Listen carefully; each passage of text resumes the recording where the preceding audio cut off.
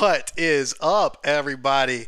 It's your boys from InTheBox, back with another crazy ambitious idea that we did a couple weeks ago. We're going to do it again right now. This is the 24-hour vibe stream for the BTC Halving, which is going to happen at some point tomorrow in 16 hours or so, maybe. I haven't even looked. I don't know. That's a total random number I'm throwing out at you. But regardless, we're going to have a lot of fun. We got a really, really epic lineup planned for you all over the next day. Let me just consult my list here. First up, right now at 11 p.m., you got the InTheBox crew. Here we are. Ta-da! After that, we got the illustrious Daniel Krawisz, a.k.a. Cosmos Stagittarius, coming in at 1 a.m. for a 2-hour slot. Looking forward to that as always. And then our boy Inside Out at 3 a.m. coming in for a couple hours, followed up by Boss. If you're on Twetch, I'm sure you know who Boss is. And so we're really excited to hear from him. I think he's kind of one of those hidden figures a little bit. Everybody's kind of curious about him, and I'm definitely one of those people too. So that's Boss at 5 a.m. After that, TK Coleman is in the house at 7 a.m. Coming in. I think he's going to have a couple guests himself. Looking forward to that. Maybe a little Numpty's appearance right here on ITB Live. And then at 9 a.m., y'all may know who she is, but probably not. Her name is River, will be here at 9 a.m. doing her thing, hanging out, talking crypto, chilling. You know how it is. Looking forward to that. And then our own Manifestival at 11 a.m. My boy down there. He's going to be holding down the fort for a couple hours. And then at 1 p.m., this is one I'm really looking forward to. That is Daz K2. And I'm not going to spoil what he has planned, but I got a little sneak peek earlier, and y'all should be hyped about it because it's freaking dope. So he's at 1 p.m. And then following that, KOSTUUMized is going to be in the building at 3 p.m. Doing what he does best, which is probably a whole bunch of not a lot of talking and a whole lot of building, if I had to guess. So I'm always looking forward to see what that dude's creating. Following that, 5 p.m. we got Wuckert Jr. Wuckert Jr. Wuckert. He says Wuckert, but his grandmom says Wuckert. And we learned that on your show, you know? Yeah. Hey. Wuckert, you can call it what you want, you know? Whatever. So Kurt's going to have all kinds of cool stuff to say. He always does, man. He's one of my favorite personalities on Twitch. I'm really looking forward to him. And then I will be taking over at 7 p.m. tomorrow. I'm not going to tell you what I'm going to do, though, but I definitely have something extra special planned, something very near and dear to my heart. And I hope that you guys will enjoy that as well. That's at 7 p.m. tomorrow night. And that, I think, is going to be somewhere pretty close, either somewhere between 3 o'clock and 9 o'clock. I'll give it a big window. That's probably when the halving is actually going to happen. But last up on our agenda at 9 p.m. tomorrow night is Trisha Wonlove. Going to be doing some maybe a little retro gaming for you guys, from what I understand. And I'm really excited about that, too. And that's going to be a really great way to wrap things up. And then we do ITB again. And then we'll be right back on because we're. So it's almost like a 26-hour stream. That's crazy. It's like I don't even know what life is anymore. Stream. Yeah. Pretty much. Yeah. Thanks, Manifestable. Yeah. Hell yeah. We could have started this at 1 o'clock. No. Okay. That's fine.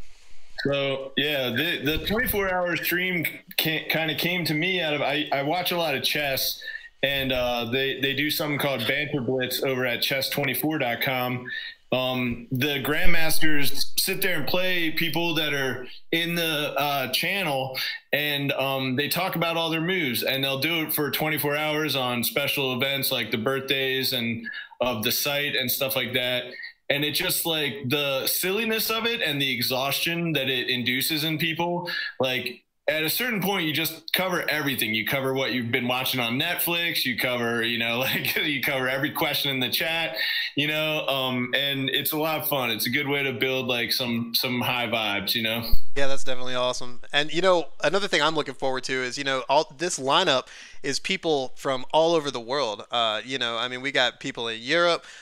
We got people in Canada, all over the States. So you're going to get to see a lot of different kind of cultures colliding, people with completely different expertise in so many different fields.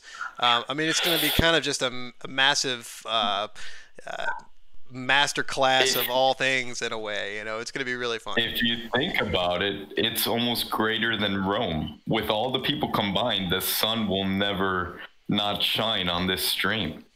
This is the true vibe stream. It's true, yeah. The vibe stream. The vibe stream, yeah. And I think too, obviously, I don't think there's anybody, including us, that's going to be here sticking around the entire 24 hours. So that's why we really wanted to switch up the content and what was going on every couple hours. There's definitely going to be something for you. If you want to come in and talk, crazy conspiracies and coding, then hang out with Inside Out at 3 a.m.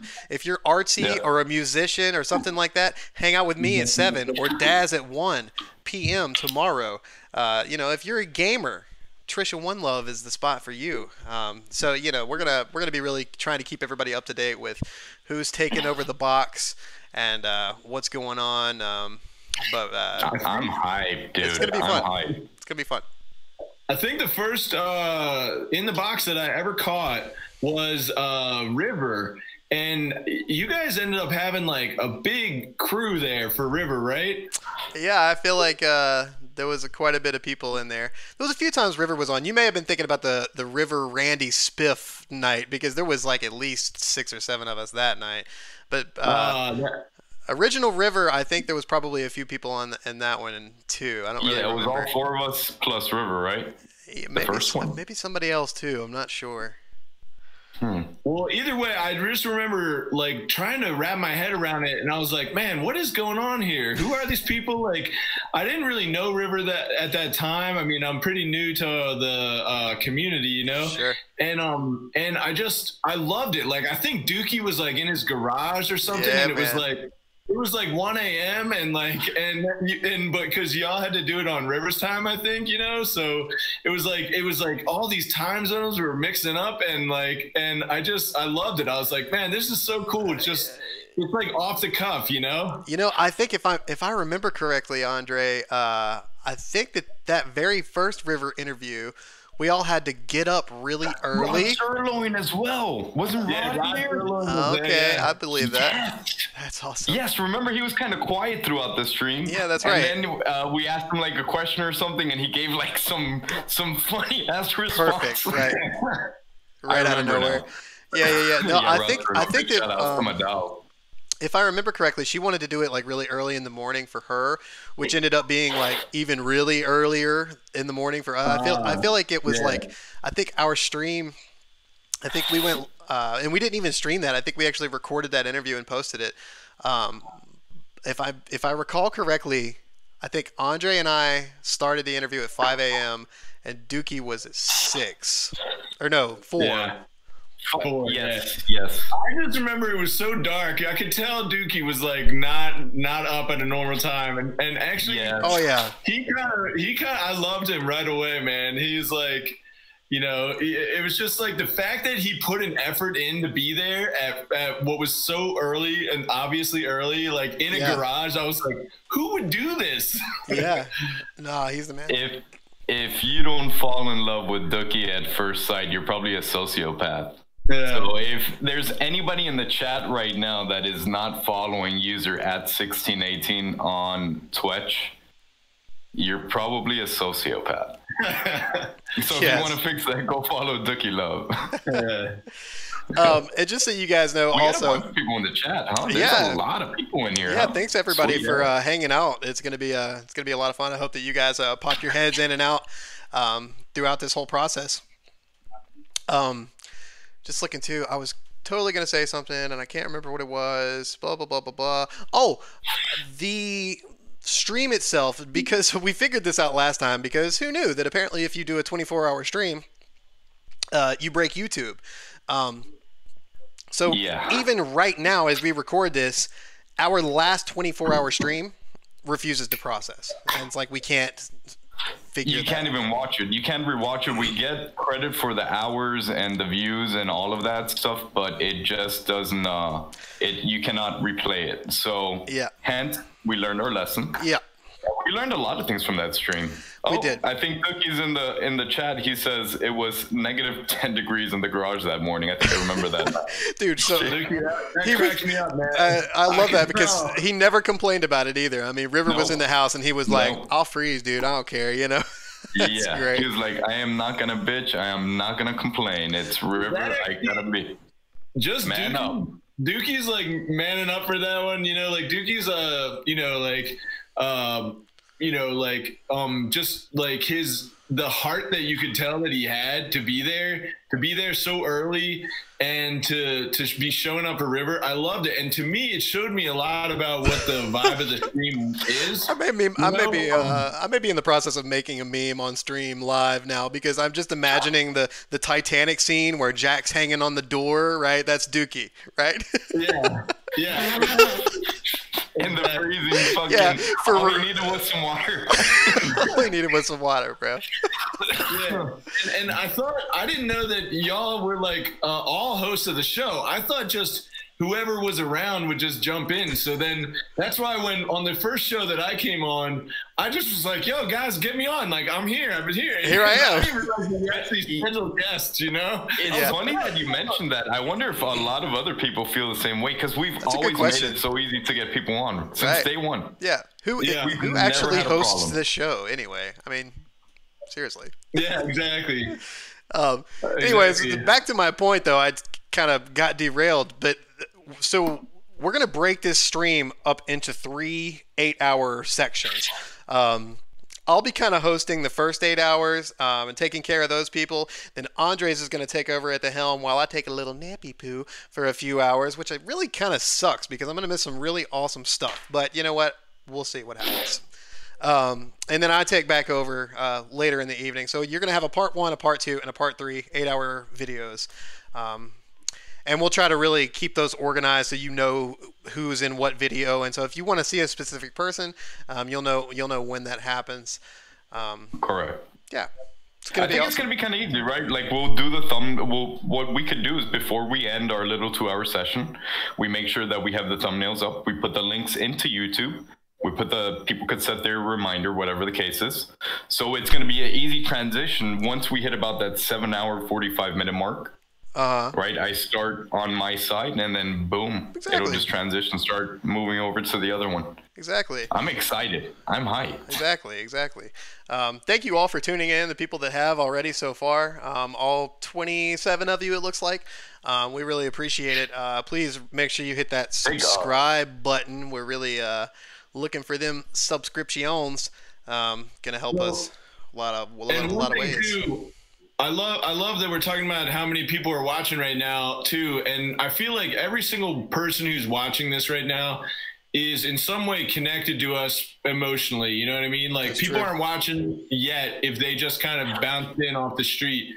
Every single one of us has the obligation and responsibility to kind of like carry that Bright Gang spirit to the other people that we come in contact with. You know, like whether it's on Twitch or whether it's on Twitter, trying to pull people in, on Facebook, trying to let people know about it. I've got my wife on board.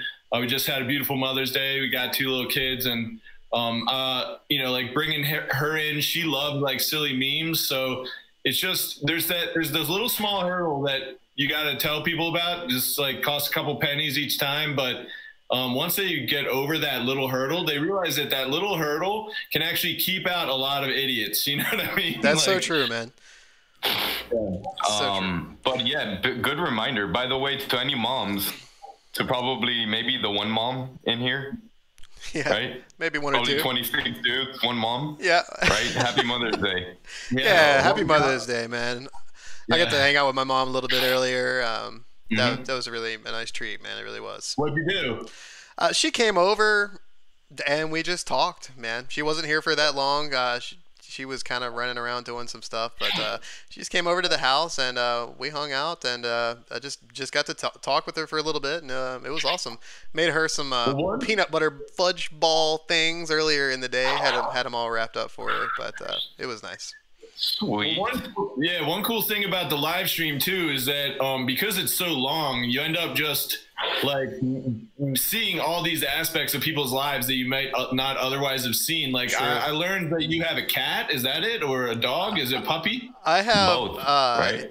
Yeah, I have a cat and I have 2 dogs. I have a German Shepherd named Nova and a little Pomapoo named Khaleesi. I can't really lay claim to Khaleesi. That was the fiancés before we got together, but Khaleesi's cool. I'm coming around to Khaleesi. What about the little one that you said you were going to make a Twetch for? Who's that? Oh, that's Beans. That's my parents' dogs. That's my dad's dog. I was over there hanging out that day. Yeah, like that's what I mean. I just got to like see. It seems like you have kind of like a close, warm family. Like you guys were sort of joking around a lot. Like you could tell that you guys kind of have close connections. You know, is that true with your mom as well? Yeah, it is. Me and my mom are really close. Mom has always been more on the straight and narrow. You know, she's always had a real job, and she's always made a bunch of money, and she's always had a great house and a great car and been on the grind all the time. Dad is a little more lax. Not to say that he's not a hard-working bad mamma jamma, because he is. He's a complete intellectual. But we've always been. Dad was 19 years old. Did you hear about Obamagate trending today? I'm sure he did. I'm sure he did. Mr. Supernaut is probably having a barbecue right now. He probably is. That's right. Yeah, Obamagate was trending with over 1 million tweets today. I thought about your pops. I was like, I guarantee he's been on that all day. He probably knows this is going on right now. You know what? Maybe I'll get him in this call later. We'll ask him about it. But yeah, so Dad was 19 when he had me, so that's always put us really close to age. He's kind of been a best friend first and a dad second my whole life, which kind of led to me being a delinquent when he wasn't really that hard on me back in the day too. But it taught me a lot, though, him just kind of letting me be me, and it's always kept us really, really close. I love that, man. Yeah. That's what's up. It's definitely important in life, for sure, right? It is, man. Family's everything, and mom too, man. I don't know where I'd be without either one of them. For real. Yeah, I hear that. Happy Mother's Day, Mom, if you're out there. I just told you like an hour, but yeah. I know we'd be pretty well off if we never had Obama, though. Hey, there's that spying ass motherfucker. There you go. Little Obamagate action happening today. Yeah, I'm trying not to talk that much. I want to respect Mother's Day. We got like 36 minutes. Mm-hmm. So big things happening today. I mean, we got the BTC Halving. Mm-hmm. There's huge freaking updates that the one-man freaking army Josh Hensley is doing on Retro Twitch. Boost is doing a lot of updates. Yeah. I mean, there's a lot of things happening. Obamagate. There's it's been a good freaking day, dude. Moisty did a master class in uranium on. Oh my god, he was going off. He went off, dude, straight up. Awesome stuff though, in like breaking it down in an easy way to understand the difference between fission and fusion. Yep. Right. Yeah, he was just fucking uranium go burr. Yeah. You know? Yep. That was fucking awesome. Yeah, I definitely enjoyed that. On Twitch that caught your eye today? Tons of stuff. Let's see if I could pull some of this up. I feel like, I saw a bunch of stuff too, but I don't know if you guys saw this, but I made a post. I was a little disappointed. I made a post out that said, you know, if anybody wishes my wife a happy Mother's Day, you know, I'll slash pay them 50 cents, you know, because I thought maybe I'd get like 30, 40 people doing it. I was like, I got to make it a little manageable. I totally missed that. It's better than a bunch of flowers, right? Like, you know, it's all going to make her laugh, you know? That's cool. Yeah, I like that. Yeah, I sent her a little 50 cent, a little slap 50 cent pay, and I was like, don't spend it all at the spa. Yeah, exactly. I loved it. No, she's hilarious, dude. That meme that she did. If you can't take me at my fast, you can never take me at my furious, or something like that. Yeah, I saw that. With the dolphin and the dolphin, dog, and diesel, dog. The triple D, dog. Yeah, holy shit! And I ain't talking size of titties. We're talking memes. Wow. And then I posted one of her memes. It was, you know, like I wear Heelys to conceal my feelies, and it was like a little 10-year-old, you know, and that was one of hers. Yes, I saw that. Like, man, you're jacking all my memes, you know. She's dude, yeah, you need to tell her to get more active. She hasn't posted since that sick ass Furious meme. I think that was the last one she posted. I know. Yeah. Well, you know, I think a lot of people, I think especially might be true, a little more true of women, but they tend to like second guess, like, am I posting too much? Is this going to be, you know, within the group dynamic, or is this going to seem out of left field? In fact, my wife's first tweet, Twitch, she was like, you know, like, I don't think I should post this. And it was one that she made that ended up getting shared a bunch. It was the Britney Spears Twetchny bitch. Yes. Like that, yes. We're with the ball. Yeah, like, you know, like $1 or something like that. I was like, babe, just post it. You know, who cares? It's all good. It's love. Yeah. Exactly. Yeah. And especially right now, where it just helps. Everything is a transaction. Right. You might get a like for it today. Maybe you don't. Maybe you get 10 a year from now. It gets pulled up, right? And all of a sudden you make 40 cents. You make your money back, whatever the case is. But exactly. Twitch is a great environment. Positivity. It's Bright Gang. It's Twitch culture. I mean, again, you got uranium lessons. You got all types of cool stuff that you would have to literally go. Twitch is like a rabbit hole without having to go down a rabbit hole. It's like every post is a freaking rabbit hole, right? Yeah. Like, of information. Yep. Yeah. So I love it, man. I've been all in on Twitch since day one. And I love the fact how when Moisty, he goes berserk on his rants, and everything he posts to Twitter without the link. So he keeps his Twitter kind of formatted, you know, without putting a Twitch link. But he knows he's probably eventually going to get banned. Sooner or later, it's going to happen. And he's going to have all of his data stored on chain. You know, for whatever reason. You guys, what were you going to say? No, sorry, man. Go ahead.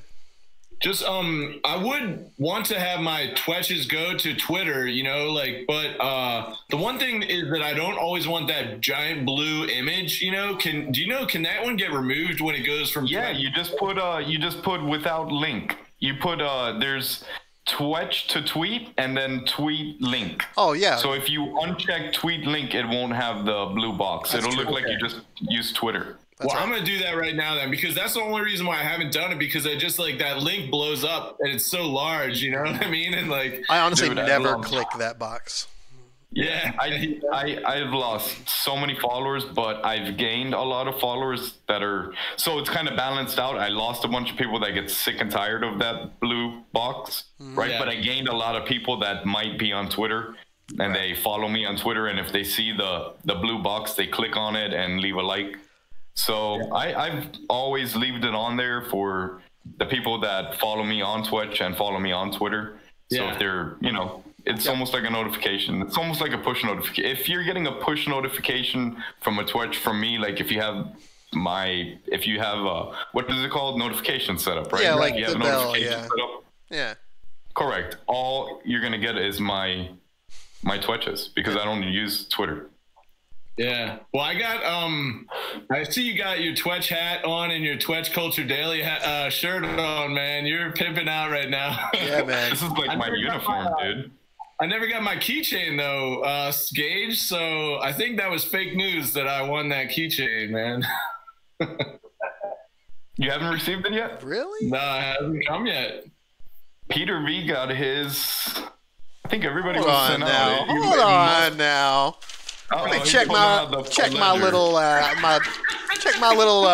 notes here. Dookie called the Jazz manifesting calling out. No, remember you said you were gonna let Dookie do it, I think, right? It would appear so. That is on Dookie's list. I know Dookie was good about sending them all out because Peter V got his. Maybe I sent Peter V. It's still in the mail. Oh, you sent Peter V's? Dang it, though! I swear that you were one of the ones that. Trish is no. still in too. No, I know. I still gotta get. You're not Trisha. international. You're in the States, right? You're in Oregon, right? I'm in the States. All right. Yeah. You know, we're gonna fix all this today, just so you know. Back another trip to the mailbox. Yeah, maybe so. I And I don't know. Ones take forever, but either. We got Trisha's looking for hers. Price is Wrong is looking for his. Yeah, I think Trisha's takes a little while too because of it's international. She's in Canada, right? I feel so like. I don't know if that. Okay, so Trisha, I'm gonna get with you because that is on me because I have not sent that. If anybody hasn't gotten it, you just get with us and we'll double check and make sure everything is good. I was waiting on a PO box from her, but then that didn't work out, and but we got to talk about that. Anyways. I know a few people already got theirs. Yeah. Well, it does cure Corona, right? That's what I thought. It does cure Corona. Correct. Yeah. So it does. But I haven't gotten it yet. Yeah. Don't worry. You'll get it before the ventilators get to you. Exactly. The ventilators that you don't want. Okay. Hey, I wanted to go back to a point earlier that you guys were kind of talking about. The stuff you guys were talking about sort of reminded me of it. But it's something that Degan said the other day during our interview with him. And he said that, BSV sort of has its own sort of natural brain wall in a way, right? Like if you made it this far, then you're already smart. So everybody in this community has a really kind of in-depth just insight on the world, I think. I mean, I think that knowing what BSV is and being on this path naturally allows your brain to think in such a way that you kind of know what's up, right? You're fucking based. So, and we've been called in the box as kind of a cult within a cult within a cult within a cult. Because it's like you have like the crypto that branches into Bitcoin, that branches into BSV, that branches into Twetch, that branches into InTheBox, and so I just want to give a personal shout out, thank you to everybody who made it this far down our stupid little rabbit hole, because it really is kind of a very, very interesting community. I mean, I talk about it all the time. Like I want to make a documentary about all these people because. What a rare breed. I mean, seriously. If you're part of this little... Right, in the box... Brian makes a cameo. Yeah. Who would they get to play Josh... what is it? Jeffrey Perry? Jeff Perry? Jeff Perry. Joshua Pettyhue? The guy that owns Facebook. James Pretty. James Pretty? James Zuckerberg. James Petfield. Zuckerberg, the guy that his forehead is like evolving forward. Yeah. Is that what Degan said? How did Degan explain it? That shit was hilarious, dude. I love that show. I love that he went to go out the way he came in, naked, strapped to a rocket. I'm telling you, man, we gotta start a go/pay me for him. Naked X, we'll call it, right? Yeah, dude. I'm down for that, dude. I want to be there. I want to outlive him then. Like, I don't want to. He told the story about his last name. That was awesome. Oh, when he was like the egger peeler mixed with you know, he's like the egging. I thought it would like create a bond. Like he's like it would become an L's after the G's like merged. It was like so well thought out. Yeah. You know what I mean? Dude, the guy is like Tom Petty. Tom Petty. Tom Petty. Yo, that has gotten out of hand from us naming him to Moisty to now the Jeff whatever Tom Petty. That's fucking hilarious. George Papadopoulos. George Papadopoulos. Yeah. Out of hand. Damn, I lost my train of thought. Exactly. But yeah. You were talking about something about Obama. I forget what you're saying. Oh yeah. So Obama was spying on Trump while he was a candidate. Oh really? While he was campaigning, yeah. Sweet, dude. I didn't hear that. Actually, I've been out of off the internet. Actually, my wife is, God bless her soul, that she's like cool with me coming on, being a part of the show right now, because you know, like I was like, all right, you know, let's. Did you know, take it wasn't supposed to fall on Mother's Day, baby. Oh, I'm so sorry. Yeah, I know. I've been kind of putting up with a little of that myself, but you know. Tell Jelly Donut I say what's up. Yeah, what's up, Jelly Donut? What's up, baby?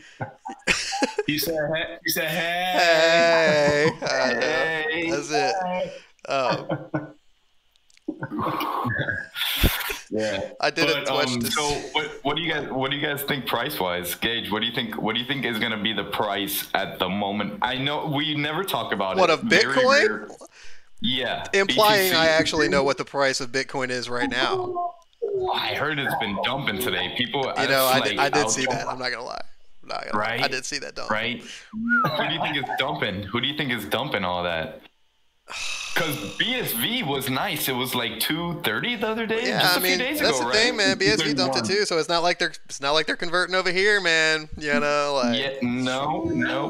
But and that tends to happen, right? Like Bitcoin dumps, and obviously BSV is gonna dump along with it.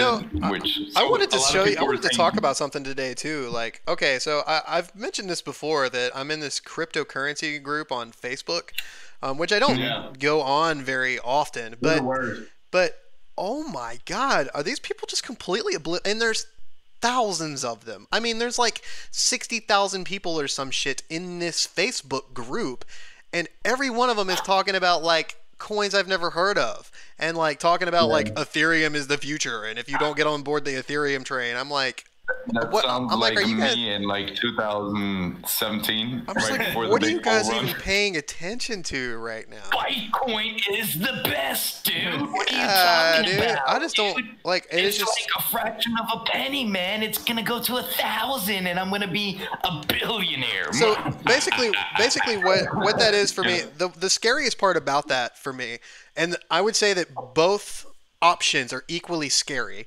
And option one is that all of these people are blithering fucking idiots, right? And you have like 96% of the crypto community is filled with morons that don't know what the hell's going on, that aren't keeping up with anything, that are just, I don't even know what they're doing. Like, it's just, I can't get on the same wavelength. Or option two is that we're the big fucking morons, you know? Yeah. And that sucks too. And But well, the thing is that I would hate to believe that.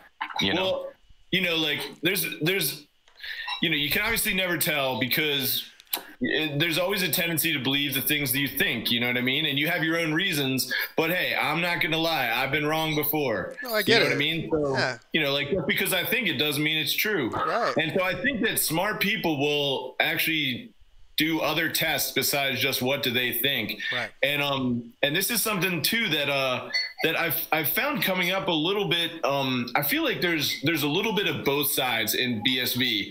There's you know, like I think you guys talk about this a lot. There's a groupthink mentality sometimes with it where it's just you know, like they're just going like this, we're the real Bitcoin, blah la la la la la, you know, and like that's all well and good if they're right, you know, but you know, like I wouldn't just assume that just because I think something I'm right. So I try to gauge other people's not to be punny here, but I try to gauge people's their opinions and try to feel them out and stuff. And so actually we were talking about, it looks like I didn't actually know that TK might have some guests on his show. That's pretty cool. Yes. Yeah, well, he actually he hit me up earlier, and actually I don't even want to spoil his surprise or whatever, but he hit me up earlier and was like, "Can you add a couple? It's gonna be hot. Can you add a couple people or add a specific person to the Vibe host so that they can come on with me?" It's gonna be hot. So it is gonna be cool. Well, TK is part of this group that, I'm sure that it's a larger group of friends than just the ones that show up on their shows. But it's Steve Patterson and Derek McGill and Isaac Morehouse and TK Coleman. Right. And they do some great shows. Number one, because they aren't complete morons, so that's just like the first part from it. They're As long smart as dudes. you're not a moron, even if I disagree with you, I'll still listen to you. Yep. So they're not morons. And then number two, they actually, are behind a lot of the reasons for big block Bitcoin. But what was cool about them originally was that there was sort of split between which ones are on the Bitcoin Cash side, which ones are on the BSV side. Yeah. And more and more they've sort of been coming to the BSV side because BSV is the one that's showing up. If this was a basketball game, we're the ones that are running up the score right now. That's it. And so I think that they're coming to that side because they're seeing like a more demonstration of the principles instead of just discussion of the principles, etc.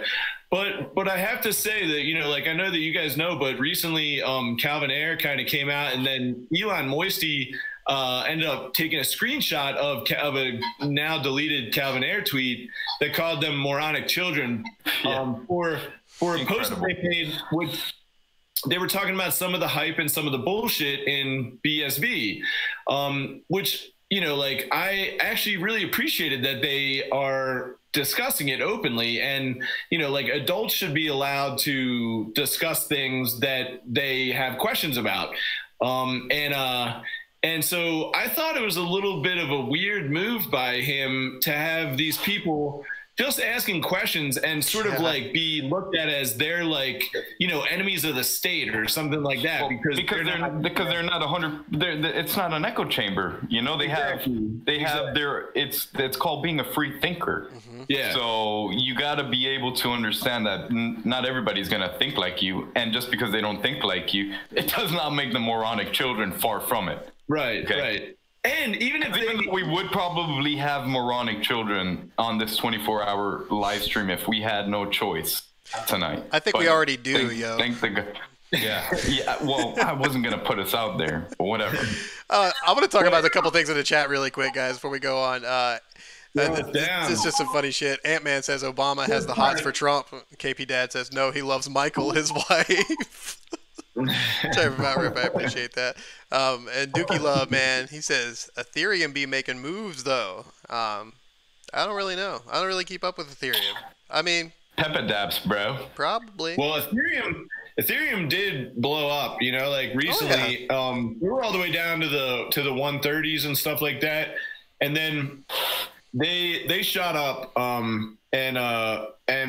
the thing is that I don't get behind it because I just think it's there's a lot of smarter people that have better reasons probably for why they don't like it, but I just think it's too expensive. It's just too circle jerk kind of thing.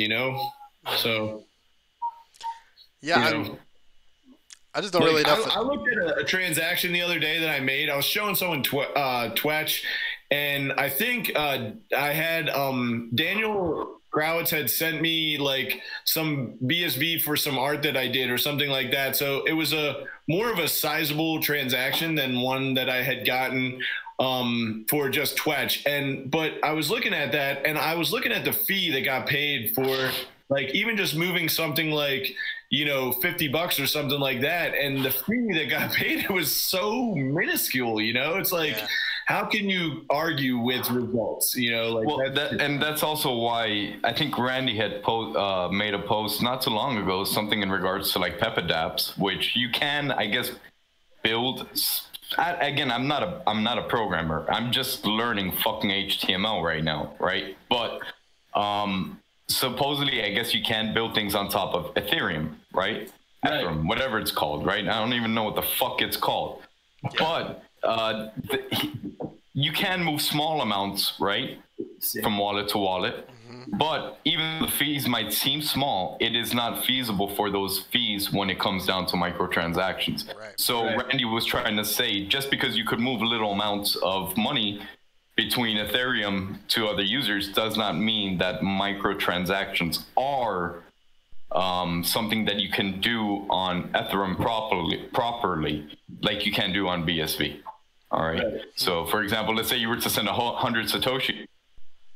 I don't know. And again, I don't know the exact math. I don't know how the fees work on Ethereum, but I guess it's too high to do a microtransaction. So let's say you send 100 Satoshis, the fee's probably going to be, you know, or whatever. Maybe you can't even move that much because it's not worth it for them because the fees would be too high. WW Ocean in chat says, Ethereum blew up to 10 cents a transaction. That's steep. Yeah. That's steep. Yeah. I didn't know that. Yeah. So 10 cents, that's 5 Twetches make fucking infinite amount of money on. By the way, WW Ocean, I'm not sure who you are, to be honest, but I've seen you in here in our chats a bunch of times. Yeah. So thank you for being a regular. Yeah, thanks for being a regular. I'm not sure who you are, man, but thanks for sticking around with us as much as you do, for real. Same with I know 90% of the rest of all these people. I'm just gonna give a quick shout out to the people that are seriously loyal to us, that are always hanging out with us. Ant-Man, Kane the Hurricane, Price is Wrong, KP Dad. You guys are awesome, man. Trisha Wonlove, obviously.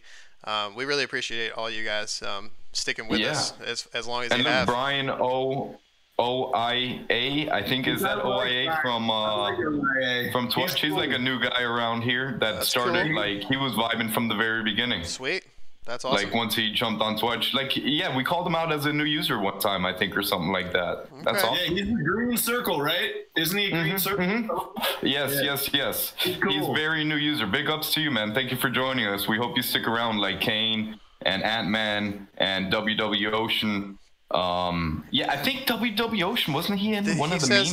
His name is different in. He says he's sound effects. Felix Zenkar. What's your user number so we could give you a shout out, man?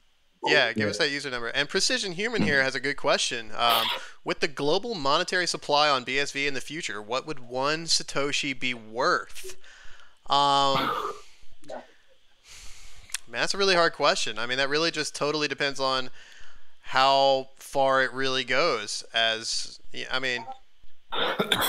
So we played poker last night, and actually this is something that I'd like to see us do a little more of. The poker night was so much fun. It was fun. We were just shooting the shit, talking shit to each other, stealing each other's blinds, like making big bluffs, and Peter V ended up almost taking it down. He got his stack all the way up to almost 5,000 Satoshi, which the website will show you exactly how much that that is in dollars. One Satoshi, I think, was like 5,000 right? So currently a Satoshi is about 5,000 Satoshi is about a penny.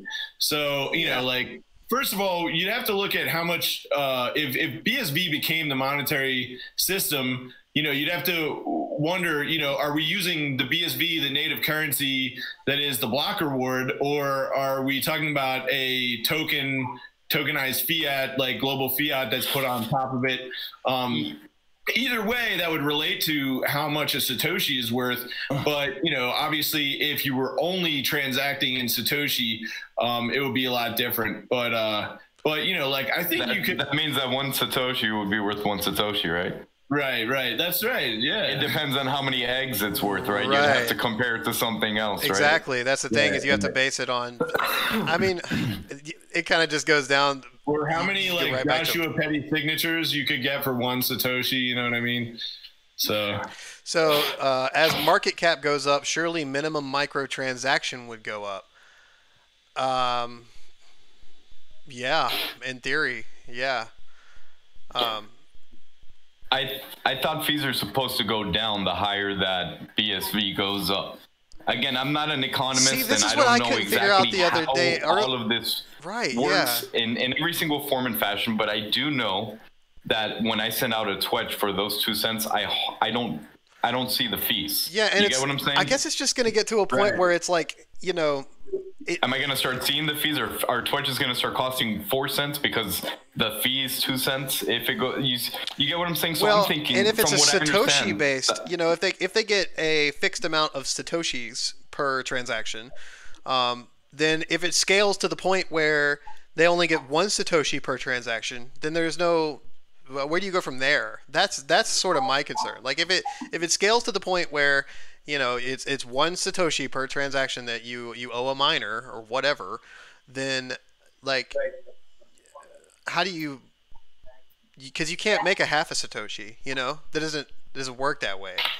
So that would be like a tokenized or whatever, right? That would be like a tokenization of it or something, exactly. Right? You would have to break it down further. But honestly, but I feel like people were saying that if it got to that point, you would have to tokenize it is if you're running out, right? Yeah. Or I mean, remember it's 21 million Bitcoin, and then each Bitcoin is 100 million Satoshi, hence I guess the 21E8 thing, right? So that's how many Satoshis there are, right? There's a whole or whatever lot the case is. Yeah. WW Ocean says, I was just watching Craig's speech from February in China. He said fees were about 1/100 of a penny, but that's about 1,000 times too much. Correct. You know, so he said the fees need to keep on going down. He said the same thing right? at CoinGeek in London too. The exact same thing. So even though the situation that we're in right now, so when we make a Twitch, we don't feel the fees really, right? I mean, you know you're paying 2 cents for a Twitch, you don't really feel it. Yeah. But he's saying that's even too much, right? Yeah, so Precision Human, to answer your question, I would say go back and watch the CoinGeek London videos of Craig. I think he kind of talks about this particular subject a little bit in that. And I am definitely not Craig effing Satoshi Wright, and I cannot answer these questions like he can. So I would just say, instead of listening to me blabber about something I really don't know enough about to feel good about talking about it, I would just point you to that, because I think he does cover that. Well, I do want to just take a second here too, because I think there's a segue to another subject. I don't really pay attention too much to anything outside of BSV, just because I found what I love. I love it. It works for me. That's good enough. Yeah. I'm not trying to. The thing is that I understand that I'm not smarter than the market. You know what I mean? Yeah, man. And I found something that works for me. I'm not trying to mess around. But my buddy said that they're doing like some pre-sales of like Libra or something like that on Facebook. Does anyone know anything about that can share or something like that? Me personally, I don't know too much about Libra. I heard that it's been tried or whatever, but they can't because of patents, or I don't really like, ever since I got into BSV, I've really focused most of my research on BSV. Like you were saying earlier, like hopefully we're in the right side, right? Right. Because I haven't gone out and researched other coins, maybe aside from Frog.Vision, right? F.V is the only other coin that I've researched. That's the coin that researches you. Dude, that makes so much sense, because I went in there and it just kept trying to tell me stuff about myself. It's leaps above everything else too. So yeah. Frog.leaps ahead of the competition, right? Yeah.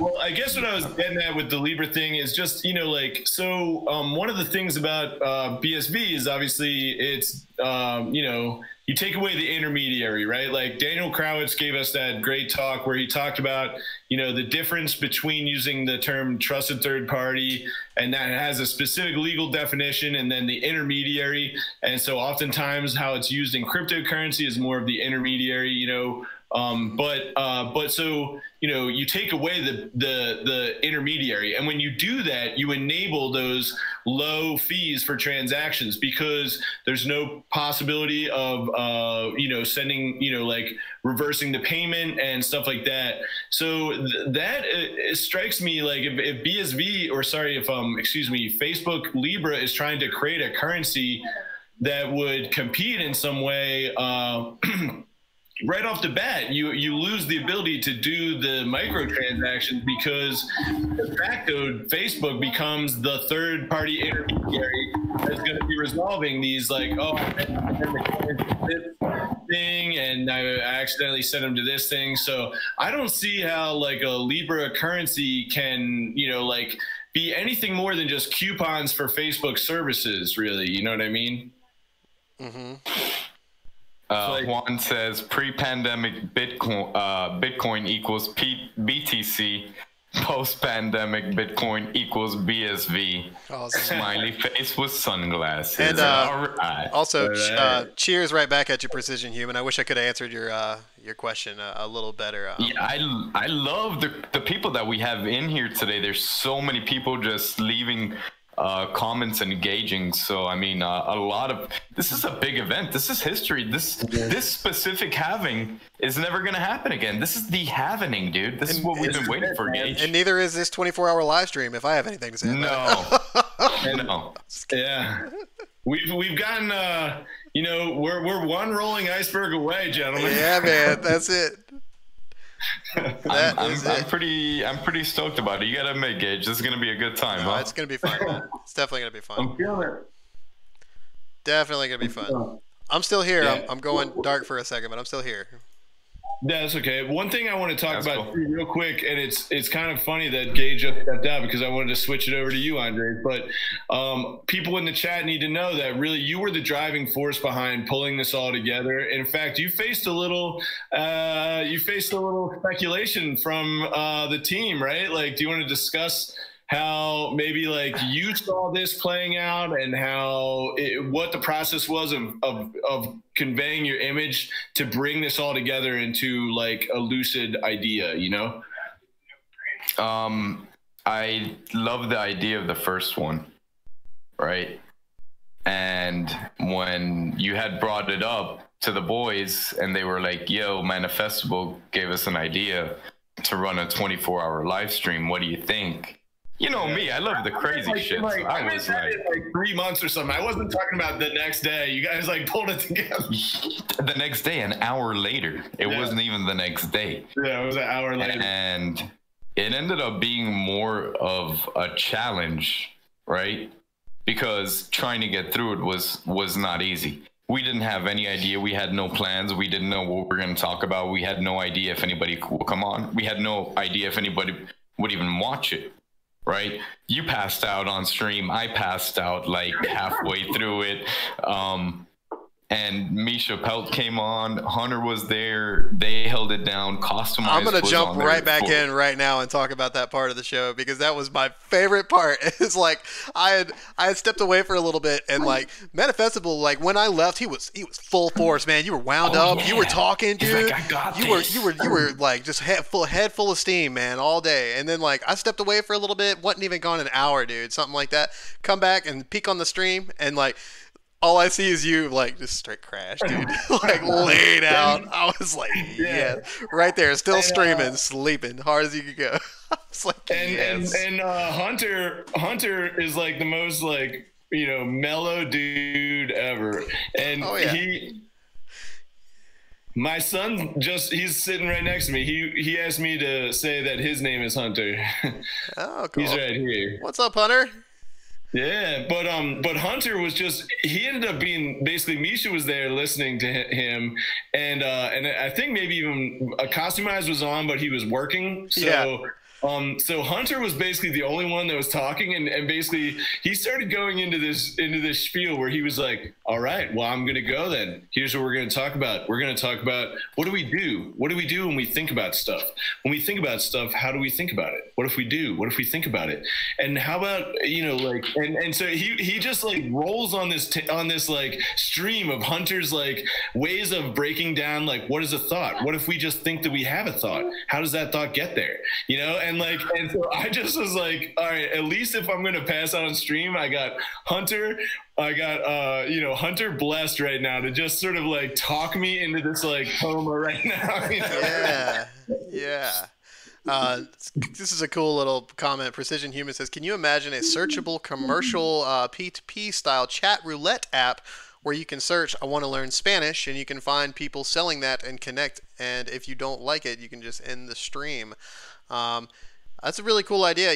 Honestly, there's so many, like, if you can compare any sort of normal app that you can find on the App Store, you can build it on BSV. You can build it P2P. There's so many options. Like we were talking about, Degan was talking about Baymail a little bit, and implementing Boost POW, and then you can, and then there's the whole subject of ANNE, ANNE, and all of that. But Scatman's ANNE. That's it, man. You've been doing a little bit of research on that, right? Because I've been hearing you talk a lot about it. You're pretty excited about that. Why don't you tell us a little bit about what really like ANNE, dude. I really like ANNE, and I'll dive a little bit into it, but it's massive, and I want to do maybe later in the week we'll do a full episode on ANNE. I would really like that. Down for that. I really like that. So we'll discuss this more at length at a later time. But basically, the reason that I think ANNE is so special is because, obviously, if you're on things like Twitter or Facebook or Instagram or YouTube or Snapchat or Google or anything that you do on the internet, your data is being harvested, right? And it's being collected to give you ads that are recommended for you, okay? We all know this. Well, what ANNE does is allows you to kind of build your own personal profile of your preferences, which is much, much more advanced than the kind of data that Facebook and Google and etc. harvest from you. You build your own profile about the shit that you like and the stuff that you want to see, and then content is not even necessarily filtered for you, but it's sorted for you so that you see the kind of shit that you're interested in before. And I'm not talking about ads. I'm talking about content. Okay? So if you're on Instagram... Correct. Shit you want to see. Shit you want to see. And you've built this yourself. You've chosen this yourself. You didn't have some kind of bullshit Facebook algorithm that heard you talking about razors that wants to sell you Gillettes now. Okay? We're talking about... Yeah, and you're talking about a Razer mouse or something, right? Exactly. Right? And so it's all about, like... And the wormhole is, the rabbit hole is very deep with this. It's a very in-depth way that this all works, because you do set your own profile, but then it learns, and you kind of allow it to learn, and it asks you very specific questions sometimes, and just the way that it learns is very clever. But basically, it's about sorting the metanet based on your own personal preferences. It's the same thing that Cambridge Analytica is doing, except for I'm doing it. I'm choosing. I'm controlling my own data. I'm making my own decisions, and I'm choosing the content that I want to see. And I think, frankly, it's going to change everything. I mean... yeah, but you were saying it asks kind of like weird questions, but is it really anything weirder than what Google's asking you? And the difference they're mining that data, right? I mean, yeah, the difference this is more like you ANNE is yours, right? She belongs to you. That data is not going anywhere else, right? Yes. Not like with Google. Google's taking your data. Oh, tell me more, and then it's going to freaking whoever. Yes. So there's not like there's no massive with database. More costume changes than with more costume changes than Britney Spears at a tour concert. So yeah. The original Fry Guy and Shake and Meatwad right here. Yeah, dude. That's great. That is cool as hell. Yeah, I used to make a lot of clothes for myself. And Number stuff, one in the hood, G. You know, wow. You know what it is. I don't know if you guys know this, but we just got in the chat. We saw that Daniel Krawisz is up in 1 hour. I don't know if you guys know this, but I do a mean Daniel Krawisz impersonation. Oh no! Let's hear it. I gotta see. I gotta see. So I've never done this before. I just know that I can do it in my head. So hopefully it sounds all right to you guys. I'm really excited either way. Okay. I'm really nervous right now, but all right. So this is Daniel Krawisz. So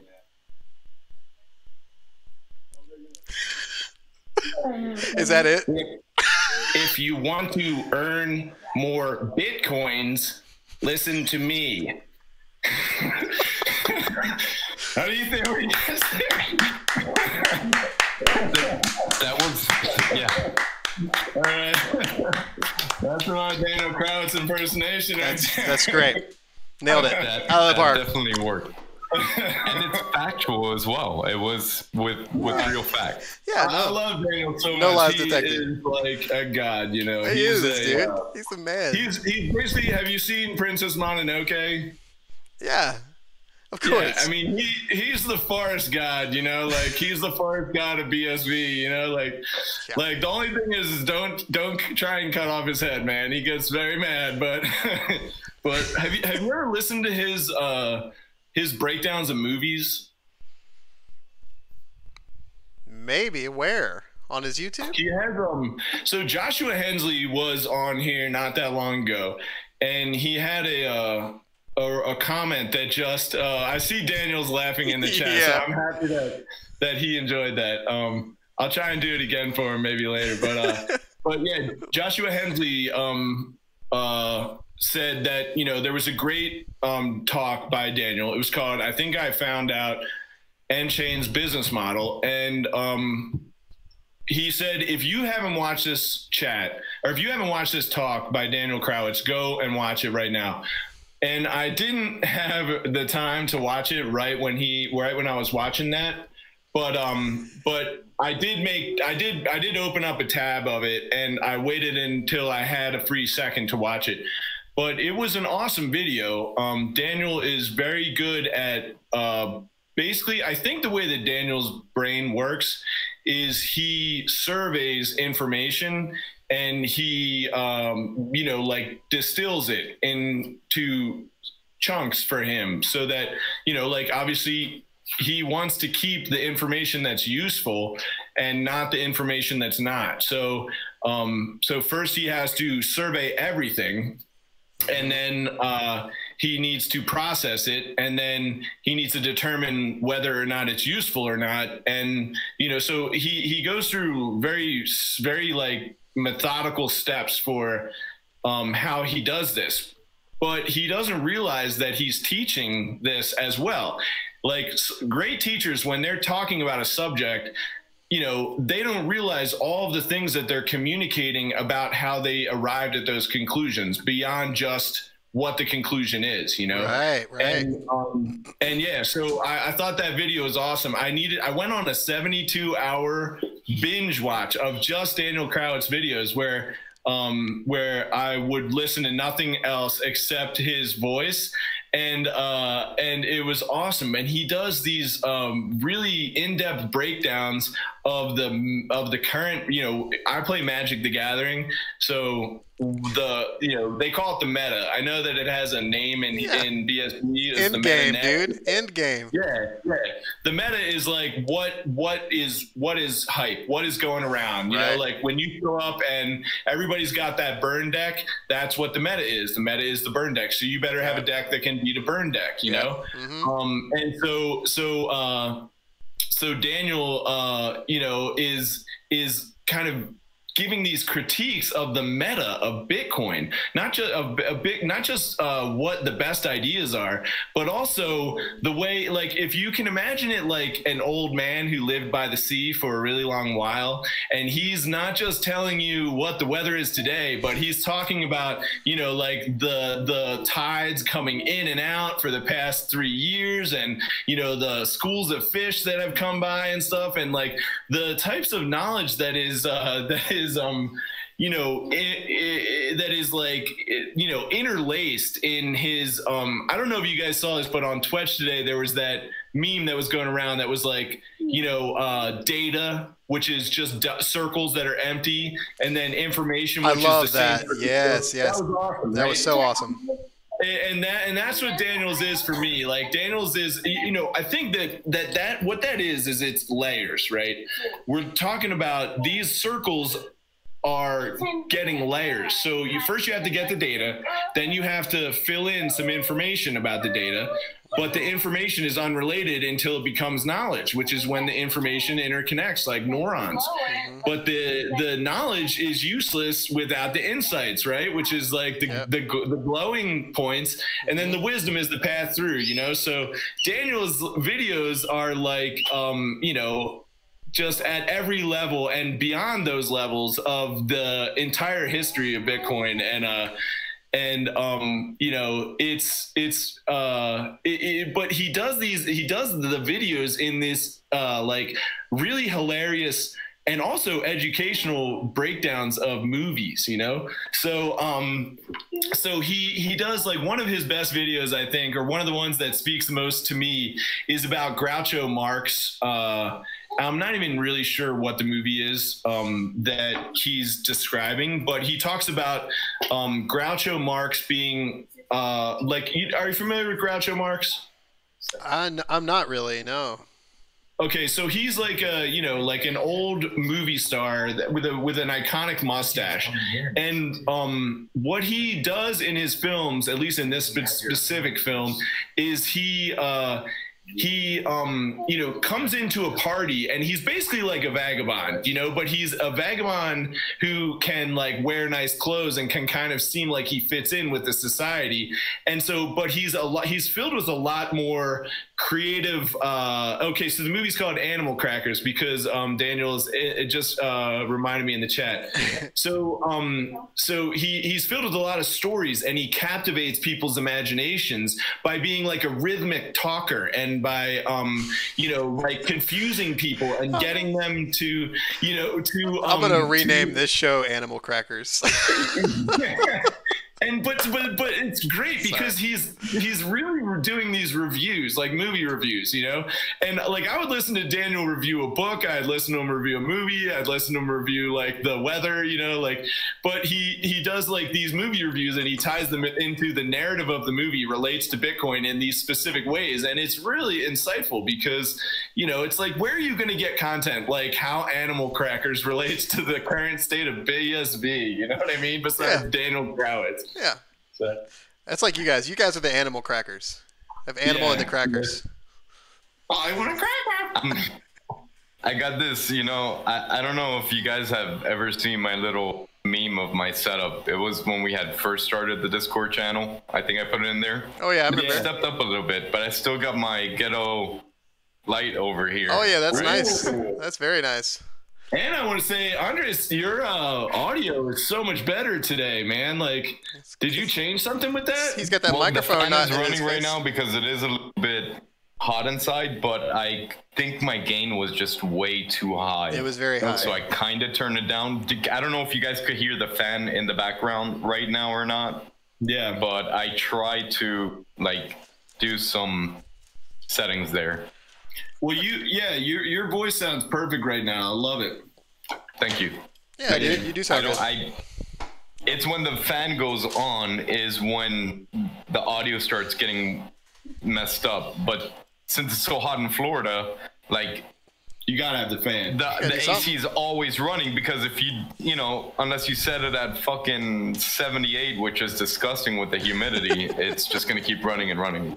So are you inside right now, Andre? No, I'm in the backyard, man. I'm chilling, man. I'm chilling. Well, we have a screened-in patio. Yeah. Okay. That's what I thought. Yeah. So, do you live with other people? Yeah, I live with my brother. So tell me about your brother, because you were telling me about him, like, and he seems like a hep cat, you know? Oh, my brother is talk about people who, like, go down rabbit holes. Yeah. My brother it kind of reminds me of Dagan in a way. Like, if something interests him, he's going to research every single freaking facet of that topic, right? So Dagan wanted to know why he's not going bald. Actually, the opposite. He's, instead of having a 4-head, now homeboy got a 3-head, when usually you're supposed to have a 5-head at that point, So he wanted to research why that's happened. My brother is the same way, dude. And then he will, like, it won't be enough. Like, getting the information will not be enough for him, and he'll have to go down the rabbit hole and try to find more information and more information. So then that leads to wanting to learn about another subject that you found in that little rabbit hole. So one big thing that he's been doing a lot of research on is that Trivium curriculum. Like, it's almost like an apprentice mastership type thing, right? So that was really, really big. But we've been best friends ever since I can remember. So we're both kind of like conspiratorial, right? So we bounce little conspiracies off each other, but then he has his certain conspiracies that he believes that I don't believe, and I have my certain conspiracies that I believe and he doesn't believe, but we've never even been in a physical fist fight, ever, not once. So with each other. I ain't gonna say I ain't never knocked a fool out with, but not with my brother. So we've always had that respect. We've gotten angry, and the longest we've hadn't talked for, I think, was 9 months, and that was probably one of the hardest times for me. I would definitely say that. Yeah, because we've always been close. Anything, I will come home, and he's, the first person I see, the first person I talk to, I could tell him literally anything. There's not anything that I might be embarrassed or ashamed, but I could tell him anything. Maybe I don't tell him everything, but I know I can, Yeah. So, lady? But he's very deep. Do you have a lady? Yeah. And yeah, because the first time I talked to you, you said you took some time out of your day. I love that if ever I need to talk to you, you always make yourself available. But you said you took some time away from her and hung out with me. It was the first time we ever communicated, and you said, like, I'm so thankful that you're joining, in the community, you're participating with the in the box, and if you need anything, I'm here to talk to you. But I'll be right back, because I got to go handle my business really quick. You know how it is, man. And I'll admit live right here that I haven't been the greatest, and I had made some harsh mistakes that I probably shouldn't have made, and I've been trying to work on being a better person and making better decisions at certain aspects of my life. Right. So, like, before I was really bad at monetary decisions, which I had gotten better with. But then there was other decisions that I was really bad with as well. I would make poor decisions in other aspects of life.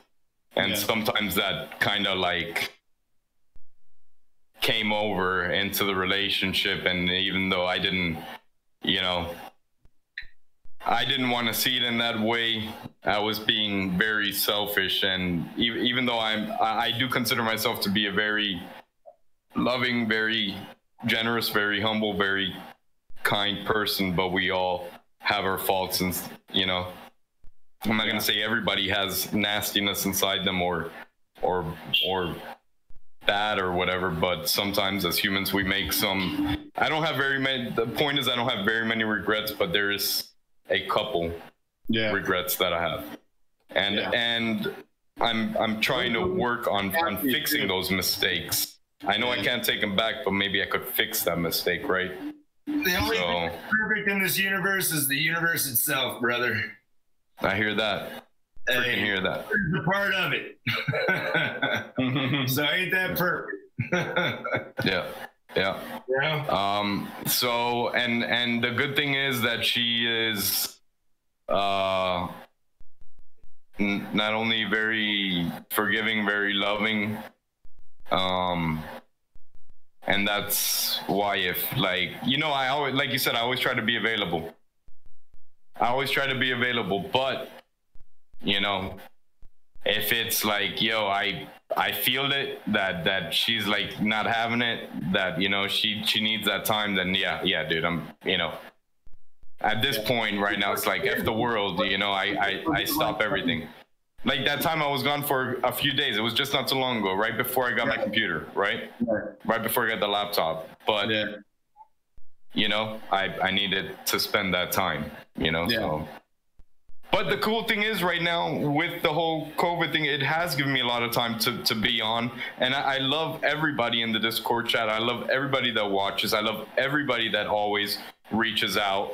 I love everybody that allows me to reach out to them when I need help, like now with, whatever I'm doing. And everybody's always so open. That's why I love this community. I think I mentioned it earlier that the Twitter community is so toxic.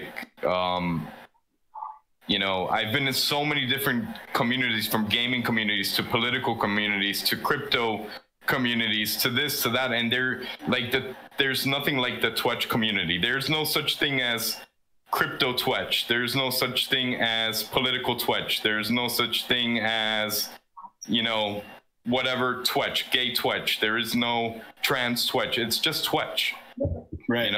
There is no real division. Everybody loves each other, and also no matter what. Twitch kind of forces you a little bit to interact with perspectives that aren't necessarily your own, and it's like we were talking about before, like adults can have questions about things that they participate with. Like, I think blind allegiance is, it's silly to expect of anyone.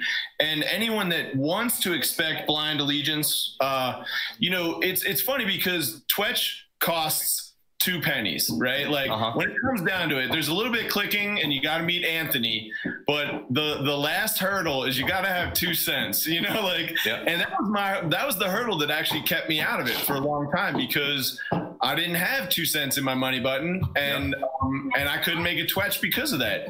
But I was active on Twitter, and Animal Vision posted something, and he said, hey, if you click this link and you follow it, and you sign up for Twitch from this link, I will /pay you $1, right?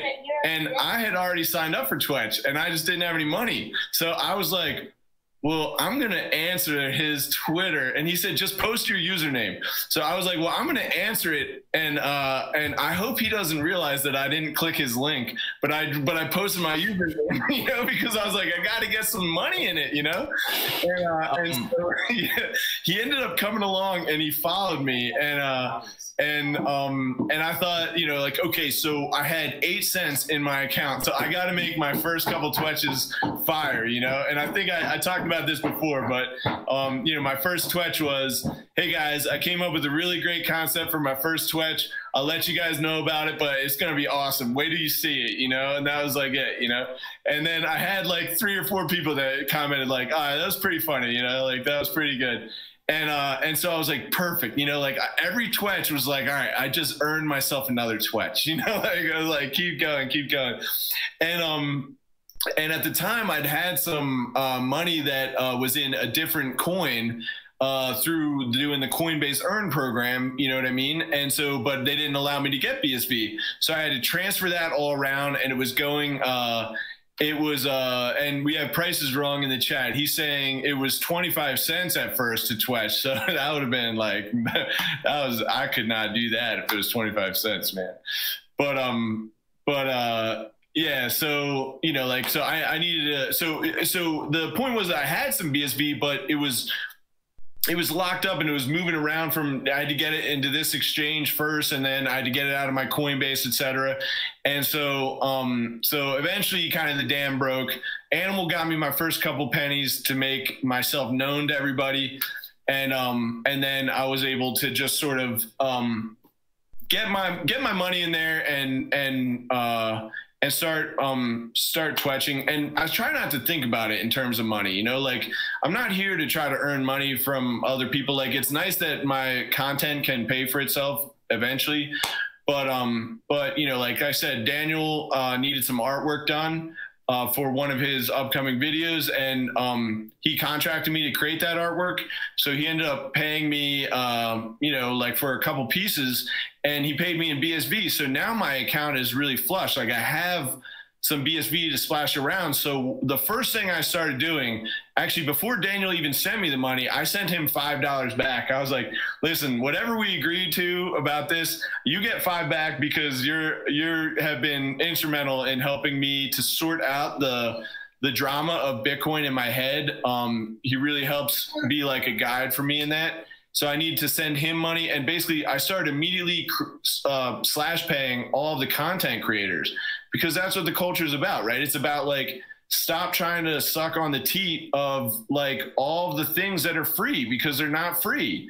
Like, someone spent time to learn all that stuff. Like, Daniel has spent time to learn all of this knowledge, and he's sharing it. And like, you know, like, yes, he's sharing it on YouTube and it's free for anyone to watch, but he's given me way more information that is valuable than someone else that I would give $10 on the street to or something like that. So why wouldn't I give him some money for what he's given me, you know? So it's like, I took it as a sign of, okay, I have some money in my account now, and I'm going to start sending it out to the people that I think are, you know, doing the community a service, you know? Yeah, I'm hoping that one day, with all the services that are gonna eventually come out of BSV, that you can eliminate your Hulu, you could eliminate your Netflix, you could eliminate this, you could eliminate that, save all that money, and use that money to pay the content creators that you enjoy, you know?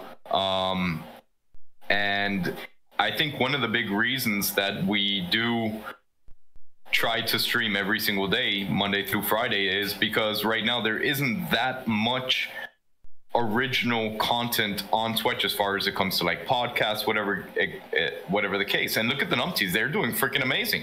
And it shows people want the content. So if you're watching in the stream right now, for example, and we've never done this before. Oh, and there's my boy Dux. Dux, tell him we never did this before. We even were like, what the hell are we gonna do?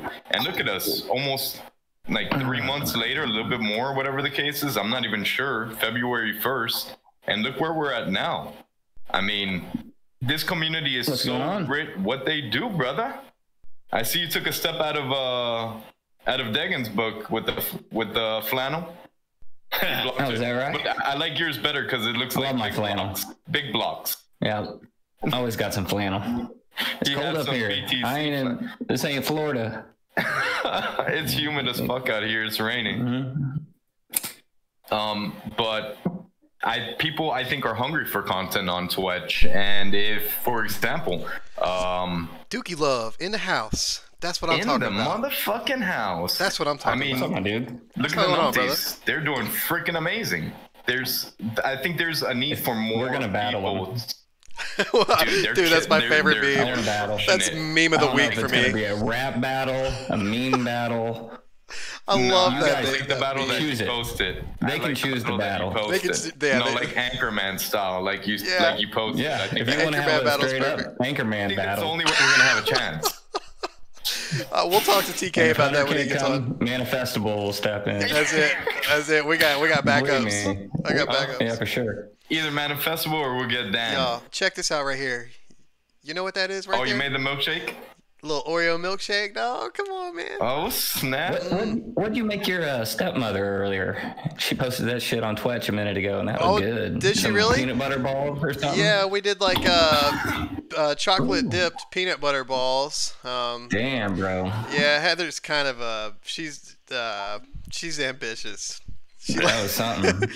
She loves that shit, man. Something. It was actually super easy to make, man. You just take peanut butter, powdered sugar, a little bit of vanilla extract. You just whip it all up together and just make little balls and dip them in chocolate and send them on their way. They're freaking amazing. They look fancy. They were, man. They were good. So I got kind of a little conundrum. I don't know if that's the right word. I gotta go look at that. So I had to go in and count the meats tonight. I just got back from doing that. Oh, shit. And I'm supposed to go in at like 5 o'clock in the morning and finish counting the rest of the meats. Yeah. But I'm thinking. Does that mean you work tomorrow then, or no? Yeah, well, just counting the meats like in the morning. I'm thinking about just staying up all night. There you go. That's probably the route to go. Then, I don't know. Then I won't be around tomorrow at all because I'll be just get some of those Missouri crystals. Yeah, you're right. That was some shit. Dookie drops 1. Check it out. Learn about the Missouri crystals. Yeah, I wish they could watch Dookie Drops too, but we got a fucking strike for that one, and it was just literally all memes. I think it all got deleted too. I think it's gone. Yeah. We can't even put it on library now because I think it's gone. You don't have a backup of it? Do we have? No, I think we have a backup of it, don't we? I wiped my old computer and gave it to my son. So. Do we have it on Zoom on the cloud storage? Sorry, what are we looking for? The Dookie drops too, that we have to delete off the meme video. YouTube. Oh, it's gone off video. It's gone off YouTube. Yeah. It banned it because it showed. I think it was because of it had Elon Musk giving birth to Stiff out his ass. It had Kermit's penis or something. It's Kermit's penis. Yeah, it was like a fake furry Kermit penis that was like. It's the one that's big. on the graph, right? Wasn't it on the? No, I had it at CoinGeek, and yeah. I had Jimmy Wynn like checking him out from behind the curtain. You went to CoinGeek, Dookie? Oh man! No, hey, guys, what do you guys think about for the last like 20 minutes going rolling through some Twitch posts and then getting Cosmos set up for his sesh? Let's do it. Some shit. We could do that. Let me see what I can get set up here. I got a fancy arm like Ann now. I think we do it just like you said, just whip right through it, scroll right through it. This is gonna be like Twitch Culture Live scroll through edition. Like, just go with the flow, right? Yeah, I'm sure it might happen. Make sure I get this. People might go. Wouldn't it be funny if some other people did their own Twitch Culture Daily while they had it? That is funny, actually. I hope that happens. Oh, that looks good right there. If the numpties would have signed up and done that, probably would have been. Oh my god! I gotta say real quick, my son just said, "You got to do what the Twetch God told you to do," and I was like, "The Twetch God?" I was like, "Who is that?" And he's like, "You know, the blue deer with the golden antlers." Twetch God. And he said that I need to listen to him, and because I think he overheard my story, like, if you want to earn Bitcoins, listen to me. And so he comes up and he whispers in my ear, like, hey, you better listen to him. I want some of those Bitcoins. So here's my conundrum, and I'm glad that I'm actually in a situation where other people can see this. Okay, so it's flashing. Yeah, what's up with that? Does anybody know? Has anybody seen that? I don't know what it is, though. Yeah, so the top of my screen, anytime I share screen. The top of your. Yeah, it's all. Yes, I like it. I'm not seeing it. I don't. I don't get it. What are you talking about? So it's flashing. If you look at if you watch the address bar. Yeah, it's kind of an odd thing. It only happens when I share on Discord. It's the only thing that it does that. If I pick it up off a party, dude. It's like a rave party. It's like a total party. I fucking love it. It's like it almost knows that today is the 24-hour vibe stream. Maybe it's like Morse code, dude. Maybe it's talking to us, dude. Yeah, maybe it's Ann. It's Ann, dude. It's like when Weird Science makes the woman out of the yes. That's what it is. It's Ann, dog. See, it does it on my actual screen. Like now I'm just looking at Twitch here. I'm not even looking at the Discord share. And it's just going ballistic, dude. I just don't understand. What if you use a different like like browser or something like that. It says Google Chrome's blinking.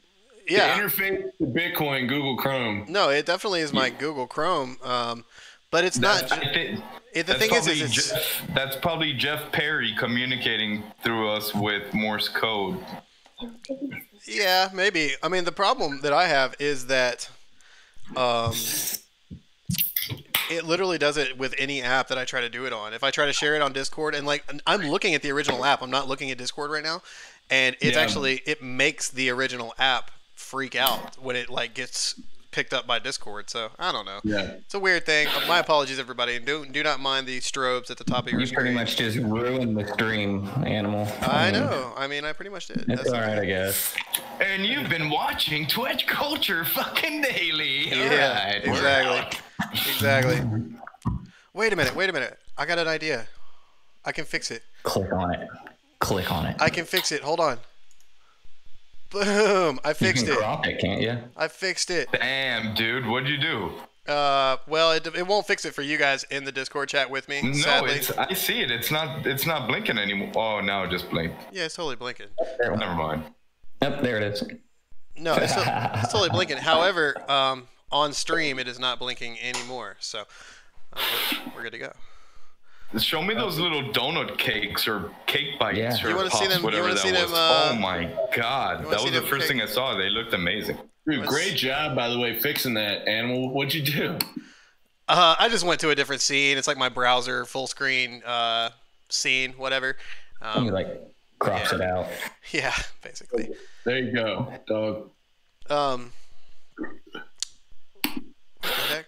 What? There's KOSTUUMized, and he's in here. He is. Yeah. What up there? What's up? This is not looking good. Not at all what I clicked on, so I'm not sure what happened there. I got love for KOSTUUMized. You and KOSTUUMized were the two people that connected with me first. So I got love for you both. Sweet. That's awesome. So yeah, here's these. Oh my gosh. These are these peanut butter balls that. They're peanut butter. They're peanut butter on the inside, and then dipped in milk chocolate, and then drizzled with the white chocolate. And yeah, they came out real good. Is that the one? Is that what you were telling me about earlier? The fudge balls or whatever? Yes. Yeah, I guess they're not technically fudge. They're really just like peanut butter more than anything. Damn, that looks fire, dude. Yeah, they're really simple, man. They're only like 4 or 5 ingredients. Just kind of whip them all together and dump them in chocolate. But whip it good. Heather did a fine job with them earlier, and I helped. My clock. Oh, I do apologize, everybody. There he is. We didn't notice you were gone. Yeah, I'll bet everybody on the live stream that just went down noticed I was gone. Oh, it is the live down. stream went down? Well, there's still 34 people it's in there. back. Yeah, I had a little internet hiccup there. Apologies, everybody. Anyways, you can see my Twitch still rolling. My Twitch even was like real The broke. bad thing is, I think everybody always has to jump back in.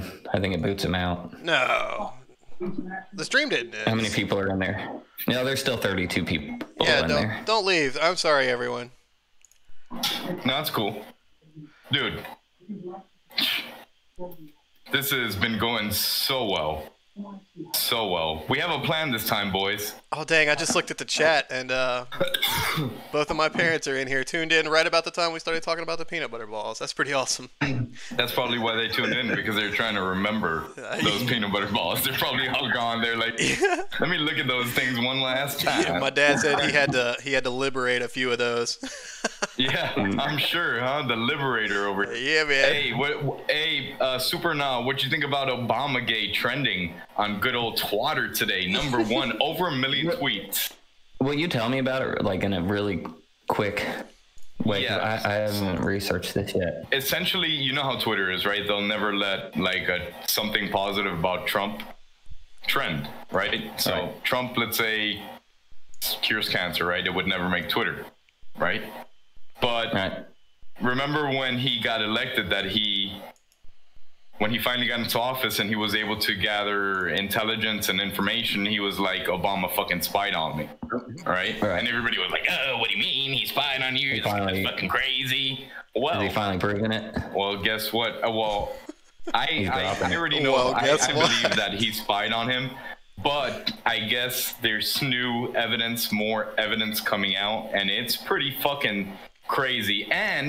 But like I mentioned, so I guess with the information that came out, the revelation in regards to Obamagate, Spygate, right? On the Trump campaign and the Trump Towers, etc., you know, where he said I was wiretapped, and everybody was like, oh, what do you mean you were wiretapped? That's just what people say in the fucking movies, right? Mm-hmm. Well, now it reached over 1 million tweets, and it was trending #1 for like maybe a few minutes or something like that, and it immediately jumped down to like 24th place with a tweet over it that had maybe like 100 likes on it or something. So they're trying to hide that shit right now. But Obama, yeah, I do believe Obama fucking spied on my boy. Fucking hater, communist, hates this country. He should be tried for fucking treason. Yeah. Right? I read an article that Jack Dorsey published about a year ago, and he said that, you know, the American people aren't smart enough, that they have to police what we read, you know? Well, that's kind of sounds like what Zuckerberg said, right? Yeah. Yeah, fucking pretty jerks. Much. They're all jerks. They try to put info in front of you instead of what you're looking for. I loved your description, Andres, when we did the poker night. I loved your description of Zuckerberg when you were like, back when I used to be a human. I mean, no way. Back when I was a human. I remember when I was a human. I mean, I'm still a human, guys. I was never not a human. That cracked me up so much. He said that, didn't he? Didn't he say something along the lines? No, it was, yeah, word for word. He's like, when I was a human, he's like, I'm still a human. I mean, I was never not a human. Like, he started, dude, it was the funniest shit watching that. That's where all those memes came, where he's like in front of Congress or whatever, he's testifying in front of Congress, and it like shows him like if he's like, you know, a robot. Yeah, shows him like in the Matrix view, like scanning in on everybody. I think he's alien. Shit. I think he's a fucking alien. I love that. Eric Freeman said, "Yes, Dre." Oh, they've got Trumpgate trending now. No imagination, says WW Ocean. You see, Obamagate trends for 10 minutes, and now they're gonna have Trumpgate trending until this live stream is over, right? So. That's twatter for you. That's why I come from political Twitter, right? I don't come from crypto Twitter. I don't come from makeup Twitter. I don't come from gaming Twitter. I come from political Twitter. And Dookie, like, I'm sure you remember way back, it was all fucking BSV. It was like Twetch was all of crypto Twitter, all of BSV Twitter. But that's what I love about Twitter. I mean, about Twetch, there is no political Twitter, there's no crypto Twitch, there's no this it's just Twitch. Yeah. It's like that old, have you ever heard of Brian Regan? No, inform. He's a comedian, and he does this bit where he's like, you know, they sell peanut butter and jelly in the same jar now, you know, and he's like, I can't imagine who's that lazy that they're like, I want a sandwich, but I don't want to open 2 jars, you know. Twitch is like the peanut butter is like the peanut butter and the jelly in the same jar, you know. It's like I was about to say I love peanut butter and jelly in the same jar. I was about to say, man, Heather eats that Smuckers like exclusively, dog. she refuses to have to put it together. Yeah, you know, like, we got 30. Remember to subscribe and hit that like button, people. Thanks, Dookie. Yeah. We need to hit that 1,000 still. And not just that, but also, you know, like we talked about it a little bit before, but represent, you know, like we're trying to show love, be love. And I think, you know, doing that for the community is one of the best ways. Show other people by your actions what the community is all about and stuff like that. And anyone that's in this live stream, I don't think I need to tell that to, but it does strike me because of the whole thing with the numpties, with Calvin Air calling them out for, you know, like having some questions. And then, you know, like I had to spring into action and be like, hey, you know, like you're not going to try and drag these guys, you know, down because they're asking questions. They're, you know, like we should be a community that has thick enough skin to survive a couple questions. You know what I mean? Like if Calvin's so damn smart, then he should educate him. Instead of just calling them fucking names and shit. I mean, yeah, we talk trash about Calvin and Craig and Jeff Perry all need the to get on time on here this and show. fucking educate Let's us. come on. Yeah, let's. Why don't we get to have a I stern feel like talking that's to? how Alex Gut came about, huh? I know. He didn't like noise on the show, so. I don't think everyone knows about it. So When's that? Is that been planned, Andre? No, not quite yet. He's in the Discord. We're gonna send him an official Bay mail. We want to wait until after all of this is done, so For sure. we could have our heads clear. But yeah, it's gonna be. We want to obviously coordinate and make sure at least the three of us are there. Hopefully Hunter comes back from wherever he's at. Hopefully he's doing all right. I really miss you, brother. But I want to He tell said you guys. that the last time I talked to Hunter, they were taking out all the phone lines. He said, Yeah. they were changing out all this. So it might be a minute before He's you got hear that from him. 5G Do you poisoning, guys man. know where Hunter lives? India. somewhere in Not exactly. India. I forget the name of the city. I know- But he lives in like a small It's like local town or something. southwest. It's like southwest coast, I think, somewhere in there of India. Is this Hunter? This is his background, right? No, that's customized. It's That looks like custom. Hunter's wall. It does kind of, except with like furniture. Hunter doesn't have Yeah. furniture. Yeah. Yeah. Yeah. I mean, Hunter talked to me about where he lives and stuff like that. And I will just tell you, like, it was one of the most mind-blowing sentences I've ever heard. And he didn't actually explicitly give me permission to share it. So, like, and he said specifically that he didn't think y'all were ready to hear it. So I was like, oh, okay. And but I was like, I want so bad, but he never told me I can say it. So I'm like, I don't know, I can't really. Now I'm curious as hell. I hope he's working his way back to the United States. That's I hope where he needs that's to be. the reason that he's been going I feel dark. like he's going to pop up in Miami. I pray that would be fucking amazing. That would be amazing. Hunter's Guys, we're coming up with like 14 minutes left. Gage, how long before you want to do like a little transition and get everything set up for Cosmos? I'm just gonna wait till he pops his head in the room. I don't think we're gonna need very much for him. As soon as Daniel, if you're out there and you're listening, man, whenever you are ready, you can go ahead and pop your head in here, and we'll start working on the transition into letting you take over this bad boy. We got about He 13 said minutes. he was all set a couple hours ago. He did. Yeah. Yeah, that's what I love about Dan. He's always prepared, and like he'll take it to the next extreme. Like with his presentations, I love it. Like he puts work into it. So I'm excited to see what he's gonna do. I think he's kept it under wraps a little bit too. He hasn't brought up what he's planning, so I'm definitely excited to see. I think we're about to see some Is it knowledge. that that's for sure. presentation you think that he had before that wasn't quite ready? the one for Maybe Introduction to Bitcoin. Yeah. That was a good one. Did you see the Virgin and the Chad that he put in that? Yes, Well, hopefully, yes. But that He wasn't, ended up I don't think, the posting right that one, on- was it? and it was so funny. I loved it. Lord have mercy. So tell me though. So Alec, which by the way, Dookie, did you make that meme with you guys carrying the hand cash? No, I think that was casket. Andre, or no, it was Animal here. Yeah. That was who? I did that Animal. one. I'm guilty of that was one. awesome. Guilty. That was so funny. That was good. There's Daniel. There he is. A few of them were my heads, but it was Yeah, his work. yeah, I definitely ganked some heads from you, but yeah. That was so funny, and I think sometimes That was great image can be clickbait. Not clickbait, but Yeah. you just want to see what this is about, you know? Yeah, it's totally clickbait. Yeah, and an What image the hell can be going on so here? like drawing that it just like creates a narrative on its own, and like that's what a meme is, like kind of.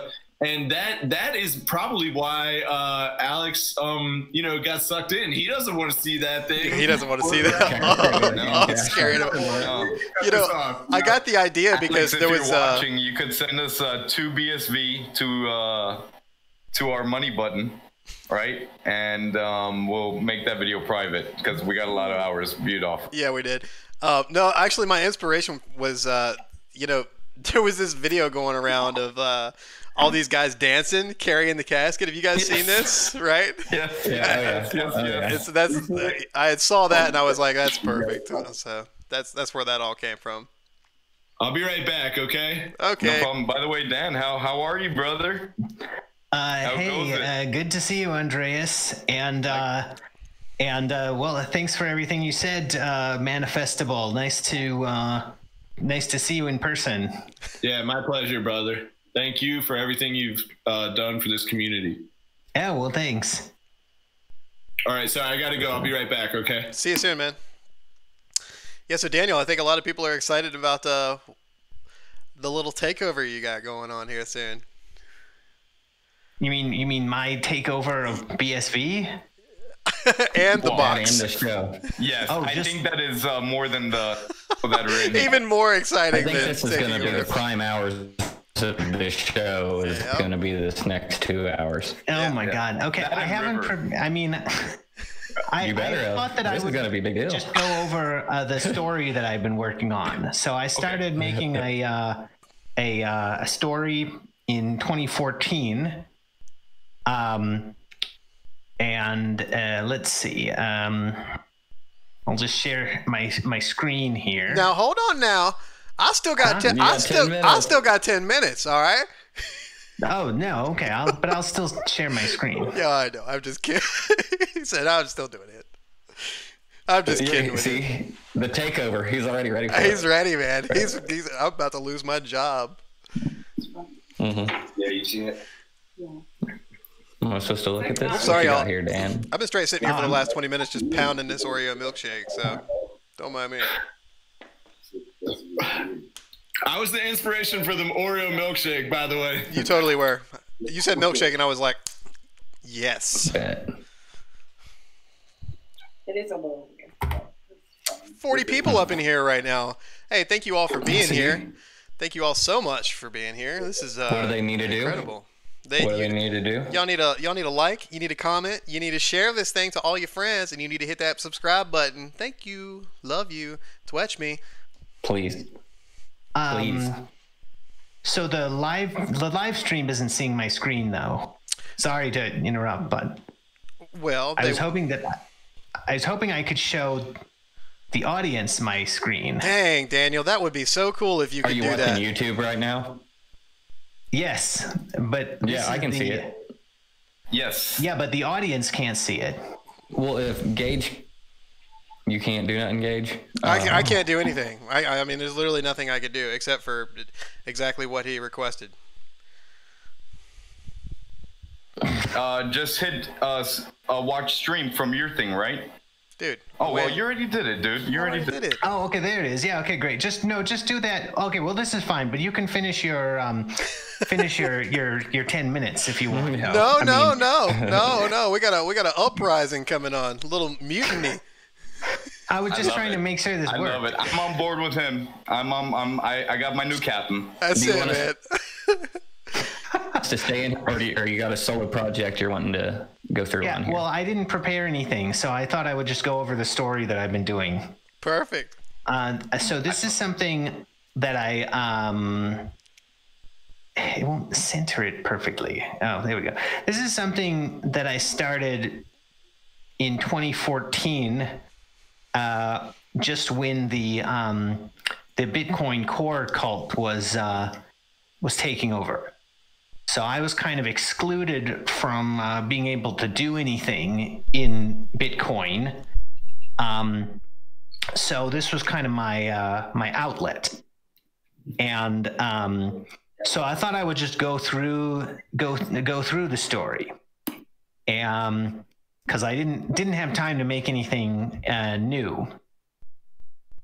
So on the left, there's a family and of a race that lives in the world called the Mercats, and on the right is Yem, and Yem is a popular character on their island, and so here Yem is the babysitter, and the children are very excited to see him because he's a lot of fun.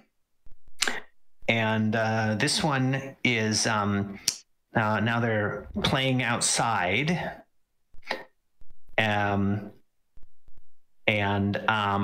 Well, I'll explain the characters because we see their personality here. This one is Tumble, and he's very outgoing, and this one is Flip, and he's can you actually see my mouse? The one on the right is Flip, and he is thinking a lot, so it's showing how they're different from one another. And in this one they're playing hide and seek, and Yem has lost track of them. And here Tumble is playing, and Flip is saying, when will he run out of energy? And Yem says, I don't know. And here Flip is saying that he doesn't want to grow up, and Yem says that he doesn't want to either. And there's kind of like a Toys R Us kid. Yeah. And there's bedtime.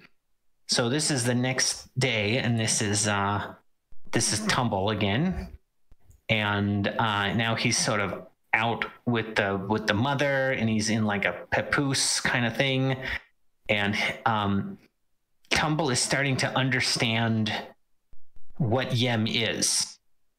So he's learning about the world, and he sees this big ball in the sky, and he says, Yem, is that you? And Yem says, yep, it's all me, kiddo. And he says, are you the biggest person in the world? And Yem says, not by a long shot. So here Tumble is saying, Yem, I thought you were my special friend. And he says, well, I'm pretty much everyone's special friend. So now we see that Yem is kind of like a hydra, because he has one central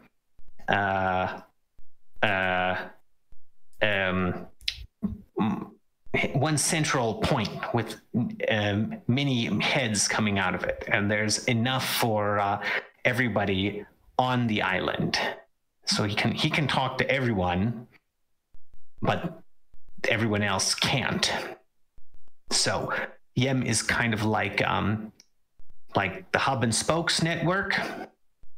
And there was an episode of Futurama where they had a character kind of like Yem called the Beast with a Billion Backs, but they really didn't take the idea nearly as far as they could have. So I wanted to, I thought it was a great idea, and I wanted to take it a lot farther.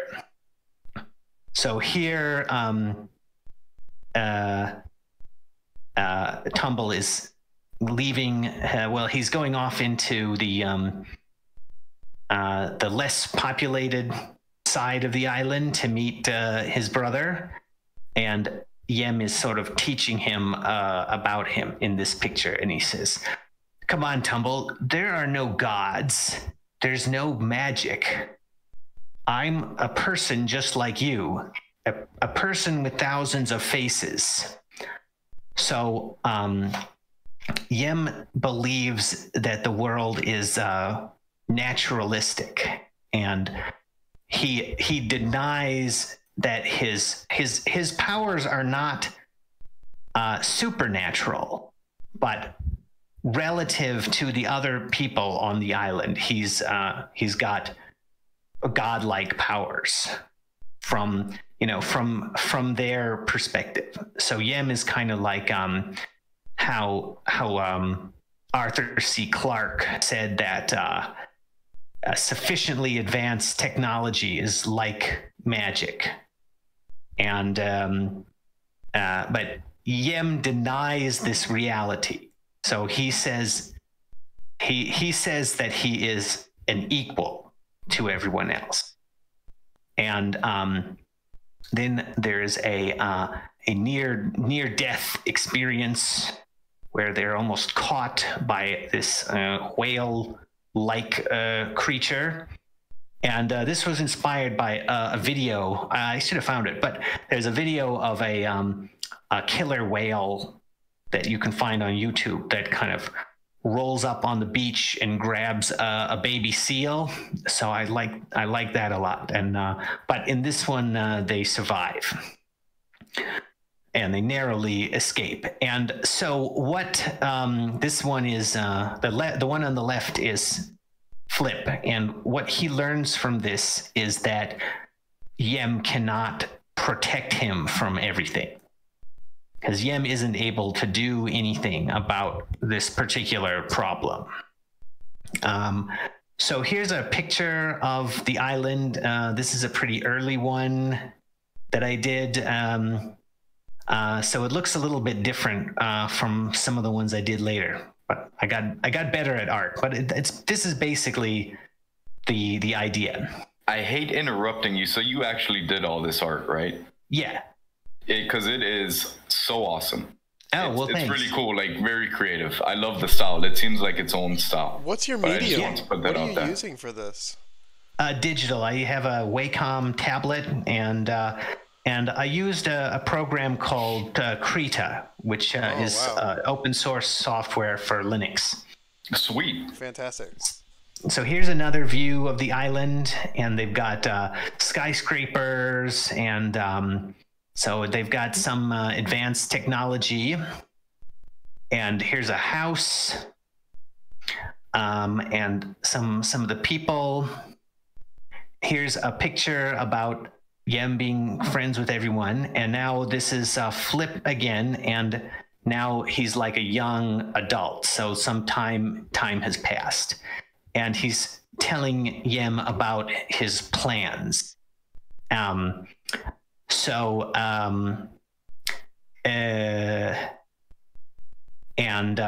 some more of that. Here's a view of their central, the main street or whatever, where they have skyscrapers, and they come out of the water in this world. Dude, that is a really cool picture right there. I really like that one. Oh, thanks. And here's one that's under the water. It's not really very finished, but the mercats are demi-aquatic, so they're like monkey seals. And here's Tumble catching a fish, and here he gives the fish to Yem. So Yem doesn't have the ability to provide for himself. So this is one of the first pictures I did. But anyway, Yem is fed by the mercats on the island. And here's another one about how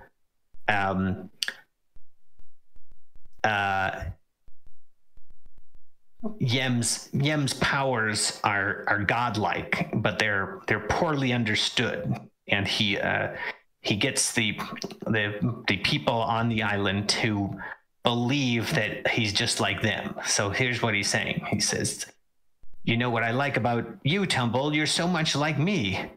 And Tumble believes this, and he says, "We are very similar, aren't we?" And Yem is saying the same thing to everybody, because Yem is smart enough to be able to appear to be like anybody else.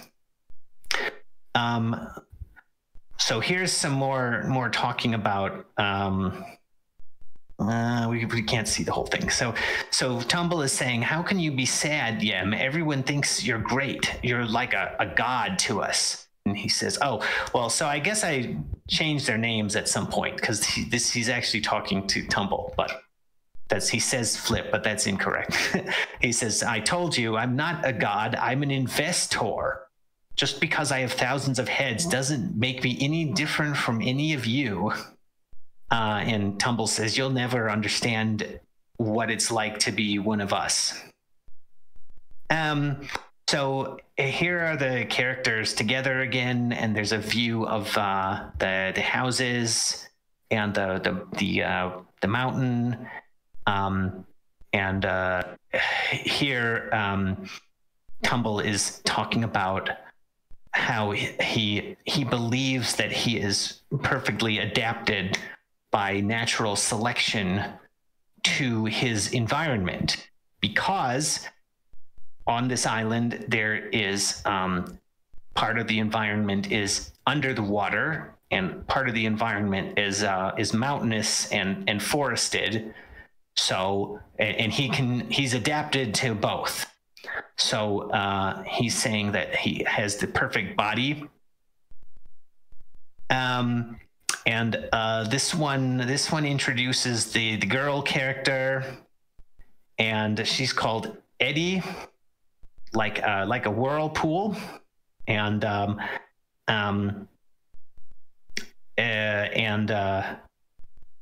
they mentioned the contest. So on this island, marriage is determined by a contest, and the score that the young people get in it determines how they are matched with one another. So that's what he's talking about. And this one is an altar, like some kind of like religious kind of thing. So here are the elders, and so it says the male elders wear tall hats, so that represents hierarchy, and the female elders wear scary masks, and that represents manipulation. And here's the ideology of the island. And here is Tumble again, and he's being imprinted because he's like a young person, and so the ideology is being programmed into him, and he doesn't have critical thinking skills. So it's like he's just being programmed by the elders. And so here, Tumble is saying, I will be the greatest person on the island. And Flip says, even greater than Yem? And Tumble says, oh, come on, you know I didn't mean him. Nobody is greater than Yem. And Flip says, but he's a person too, just like us. So there's a contradiction in Tumble, because his instincts are telling him to be great, but what he has learned from a young age is that that Yem is in control of everything. So he doesn't, despite what Yem has been telling him, he hasn't fully accepted the idea that Yem is an equal to everyone else, because it's obviously false. So he doesn't believe that he can be greater than Yem. So he has instincts that are saying he's going to be as great as possible, but in his rational mind, that's beyond his imagination to really be the greatest person on the island. And let's see, there was something else. Oh yeah, so, and that has to do with his self-image as having to do with his environment before Yem arrived on the island. Yem has bright gang eyes. Yeah. Just saying. So he's saying that he's perfectly adapted to his environment, but that's actually not true, because his environment includes Yem. So he's not perfectly adapted to that, because he's fooled. He's fooled by Yem's control of everything, and he's still Yem's friend, and he doesn't understand how Yem controls him.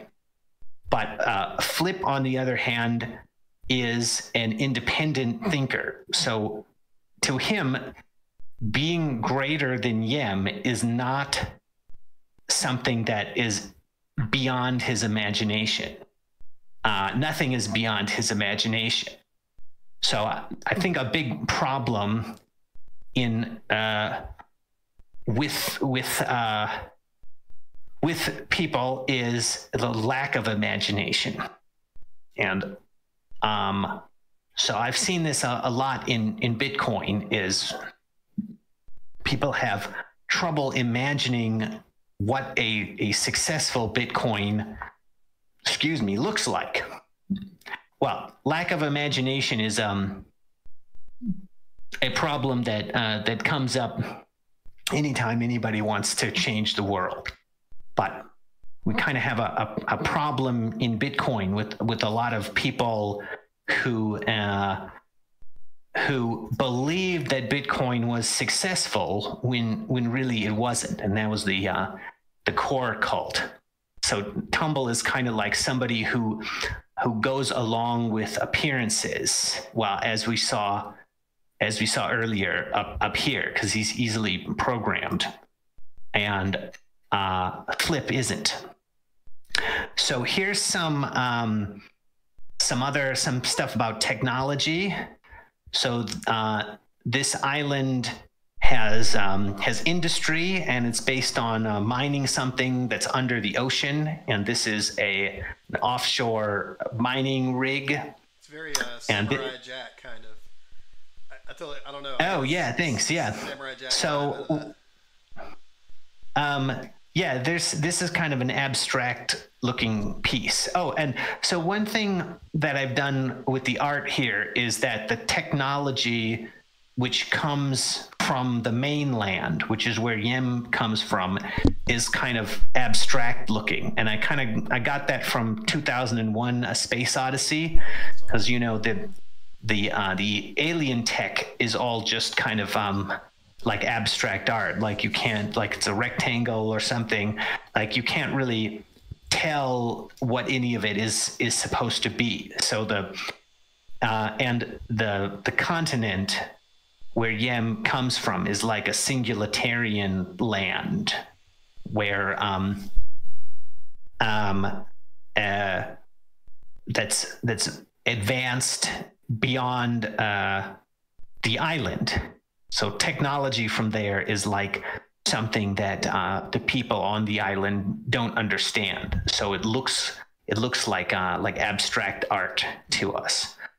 And here is deep under the ocean, and this is the resource that's being extracted, which is called yttrium. And here is a ship that transports the yttrium to the mainland. That's their main export on this island. And this is sort of what happens to it after it arrives on the mainland. So who knows what this means? But and here's another character from the mainland. So he's also quite mutated, but he's not giant like Yem. They have like genetic technology on the continent, and he's some kind of scientist or something, and he's buying an ice cream cone, I guess. But in the story, Flip is going to be explaining all of this stuff, because he's studied how his society actually works, and he has some understanding of how the yttrium is used once it's shipped away, whereas the other people on the island don't study that. They don't understand what it's for, even though they do all the work of extracting it. But Flip wants to think about how it's actually used. And here's an evolutionary tree. So there's sort of like a monkey-like creature with a kind of a unicorn horn, and one branch is sort of more like apes, and the ape-like branch develops genetic technology. So that's the mainland branch of this life form. And then another branch became aquatic, and then one branch after that became fully aquatic, and the other branch became is still demi-aquatic, like and they're like the modern mercats. So what we're learning here is that Yem is actually related to the mercats because they share a common ancestor, but he's so heavily derived by genetic technology that he doesn't look anything like them. But this scientist character kind of looks like this thing, and he's still somewhat sort of similar to the mercats on some kind of level. So this picture is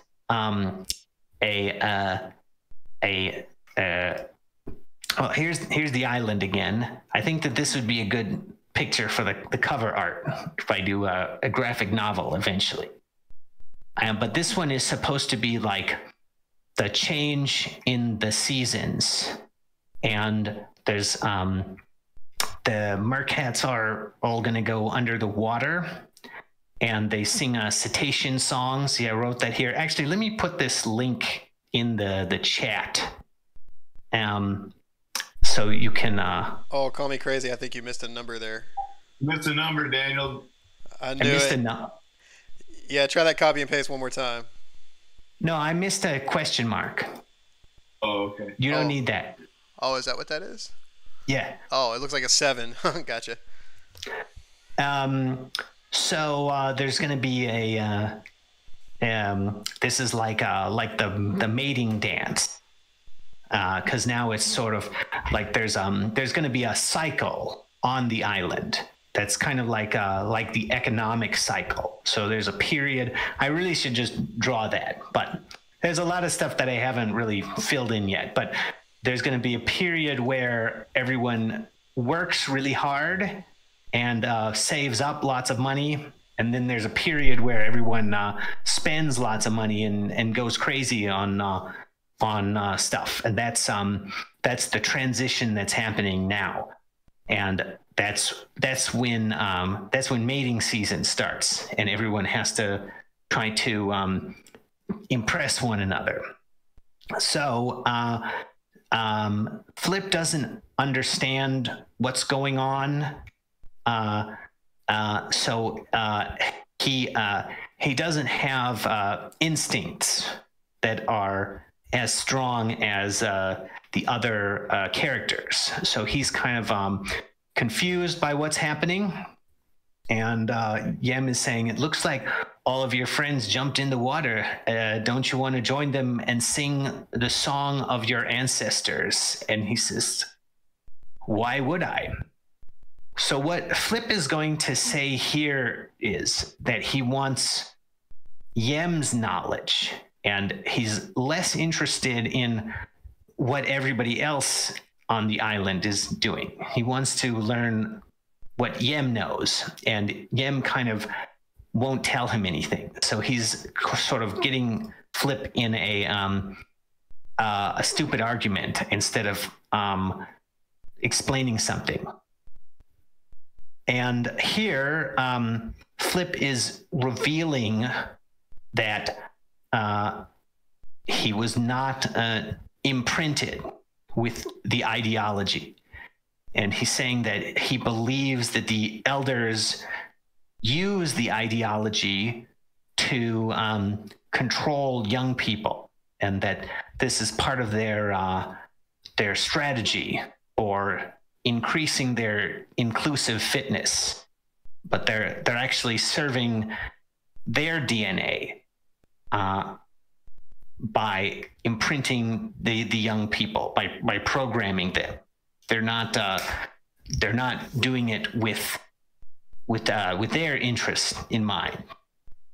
And so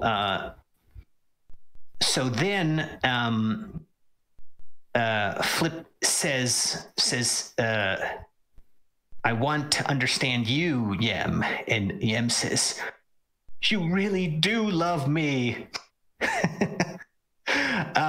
And so that was awesome, by the way. That was great. I like the emotion that you put into Yem there. That was sweet. So Yem feels unloved, and this is kind of like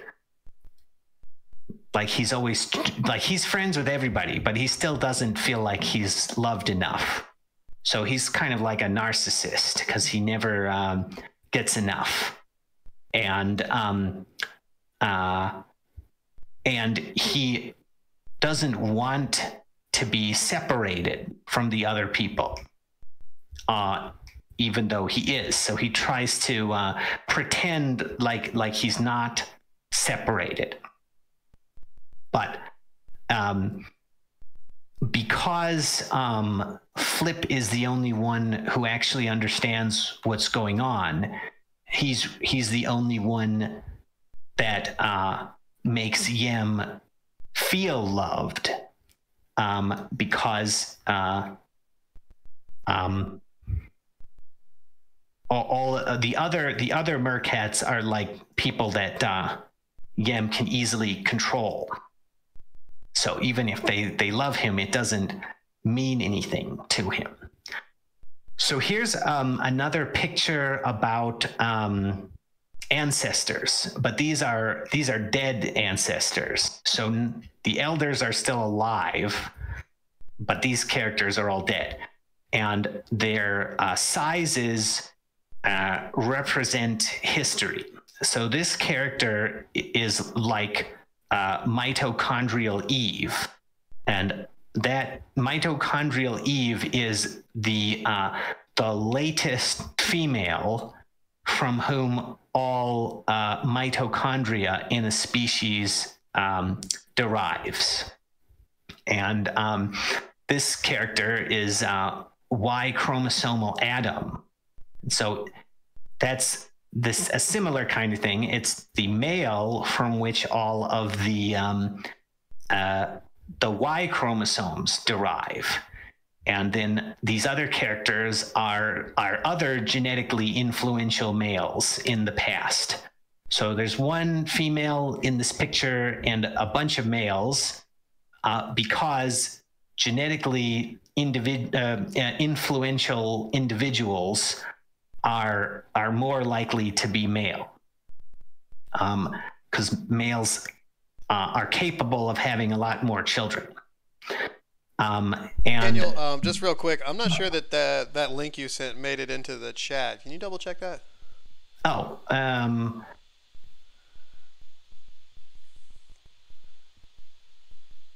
now we're cooking. Okay. So yeah, you can follow that link if you want to see everything. For some reason, it just didn't show up for me the first time. I'm not sure. It's okay. Don't worry. And their sizes represent they represent history. So because so it takes longer for female genes to spread. So mitochondrial Eve is a lot older than Y chromosomal Adam. So and so then these are like the living people at the very bottom of the picture. And so what Flip says to Yem is that he wants his DNA, because Yem is a genetically engineered individual, and Flip is saying he wants to be like that. So there's a conflict in Yem. So here Yem gets angry and he looks like a DNA molecule, but he says no one can see my DNA. So on the one hand, Yem is saying, he wants love, but he's not going to share his DNA with anybody. And by the way, I'm so sorry to cut you off for a moment. I have somebody in the chat by the name of I Wear a Hoodie. It was earlier, but you were like going at it, and he just wants to say big shout out to you. He loves what you do, and just wanted to stop you for one moment because I noticed you paused. But please continue. Oh well, thanks. Yeah, I'm glad you're enjoying. And I'm gonna say it again. I'm looking at it on your screen when you pull the chat up that link is there, but for whatever reason, anybody else not seeing that link that he put up in the chat? It's twice now. It just hasn't posted on my end. Do we have it restricted or something? Maybe he can't post it, or I was wondering because it's a link, but I'm not seeing it either. Yeah, so I actually made you a moderator just now, so that may actually work. Not sure. Okay, I'm going to try posting the link one more time. Sorry about that. While you do that, do you want to read through any of the comments that you might have engaged? Anything aside? There we go. Sure. Let's see. There's a lot. Daniel. Is there any that in particular? Daniel, this is your segment. Did you see anything in the comments by any chance that you might want to? Okay, I'll look over it. Okay. And then we'll continue with your story because it's awesome. Like in the box says freaking awesome arty work. Thanks. Let's see. Katie the Hurricane says awesome work. Thanks a lot.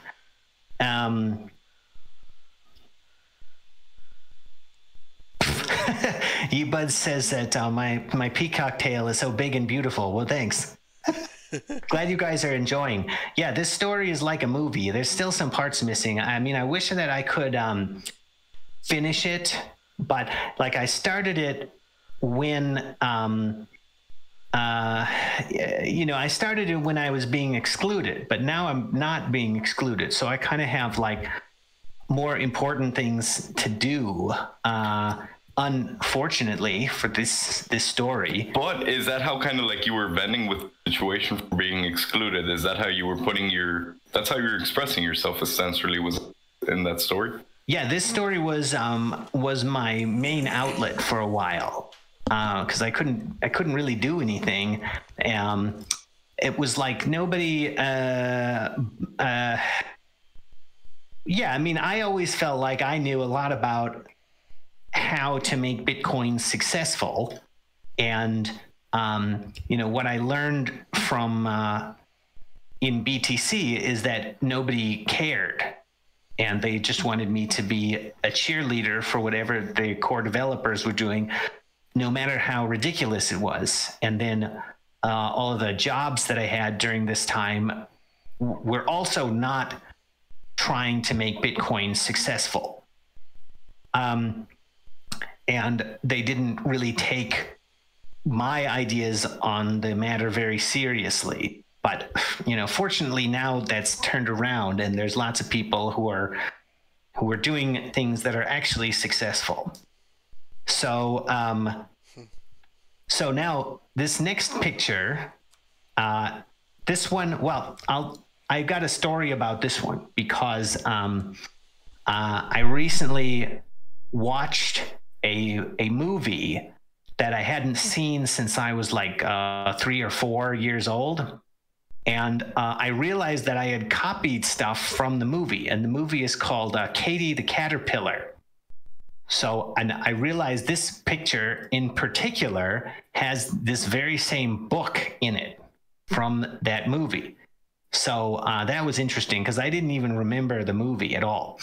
And the book has the same meaning in this picture as in the Katie the Caterpillar movie. So that was kind of neat. Anyway, so here Yem is saying, you used to tell me such wonderful thoughts, Flip. Why don't you tell me anymore? What have you been thinking? And he says, I will tell you when I'm ready, Yem. And Yem says, you'll become something beautiful. I just know it. And so what Flip has learned is that Yem keeps secrets. So he's realized that he needs to keep secrets. So there's an earlier picture, let's see, where Flip is telling Yem everything. Let's see. Yeah, this one is about Flip telling Yem his plans. And then but then down here, he stopped revealing his plans to Yem. So this picture is some of their industrial machines, and the machine is like an extension of the body, so it kind of looks like a mercat, but it's being piloted. And so I haven't I have a lot more ideas about drawing the industry of the island, but I don't have very much on that yet. So this one is kind of an earlier version of another picture that I already showed you, but it kind of fits in anyway, and it's different because now Flip is angry and suspicious looking, and Tumble doesn't think that there's anything wrong. So the earlier picture,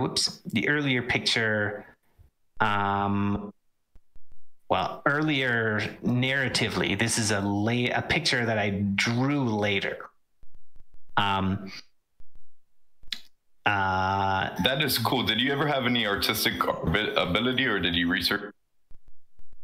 Well, yeah, I've always been interested in art, and I did a lot in like high school. But I had to work a lot to get good for this story because I realized that nobody else was going to draw it for me. So I have another gallery that has some earlier pictures that I retired that I can show you at some point. I don't have the link to it right here, but I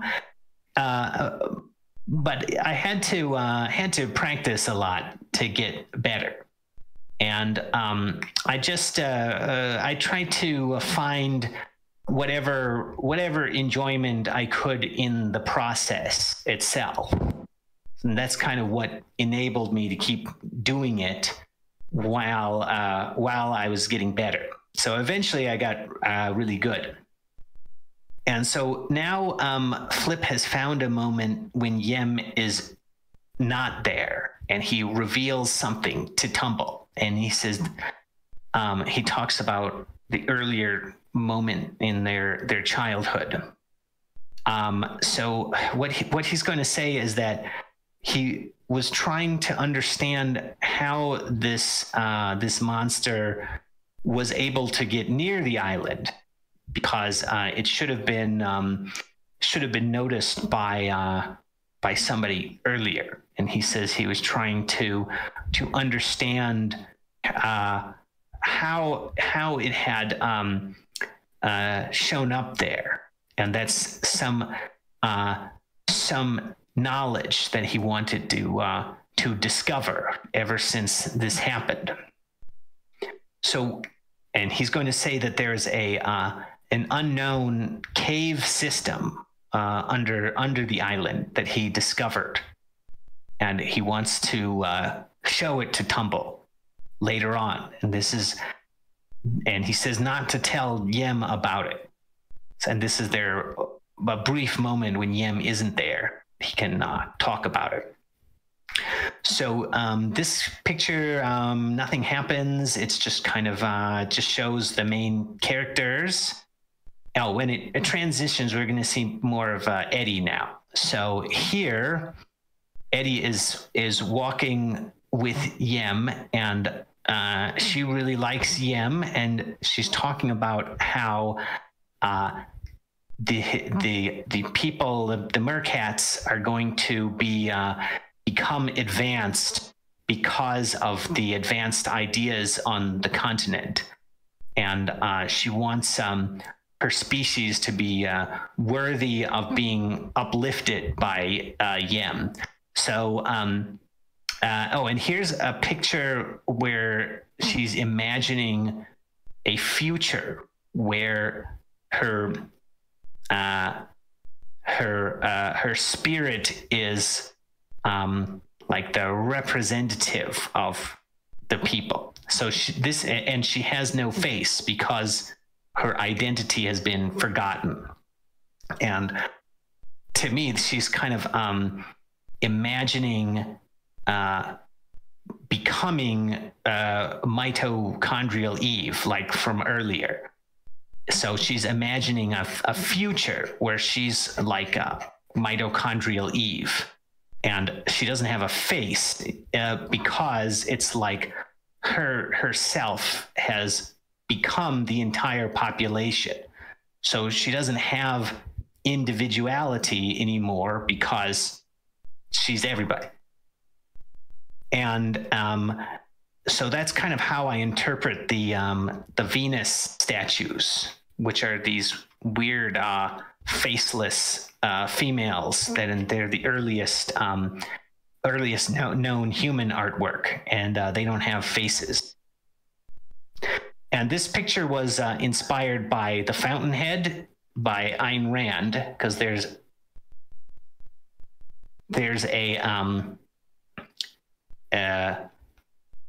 a temple to the human spirit in The Fountainhead with a statue of a woman in the center of it. And so this is kind of like my version of that. So here she says that she loves Yem and Yem loves her. And so adorable. So in this one, Tumble is with Yem, and my characters don't look very dissimilar. I was kind of inventing them as I went along, so I kind of had to explain. And by the way, Stacy Freeman said, "I'm glad he didn't find anyone to draw it and did it himself." Oh, well, thanks. So this one, in this one,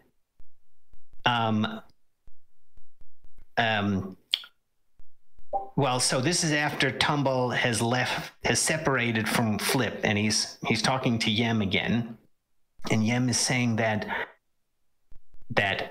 the official contest. Oh, I missed something earlier. I called this picture the ideology. So the ideology is the sex contest. So this is a picture of that. But I mentioned it later, or I mentioned it over here, and I said that's how young people get paired up. But that's what that's a picture of. I didn't connect those. So yeah. So what Yem is saying here is that there's that the mercats can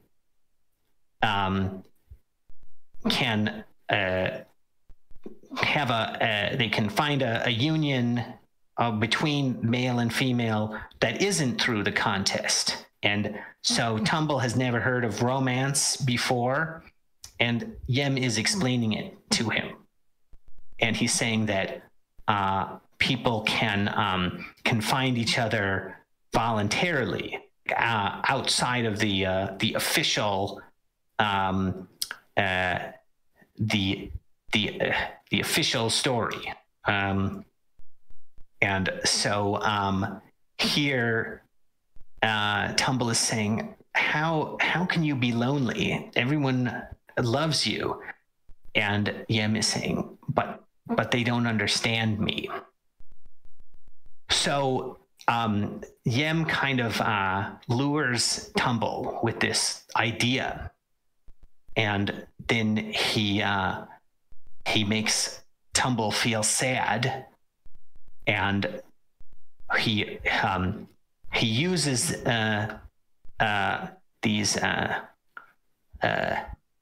he starts to program Tumble here. He says, "What do your instincts tell you?" And Tumble says that I will prove myself. So Yem is using emotional manipulation to get Tumble in an easily programmable state. And this is how he makes Tumble loyal to him. And then once this happens, Yem rewards him with a girlfriend. And so this is Eddie, or no, this is Eddie in the background, and Tumble is saying, Yem, where are you leading me? And he's also leading Eddie. And she says, Yem, you are right, he is handsome, but will I be able to love him as much as I love you? And here Yem is bringing them together. And they're by themselves away from the other people, but Yem is there. And this is like after the whole night has passed, and now they're like a union, and they're coming out of the forest. So then it's time for Tumble to meet up with Flip again. And so remember, they made this appointment earlier. So now Tumble is going to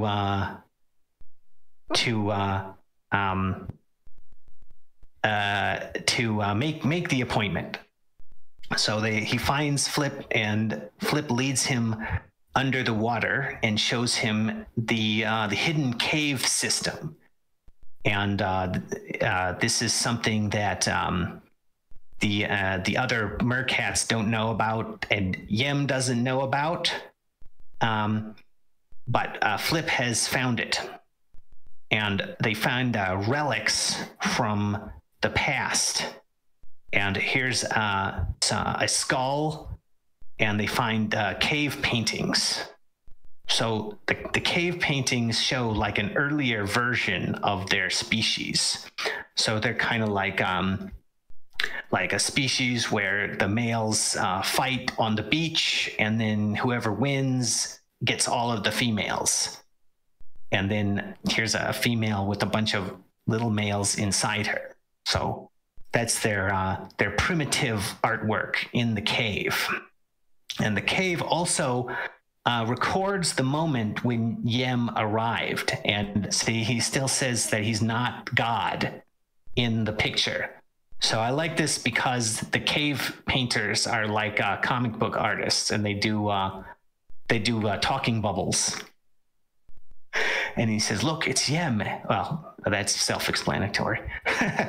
So now Tumble has a moral quandary, because Yem has created this loyalty in him, but now he has learned of a secret that Yem doesn't know about, and Flip wants him to keep the secret. So he's concerned. He's conflicted about whether to tell Yem. So what's going to happen in this picture is that Tumble is going to start telling Yem the secret, but he's saved by a coincidence, and the Yem head that he's talking to is going to start malfunctioning, and it has to be chopped off. So this head has heard some of the secret, but the information doesn't go to the central brain. And so at this point, Tumble thinks that he probably should keep the secret. And so here, more time is passing. And so after about this point, the story isn't quite as well thought out. It needs a little more work. And this part is about how Yem can control anybody. So here Yem is sad, and Eddie is very concerned about him. And so then she reacts against Tumble. So Tumble is starting to learn that even though Eddie is his girlfriend, she's actually more loyal to Yem than to him, and Yem can make her angry at him. And so there's strings attached to what Yem did earlier that he didn't understand. And She says, "You hurt Yem's feelings.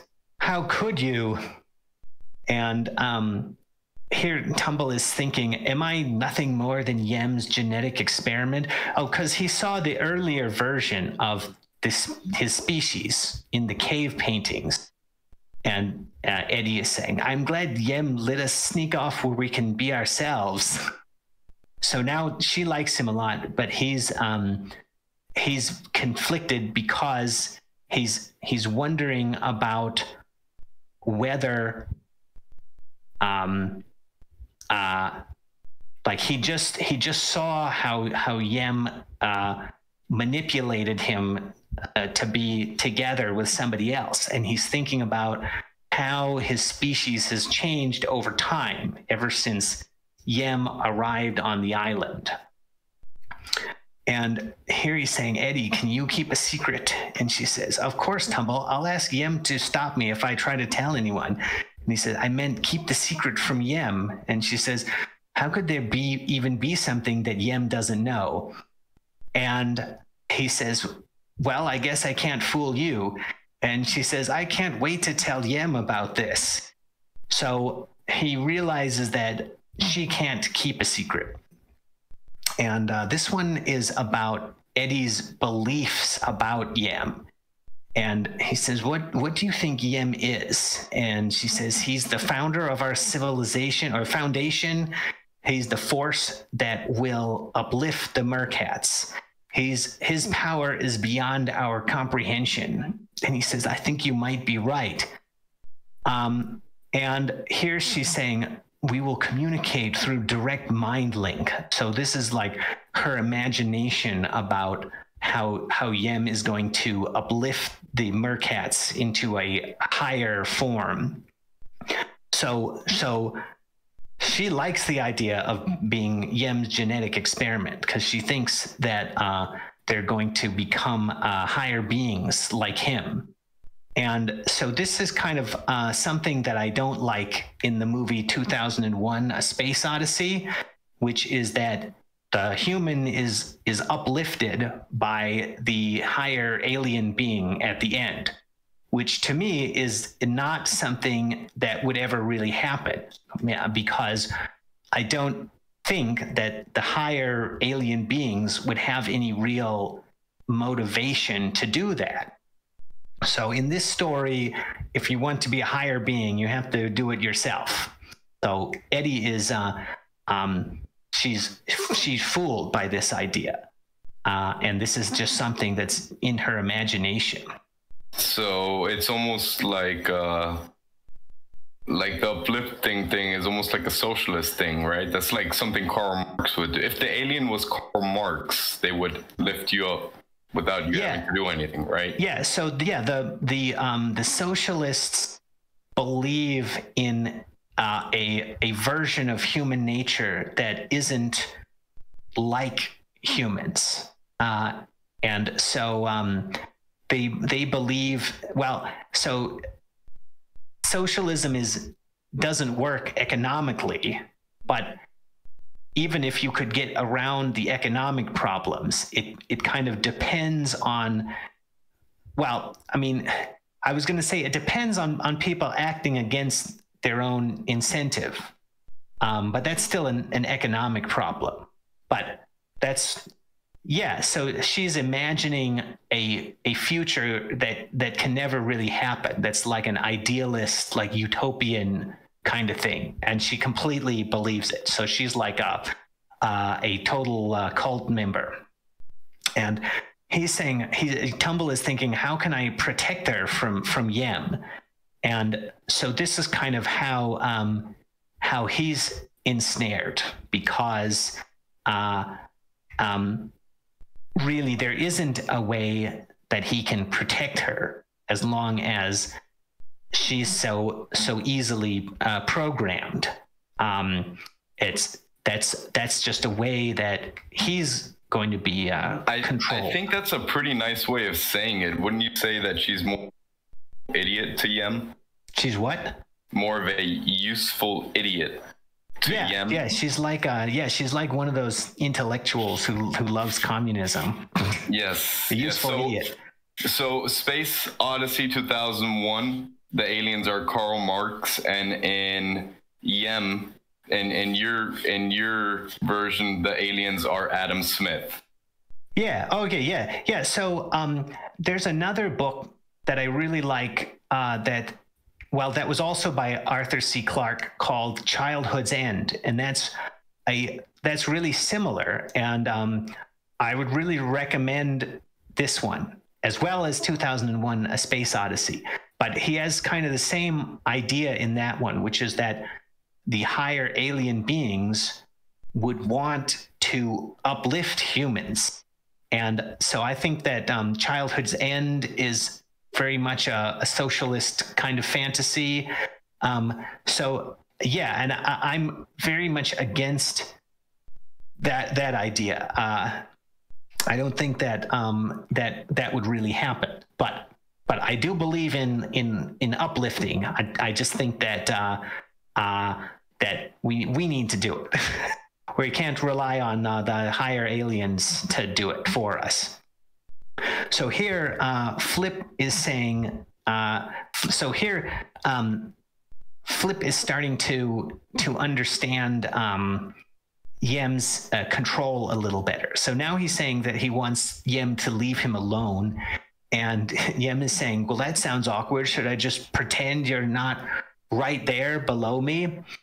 And so Flip wants to be free of Yem, and he doesn't want him around anymore. But there's no way to get away from him. And this one is about Flip experiencing everyone being angry at him, even people that he doesn't know, and he understands how it's all really Yem.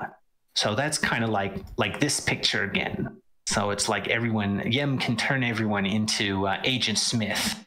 So now it's sort of like everywhere he goes, people are annoyed with him. And this one kind of isn't finished because I wanted to make all of the characters in the background look angry or something, but I didn't get around to it. And here Flip is saying that really this is all you. That's just Yem. This is like a Sybil attack, right? And it doesn't. So Yem's Sybil attack doesn't work, and Flip understands it, and he's just angry, and he says, "Yem, you're pathetic." And he tells Yem that he has to treat him like random noise, and Yem gets really angry at that because that's like the one thing that he doesn't like is people ignoring him. Well, the thing that he doesn't like the most. He wants everyone to be in love with him all the time, right? So if you're saying that his communication is just random noise, that's sort of like the worst thing to him.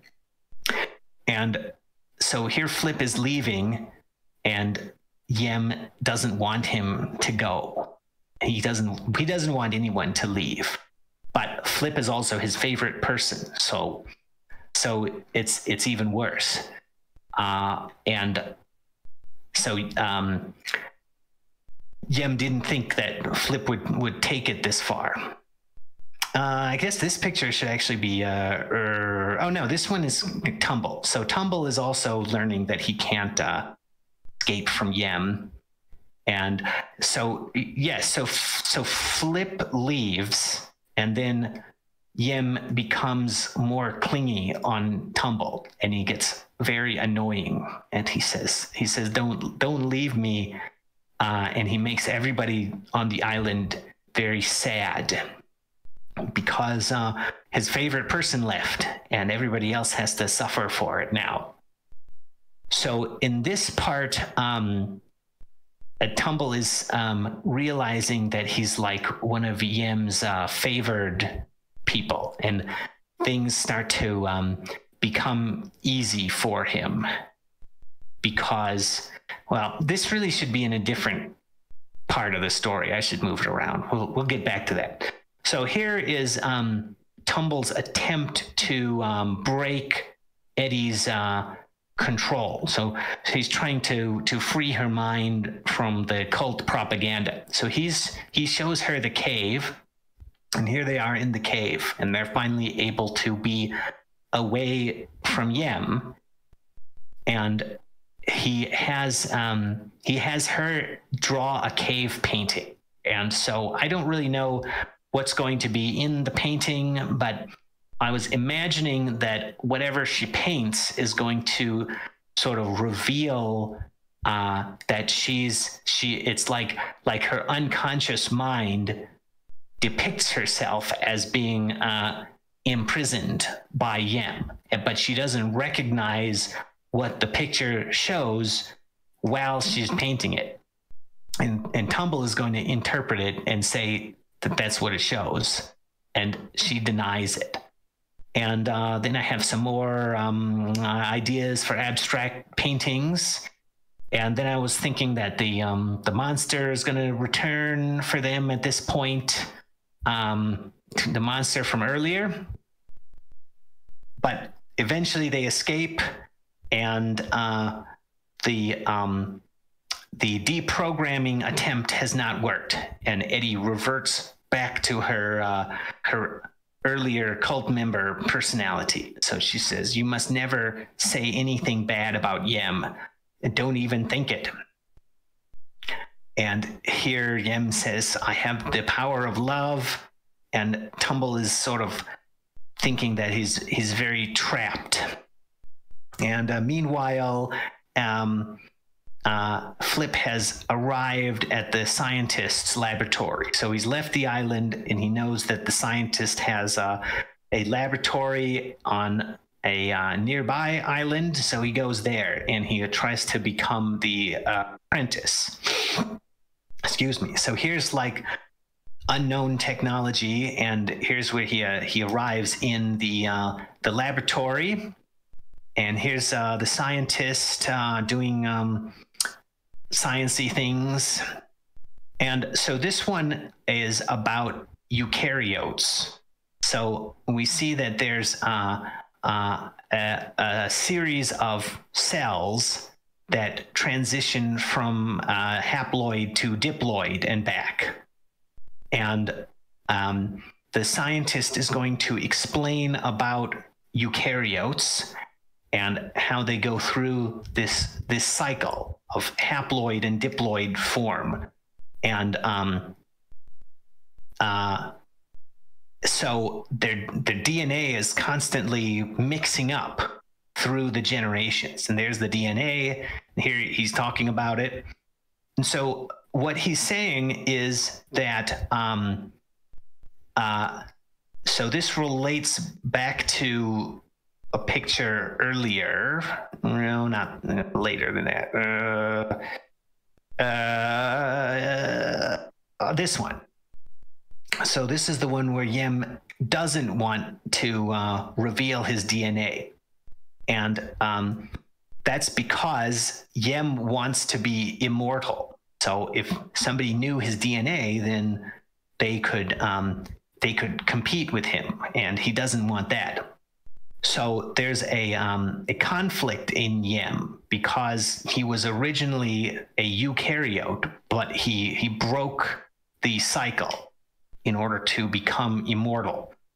And this is why he is separated from people, and why he desires love that he can never have, because he's no longer part of the cycle.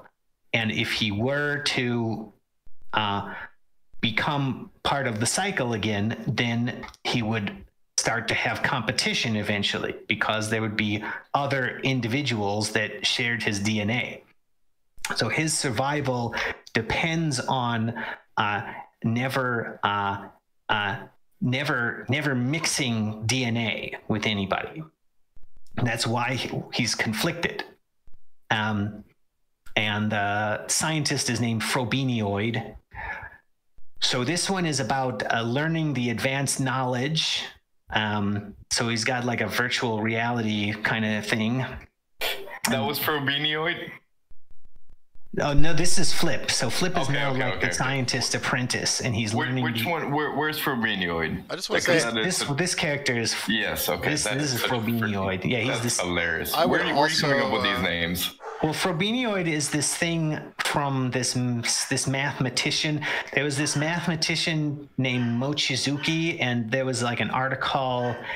There was some speculation that he might be Satoshi back in 2014, which I never believed, but I thought that his work was really interesting. He's an interesting person, and I learned about him because some people were saying that he might be Satoshi. And Frobinioid is something from his math proof.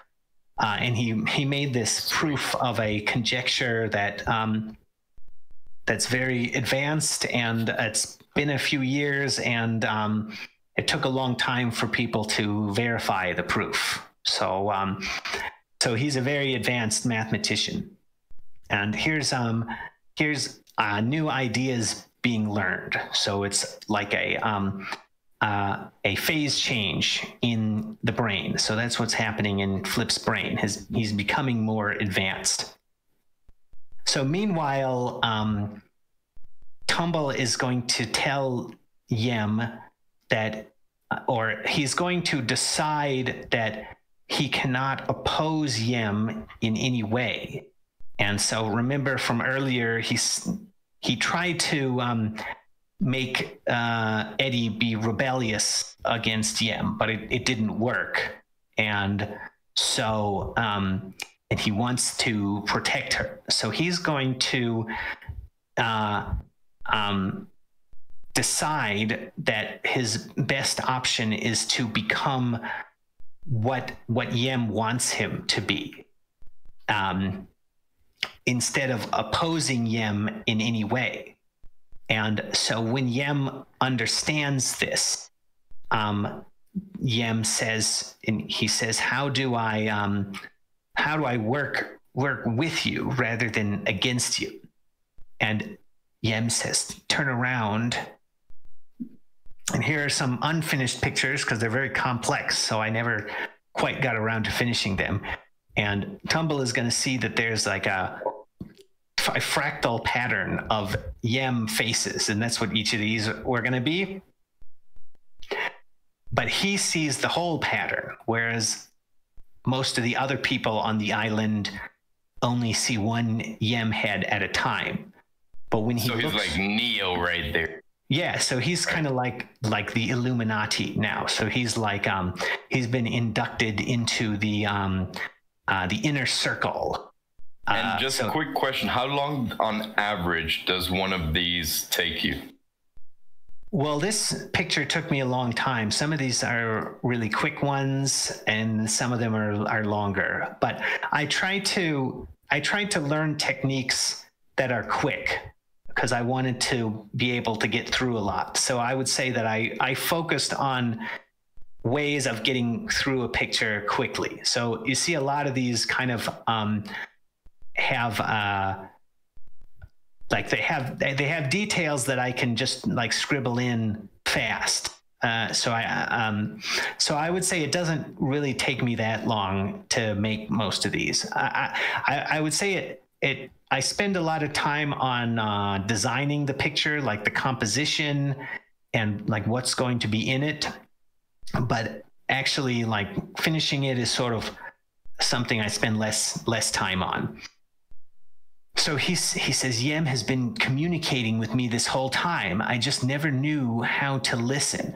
So when he looks at all of the Yem heads at the same time, he gets information that other people don't have because they're not looking in this way. And that's how you become Yem's tool. So it's kind of like he completely puts his trust in Yem, and then he's able to be a high up person in his society because he always knows what to do. And Yem is always directing him, but and leading him to be in just the right place at the right time. I should have some pictures of this, but I don't. But anyway, that's what's happening. And so here's Flip again, and they're doing medical imaging on a discarded Yem head. So they're studying Yem like a scientist rather than like what Tumble is doing, where it's like he's becoming a part of Yem's brain. And here Yem is saying, if only I could make people forget. And he's doing some kind of like hypnotic thing on Tumble. So he says, yes, Tumble, I'll teach you how to be great. And so Tumble doesn't understand that nobody else can teach you how to be great, because he still has a lack of imagination, and he sees greatness as being, you know, what his society presents him. And he can't think outside the box. So that's why he believes that it's a good idea to fully trust in Yem. He doesn't see any other way out. So in this picture, there's been a scientific breakthrough, and Flip has learned how to create tiny Yem heads in the laboratory. So he may not have been able to see Yem's DNA, but he's managed to learn a lot about it from his scientific research. So now, like he has Yem in a test tube, essentially. So is Yem really powerful, or is it just other people's lack of imagination? And here, Tumble has been driven to the point of suicide, and what he says. So he doesn't like being doesn't like trusting completely in Yem, and this is also something that I don't have a picture of. But he's going to learn that Yem puts him in risks that he really can't afford to take, because to Yem he's more like a disposable tool. And that there's going to be something that kind of wakes him up, makes him realize that this isn't working out. And so here he's considering, he says, what will destroy me, Yem or nature? Because he realizes that if he keeps going the way he's going, Yem will destroy him. And here's one where Eddie is starting to use her imagination to understand how Yem works. And she's realizing that Yem is telling everybody in her family different things at the same time. And he's sort of like separating people by comforting them. But he's actually increasing their family problems. And he's driving a wedge between everybody, and he's getting everybody to go to him for comfort. And so here he's talking to Eddie, and he says, parents can be so mean, but I'll always love you. And here he's talking to the mother, and he says, I'm sorry your family is angry. I'm here for you. And here he's talking to the father, and he says, women are crazy, but you'll always have me. And so this is in Eddie's imagination. And she's saying, oh, wait a minute. And Yem doesn't like this because he realizes that Eddie is thinking the forbidden thought. And he says, I know that, look, stop thinking whatever you're thinking. And so here he tries to traumatize Eddie to make her forget what she was just thinking about. And what people can't think about is just how society works. Because if they do, they realize that they're being exploited. So it's just like this picture again. the ability of the hub to turn the spokes into Agent Smiths has to do with the fact that the hub has a holistic view of the network and they don't. So when people start to use their imagination about the whole society, and in this, the family represents the whole society, then they start to understand the trick. So that's the forbidden thought. And so here is pictures of Eddie thinking about like what Yem is taking away from her. And so this is like a mitochondrial Eve again, and this is kind of like her potential. And as long as she's in Yem's control, that's kind of what's being taken away. So she always had this dream of having lots of potential, but because she's starting to understand that because of Yem, she really doesn't have it.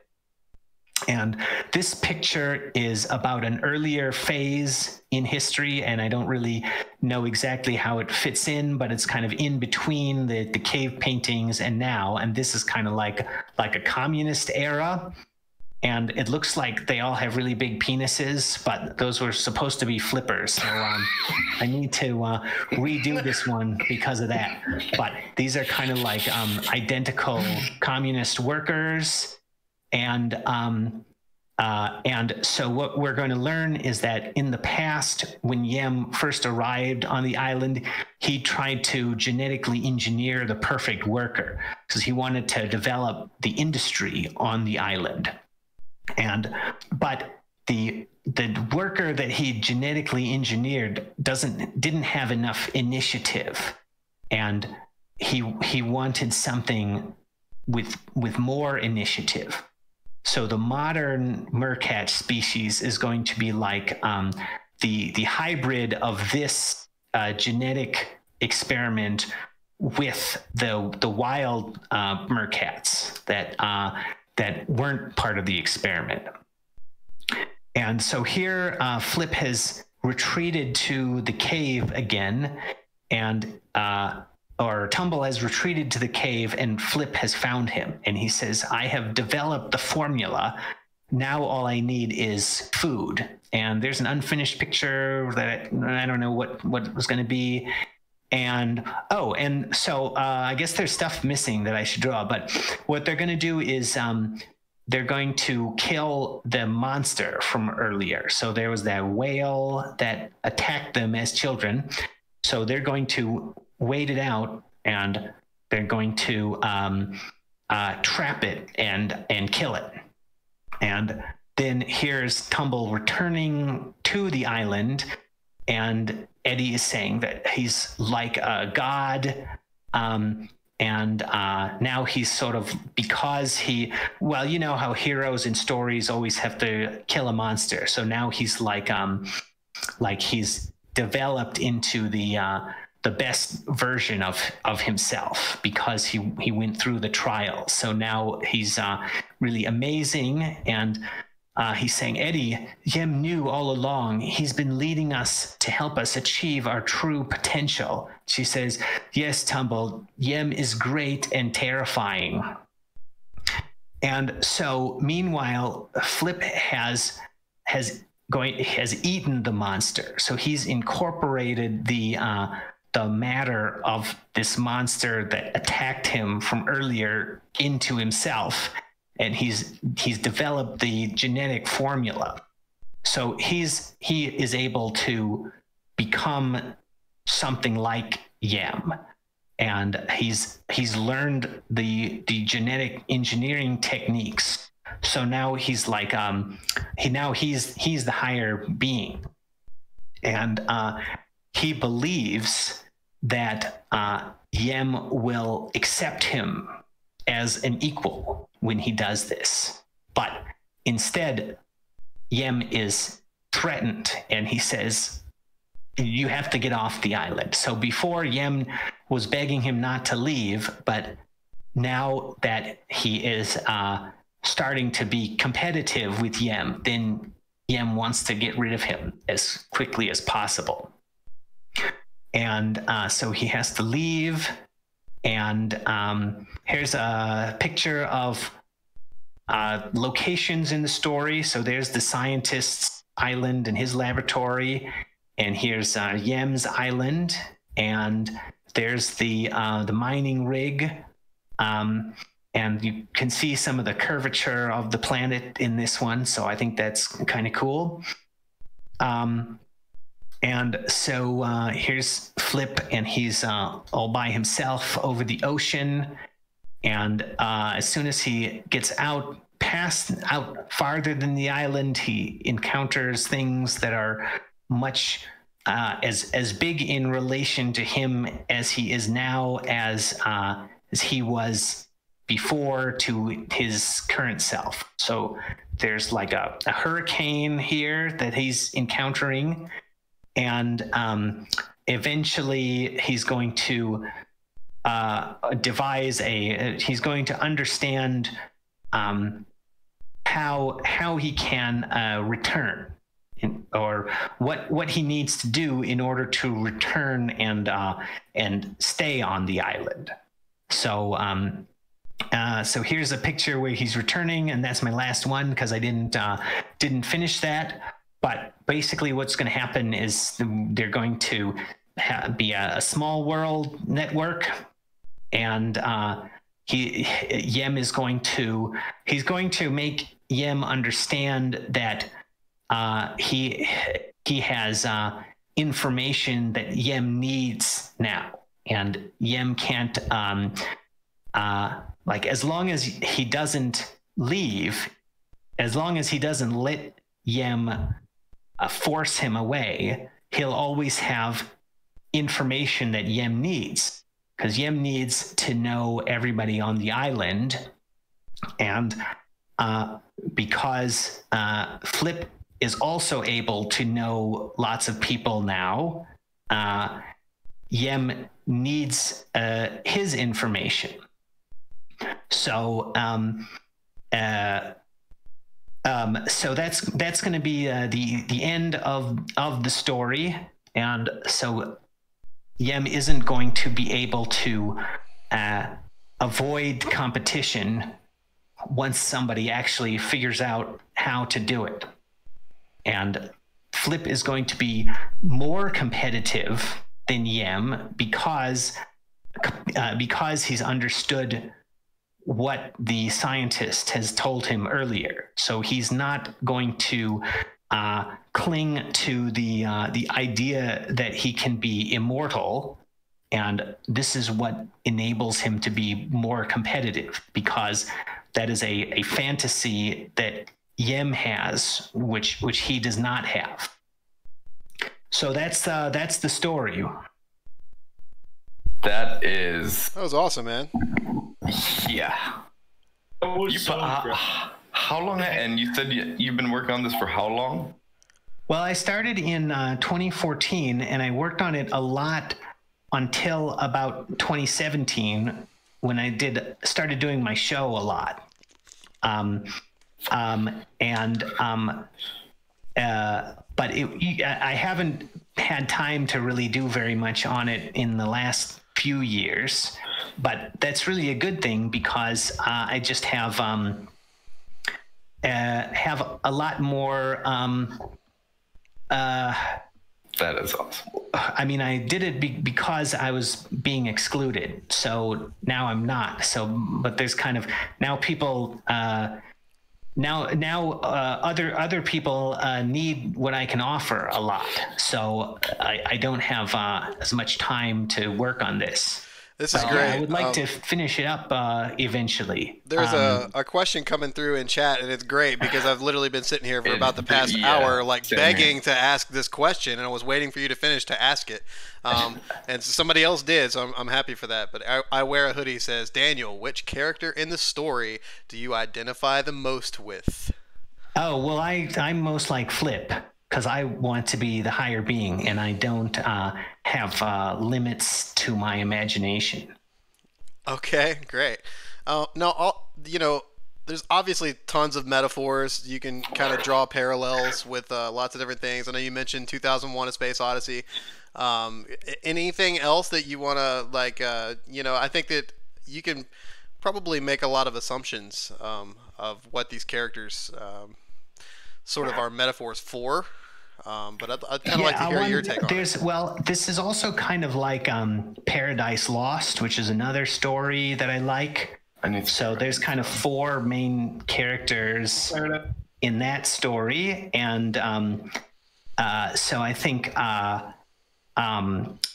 Yem is a lot like God in Paradise Lost, and Flip is a lot like Satan, and Tumble and Eddie are a lot like Adam and Eve. Nice. This is this the first time you kind of released this to anybody?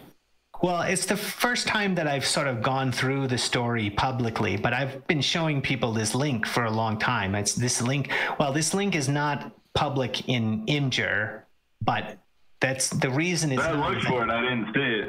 Yeah, well, the reason it's not is I can't edit the gallery when it's public. So it's still a work in progress, but I don't, this isn't a secret link. I posted it now and then.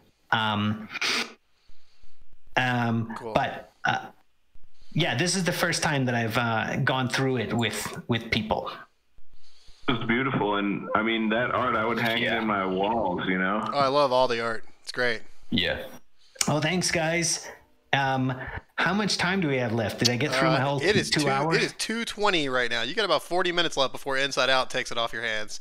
So if you got something else you want to talk about, man. If you think Boost Pal or anything else on your mind, you gotta. This is all you, bro. Well, I'll take any questions. Daniel, I wanted to ask. Do you had Chancey Gardner? Is that it? Up in the Small World Network? Oh yeah, let's go through these characters. Yeah, these are some of my favorite characters. So yes, I love Chauncey because he ended up in the story of being there, didn't talk, and that I always related to that character, because I didn't talk. Oh yeah, well yeah, he's one of my favorites, and this is a great movie. It's from the movie Being There, and you should all watch it. It's well, and there's a reference to 2001 in that movie. They do like a disco version of Thus Spoke Zarathustra. Oh, nice. And this movie is, so first of all of these characters are kind of ambiguous characters, and they're characters who sort of do not reveal things about themselves. Huh, nice. And to me, that's kind of a contrast to the cult model. Well, the cult leaders keep secrets, but they try to pretend like they're not keeping secrets, right? They try to act like they're trying to prove that they're the most important people all the time.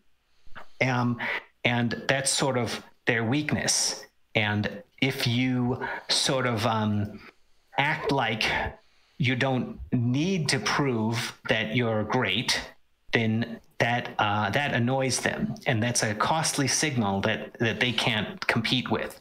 So Chauncey Gardner is a retarded person in the movie who is barely even a character. And he just kind of like goes along with whatever happens, but people see everything they want to see in them, and he doesn't talk very much. So people think that they just imagine a lot of intelligence in whatever he says, but usually he's just kind of like repeating something that he heard before, or like doing something that he saw on TV. And well, he used to be a gardener in the movie, so he talks about gardening, and people think that he's a genius economic prognosticator. So he ends up on TV at one point, and he starts saying things like when the roots are strong, growth will return in the spring. And people are like, wow, he's talking about economic cycles, and everybody loves him because they think that he understands the economy, and they think that he's very optimistic about it. And so Chauncey Gardiner is someone who doesn't need to prove himself. He always just kind of goes with the flow. So let's see, one of these pictures has something about that. I think it's a little later. Yeah, he says, what do your instincts tell you? But I will prove myself. So Chauncey Gardiner never proves himself, and people just believe that he's a genius. And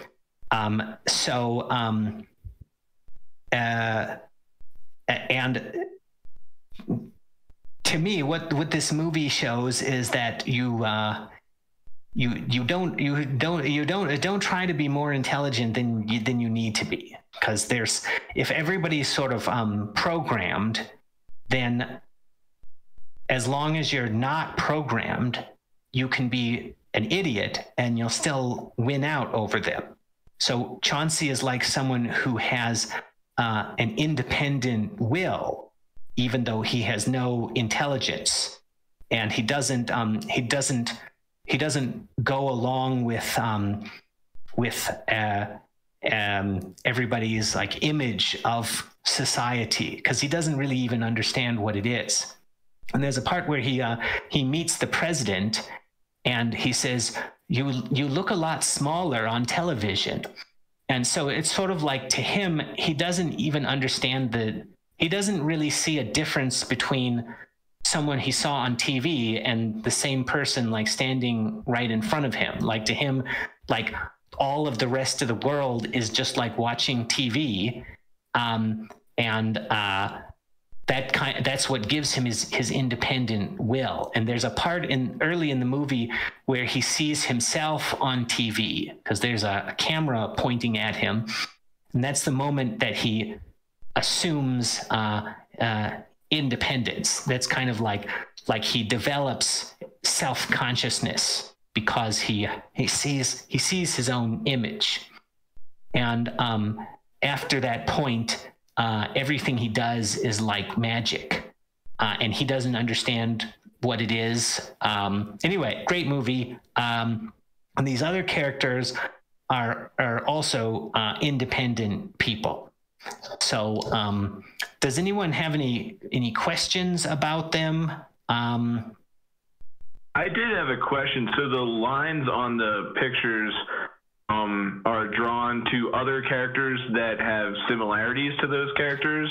No, the lines are random. So the lines are just depicting a small world network. And the way you construct a small world network is you start with a circular lattice, and you add random connections across the lattice. And so that's just what I did to draw the picture. Because I was going to ask, how does Bugs Bunny exactly relate to Satan? Well, they're just friends. They just know each other. That's all it means. And well, I mean, it was just generated randomly. I just did it with a random number generator. So the connections were not designed in any way. That's just how they came out. And so in a small world network, everybody has to do work to maintain the shape of the network. And they're kind of trying to find distant connections from them. And they're trying to make connections with people who are distant. And that maintains the short paths in the overall network. So in Bitcoin, so because people need to do work to maintain the small world network, there needs to be an incentive for them to do that work. And in Bitcoin, the incentive has to do with the fact that a block can be generated from any point. So if you're a miner, you have to make sure that you're connected as closely as possible to every other point, because a block could be coming from anywhere. And for people who are not miners, there's also information like that, and that's information relevant to the price. And I mean, that's just anything. That could be anything. My question is, does that relate to your notion that because the block could come from anywhere, in essence, it's like it is not programmed, so it's like Chauncey Gardner, because it is like the block's ability to come from anywhere is like the block is sort of mimicking free will or mimicking ability to make its own sort of path. I like that that connection. Yes. So I would say that the block is pure randomness, but creativity is built up on top of pure randomness. So like the evolutionary process is kind of constructed out of random mutations, but eventually once we develop brains, then we can generate new ideas in a way that's a little more efficient than that. And so like the hashing mechanism in Bitcoin is something that will necessarily resolve all double spending issues, but it's costly. So what miners would actually want to do is try to resolve all double spending issues before it gets to that point, because in any like other methods of doing it are going to be more efficient. So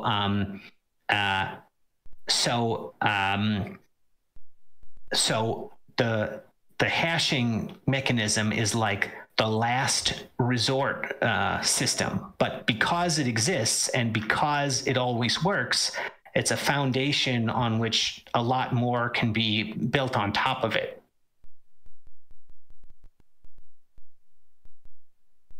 And so sorry, what were you gonna say? Well, I was just gonna say, let's go through some of these other characters.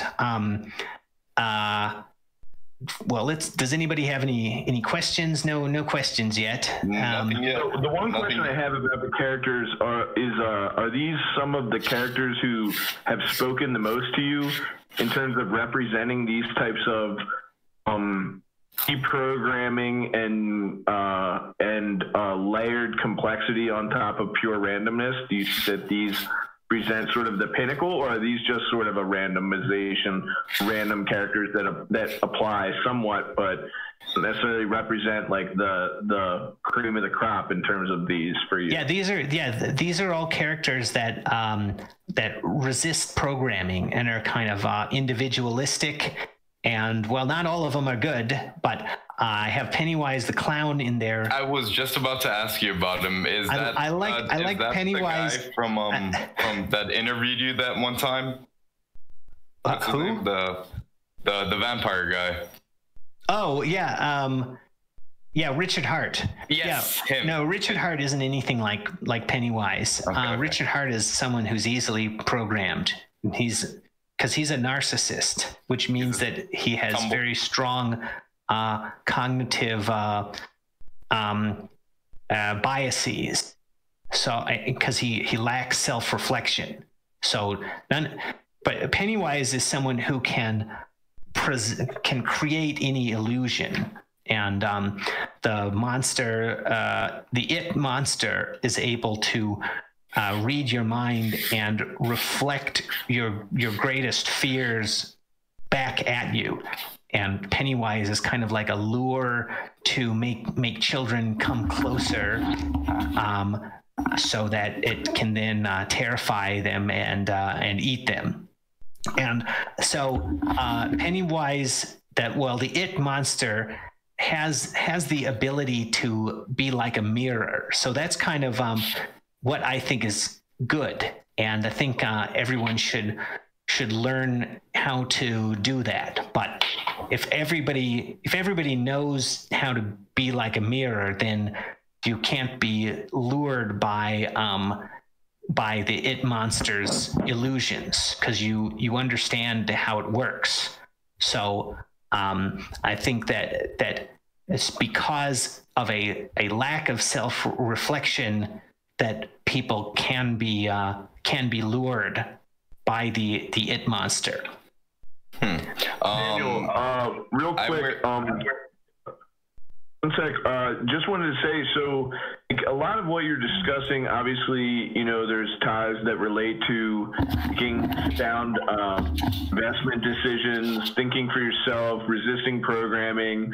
And I think what you're kind of, like if I was to do a college thesis on you or something like that, try to summarize some of your larger points. So I think I hear a lot of things that wealth will come by lots of little decisions that are in your best interest. And so could you agree in some ways that the idea of becoming like super wealthy or something like that can be like actually working opposed to the actual creation of that wealth, in the sense that it would be an illusion or get you to work into programming to like reach for the low-hanging fruit? Does that make sense? Yeah. So I mean, I think that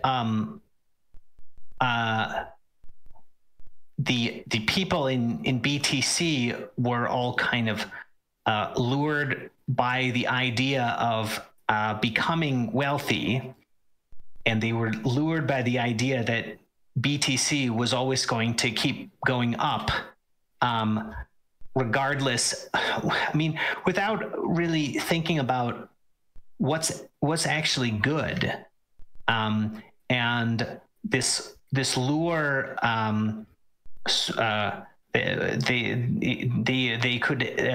They had their humanity erased because of this lure, and because it became all important to them. And so, what they're going to find is that there's nothing there, and they're going to lose all of the money that they think they have, unless they sell out in time, because they're not actually creating anything good.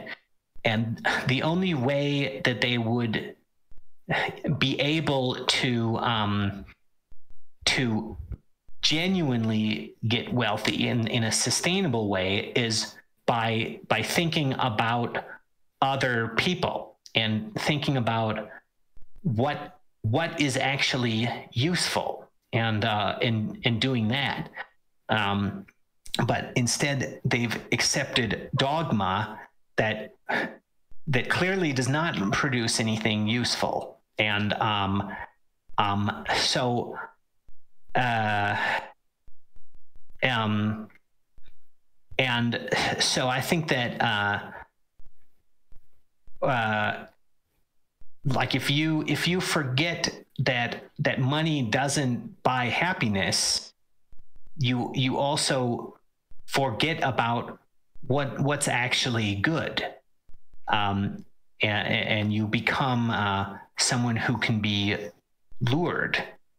So the narcissist, because it's never enough.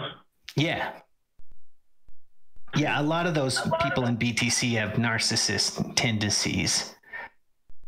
So in some ways, wealth is the ability to be like an autonomous unit that like is like an Autobot, like, to borrow like your description, like.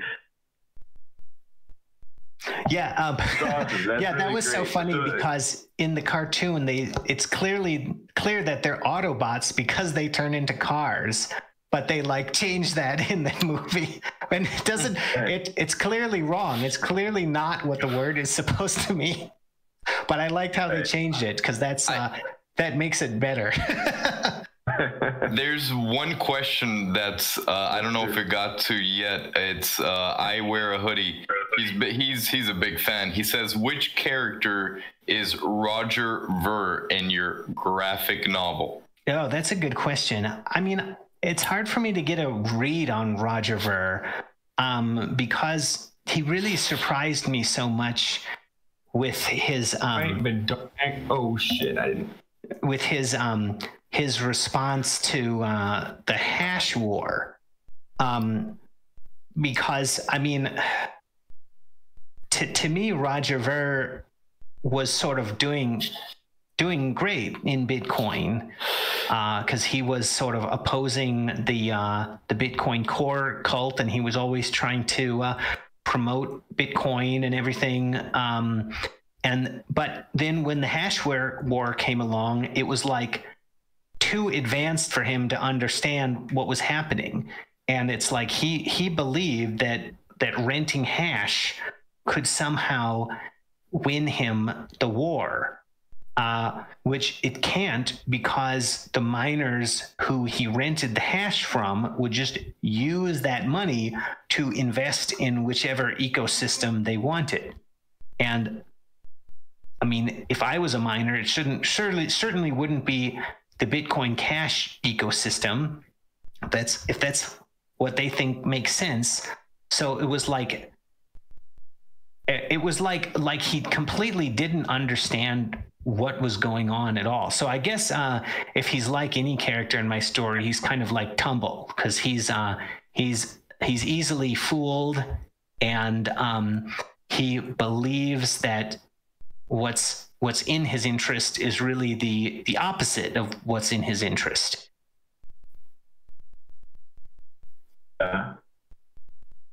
And I also get a little bit of a sense of being like Edie. Am I pronouncing it right? Eddie, like a whirlpool. Eddie. Like, you know, he how kind of also comes across a little bit like Eddie, because Eddie is a little bit like Tumblr, or Tumble, but Yeah. But Eddie also has this she presents a very like surface orientation to a lot of the things that make you think that he's like Flip.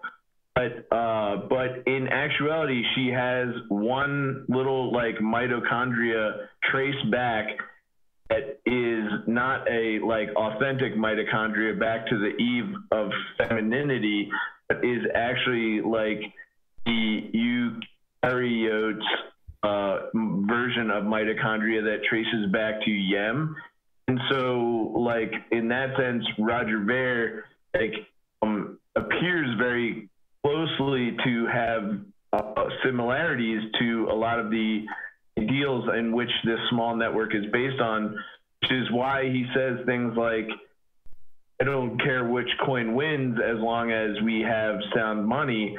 But then when push comes to shove, like, he can't help but keep his like foot on the button of like, but I also want to like be in, you know, making sure that Yem has access to this meeting. It's like, no, well, just by the fact that you're trying to invite Yem into this small world network shows that actually you have just sort of like manipulated others into thinking that you want to create the small world network. Is that right? Yeah, actually, I agree with your interpretation, because Eddie has kind of a dark side that Tumble really doesn't, because he's still always trying to do like he avoids betraying anybody, but Eddie kind of falls for it more than he does, and she kind of is able to she's kind of willing to go along with Yem's manipulation. But yeah, and she appears like she has advanced ideas, but she's really kind of like Karl Marx in her thinking, because she kind of has like an imagination that of something that is never really going to work. But that doesn't dispute the fact that she actually authentically sees why it should work or why it's necessary. You know, so she can see that it's necessary, you know, and similar, like Roger Ver can see that this is necessary. He just can't participate in a way to actually bring it about, you know? Yeah. Yeah, I think I was wrong in my interpretation earlier. Yeah, Roger Ver is more like Eddie. So, Daniel, talk about, you touched on Pennywise and Chansey. Talk about some of the other ones that stick out for you, please. Okay, sure. Let's see. Well, Satan from Paradise Lost, that's a classic. I'd recommend it. The middle part is kind of dull, I think, but I mean, I enjoyed it a lot overall. That's a great book. That's a book that's kind of about psychoanalysis, or kind of about recovering from childhood traumas, because the it monster is kind of like a collective trauma in the town. It's kind of like a abuse that people don't want to talk about, and all of the in order to defeat it, the characters have to go back into their childhoods, and they have to remember things that they had forgotten, and they have to relive these old memories, and they have to make things come out differently. And there's like this this cycle. So because the it monster reappears every 30 years, so it's like a cycle of abuse. I think that's Stephen King's best book, from of the ones I've read anyway. Bugs Bunny and Cheshire Cat, those ones are kind of obvious, I think. Like the Cheshire Cat, well, so what happens? Bugs Bunny is always fooling people. I don't know. I don't think anything else needs to be explained about him, but it just doesn't matter who you are, right? He can sort of mess with you and get out of whatever trap you try to put him in. And the Cheshire Cat is like somebody who sees into the fourth wall. So he's kind of a fourth wall breaking character, and he is not. He doesn't. The rules of the world. It's sort of like he can break the rules of the world. And he's not people with who are trying to control everything can't control him, because they can't chop his head off when he's just a floating head. So Don Quixote, that I really like that book. That book shows that if you live in your own if you can be insane long enough, eventually other people will want to join you. So his story is kind of like something where he has a version of the like everyone in Don Quixote is mad. It's just that everyone other than Don Quixote believes the same delusions, so they have a shared delusion, whereas Don Quixote has his own delusion. So he's kind of like someone who doesn't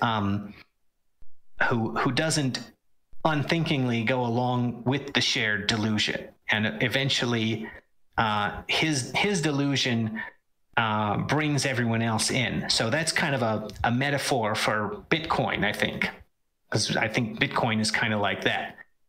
Everybody outside of Bitcoin thinks Bitcoin is crazy and doesn't work, but eventually they'll have to join in the madness. That's what I think will happen anyway. So Willy Wonka, he's like a force of nature, because all of the children that go into his factory are punished or rewarded by their own virtues and vices. So he's kind of like it's kind of like in his factory there's a natural justice, and he doesn't create it. It's just like it's just there. It's just in his world. The truth comes out. So it's like karma works, and he's kind of like the agent of karma, I think. And Monkey D. Luffy, that's a great anime called One Piece. So I really recommend that one. Just go watch it. So Maggie Simpson is kind of like somebody who seems like she's a baby most of the time, but sometimes she seems like she has weird powers or something. There's not that much to her. Conan, that's a great movie. Oh, well, Conan fights a cult in the movie. So real quick on Maggie Simpson. So in some ways, relating back to some of the abilities of the others, resist programming is like Maggie Simpson, the general way that she's dismissed all the time, similar to sort of Chauncey Gardner's, like, he's sort of the opposite is kind of going on with him, being perpetually dismissed, sort of perpetually being uplifted, and it's not necessarily because of his innate abilities. And in some ways, Maggie Simpson, kind of like the opposite. You're seeing her maybe having like these sinister capabilities. She has the ability to be basically dismissed by everyone else because appearance is so diminutive, you know what I mean? Yeah. Yeah. All of these characters are kind of ambiguous. Like you don't really know what's going on with them exactly, except Chauncey Gardner. You really, in the movie, you pretty much know what's going on with him, but he's ambiguous to everyone else. So Conan is, he's an independent thinker because he's a barbarian. And so he resists cult propaganda in the movie. Anyway, that's a great movie. It's my favorite Arnold Schwarzenegger movie, and I would really recommend that one a lot. I didn't like the sequel as much, though.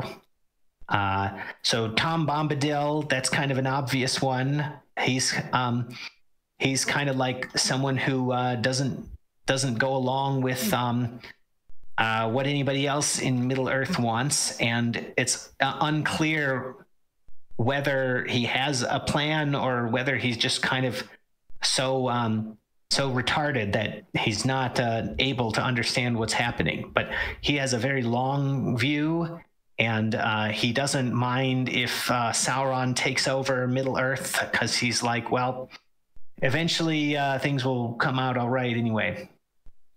So the next character is Timothy Dexter, and somebody on Twitch told me about him, and he's the only real person in this wheel, and he's an entrepreneur from early American history, and he wrote a very strange book called A Pickle for the Knowing Ones, and well, he was just a very eccentric person, and he made lots of money in very improbable ways, like shipping coal to a coal miner. Well, just look him up on Wikipedia.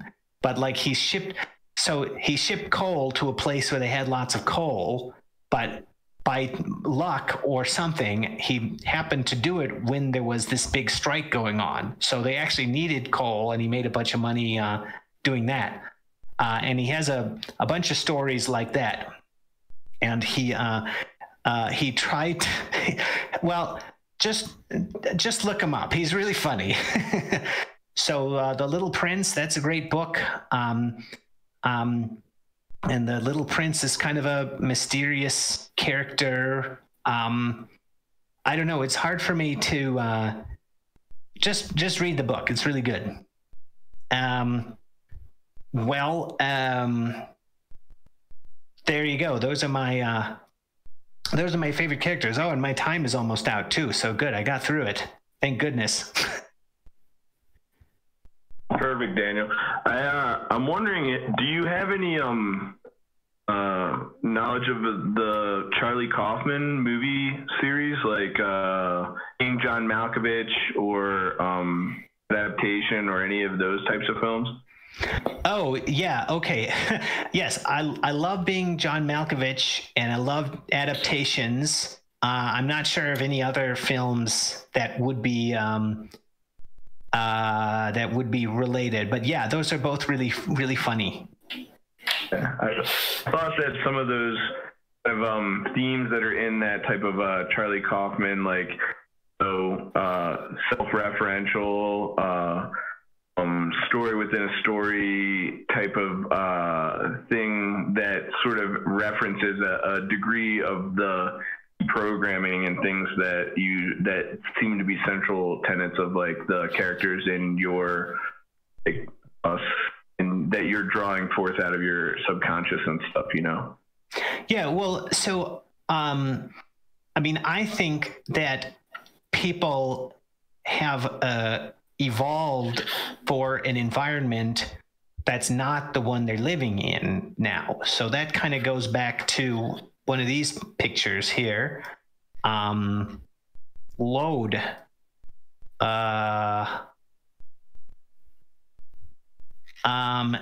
Yeah, this one. So Tumble is kind of like the normal guy, and this picture is about him believing that he's adapted to his environment, and he's sort of discounting Yem, which is part of his environment that he is not adapted to very well at all. And to me, humans have been adapted to an environment of small tribes, and the means that people have learned to develop large civilized societies are sort of outside of their natural understanding. So, and that's kind of like all of these people living with Yem and acting like he's totally normal, and just not understanding what he can do to them. So yeah, everybody kind of lives in. Excuse me.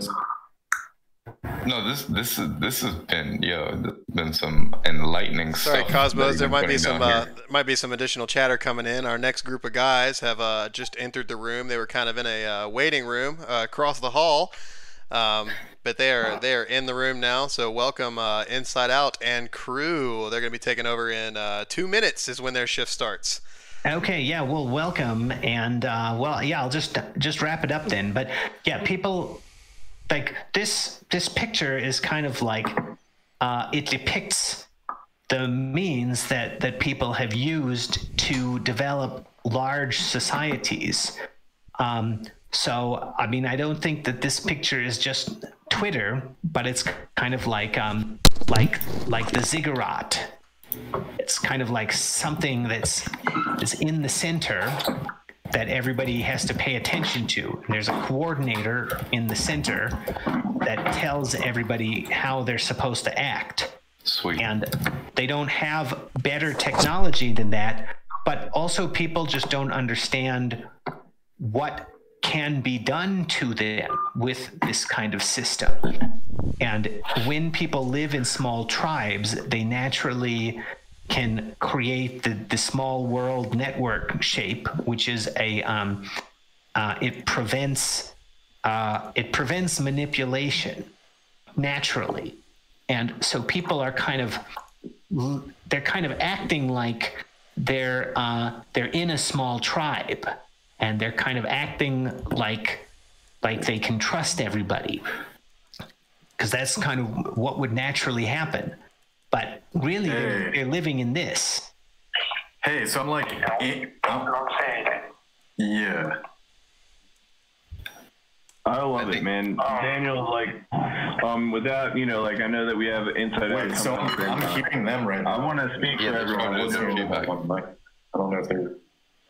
Okay, well, anyway, I'll get going now. But thanks a lot. I'm glad you all enjoyed what I went through. Oh, it was today. amazing. Daniel, man, Daniel, you want to give unbelievable. anybody a shout out? Okay, Where they could find you, all that good stuff. I'll give Cypher a shout out. I told him I wouldn't give him a shout out on Twitter earlier, but nobody else wanted a shout out, so I guess there's time for that. All right, brother. Where can they find you? What's the best place? What's the first thing you would send them to? User24 on Twitch, and Daniel Krawisz on YouTube, and I'm also on Streamanity. Fantastic. So slow. Hey, Daniel, that was incredible, man. I don't think that you need to touch a thing about your art. I think you can put that into a graphic novel right now. And yeah, that was unbelievable, man. I agree completely, man.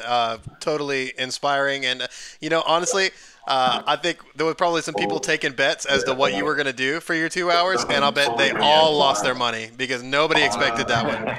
Nobody expected that. Great. And thank you so much for your time, Dan. We know you're a really busy guy, and I'm sure there's tons of people trying to get access to you all the time. So we really want to thank you for trying to help us out with this little insanity. That's Well, thanks, no problem. And I'm glad I had something to show you, because I didn't actually have time to prepare anything. But it was perfect. I'm glad you liked my story, and yeah, it's really fun for me to go through it. It's like it's kind of like a movie that I have to just tell people. But anyway, I have to go now because I'm past my time by 1 minute now. So anyway, great to talk to you all. Thanks for inviting me, and I'll see you around. Hey, thank you, Daniel. Thank you, Daniel.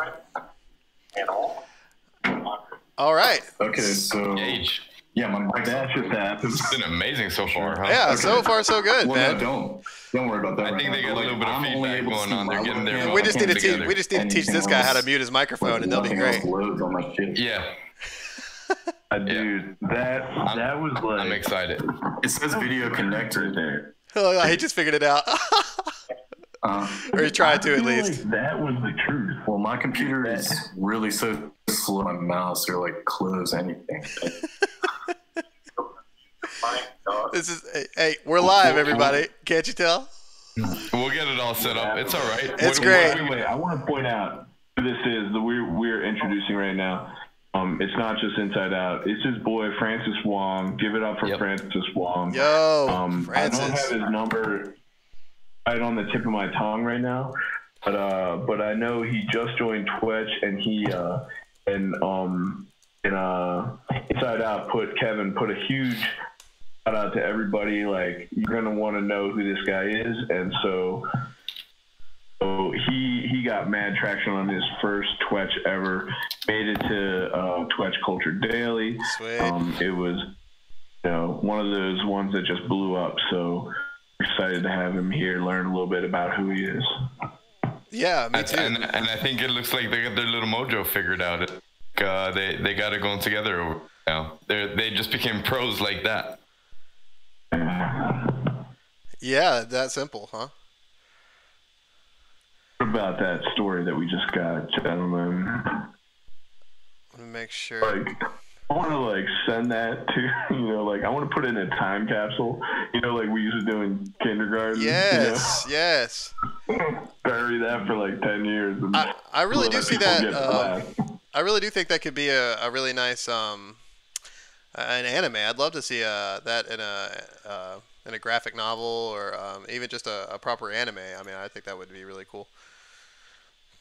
Yeah, he's so detailed in everything he thinks about, Oh yeah, absolutely.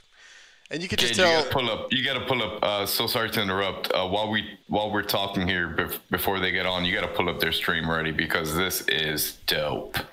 What are we looking at? Oh, I don't even know yet. I can't know. I was gonna take a quick nap, but I can't. Oh, okay. I see. What's up? Little hacker talk going on. Look at that skull. That's amazing.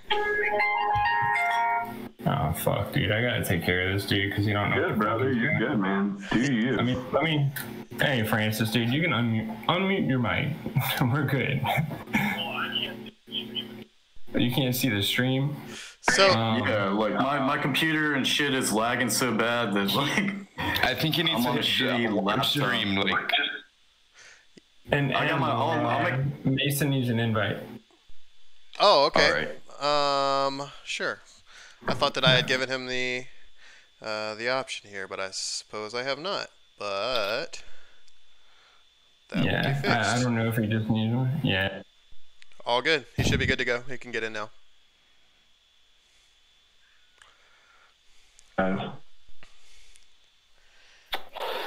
Roots right there, man. Yeah, it's really gonna be No problem. While they get that going, Gage, what do you think is going to be happening with this happening? I don't know, but I actually wanted to. About it on and off, but now that we're right here in the middle, what I do want to do, I'm gonna swap to. Let me pull this up really quick because I wanted to do this earlier, and I think it's a good opportunity to do it in between people. But let's go check out the countdown here. What do you think? Yeah, let's go check that out just for a moment while they get that set up. Once they get it set up, we'll hand over the reins, and it looks like they're gonna have a sick ass segment. Yeah, I don't know what's going on here, but I'm excited about it for sure. What's up, y'all? Hey, what's up? What's going on? So yeah, you guys, I'm gonna broadcast this to the people of YouTube. You guys won't actually see it, but this is right now the Bitcoin halving countdown. We have 13 hours, 8 minutes, and 43 seconds. So it's actually going a little faster than we thought. Looks like it's going to be about 4 o'clock tomorrow afternoon, Eastern time. The beginning of the end for BTC. Yeah. The beginning. Oh, I like that. I hope this is the beginning of the flippening for BSV, right? Oh, look, you know what? Call me It might crazy. take a couple more halvings, but we'll get there. This is crazy. I didn't realize. Looks like I'm just on this website here. It looks like we're not the only people that are doing a day-long live stream for this event. Can you believe that? I bet Comp has one going. It looks like Block Set or something. I'm not sure who these guys are, but anyway, Sweet. I'm sure. Shout out to Block Set. I'm sure theirs looks very boring. Ours is the place to be. Just don't. They're probably talking about straight beats. I mean, this is more like a vibe stream. Yeah, we're dude. just doing it because it's a historical We're vibing. event. We're vibing, y'all. We're vibing. But we got a lot of other things to talk about aside from the happening. It's nice to talk about it, like you said, between segments. But Yeah, I mean, I agree. I'm trying to figure out what's going on with this hacker skull and all this stuff. It looks like they're probably working at a Kali on some command line shit. That's it. All right. Well, you know what? I'm gonna give the helm over to my boy Inside Out over here. He knows what's going on. I'm gonna get out of his way. They know what they're doing. Good luck, guys. If you guys need anything at all, I'll be right here, man.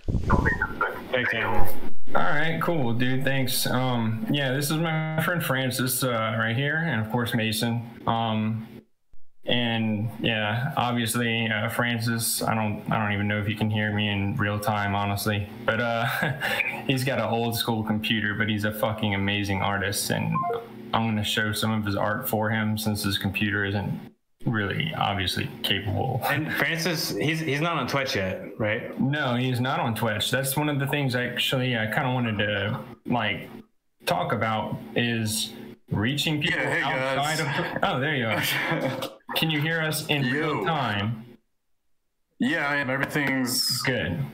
a little better. A little better. Yeah, everything's It's cool. probably gonna lag No, it's again, working. dude. Just cool. No, I hooked up the modem directly to my computer. I think that helped. You sound great for what it's worth. Cool. Well, don't worry about it. We'll move on. Fuck it.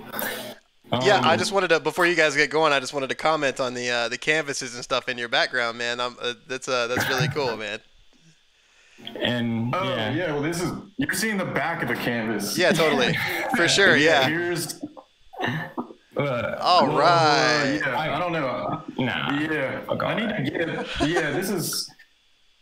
I feel like I'm showing my shit in the shittiest quality with like a shitty webcam. That's why I'm gonna do it for you, Francis. I got you, dog. All right, I'm gonna put you. Instagram okay, account. that's cool. I'm gonna put you full screen. Pat C said, "What web page is that?" I just gave away that painting today, literally.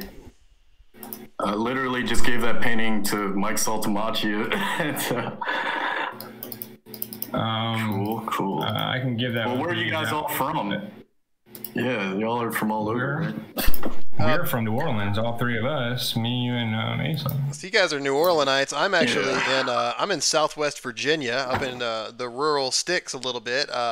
Andres, my colleague down there, he is in beautiful Miami.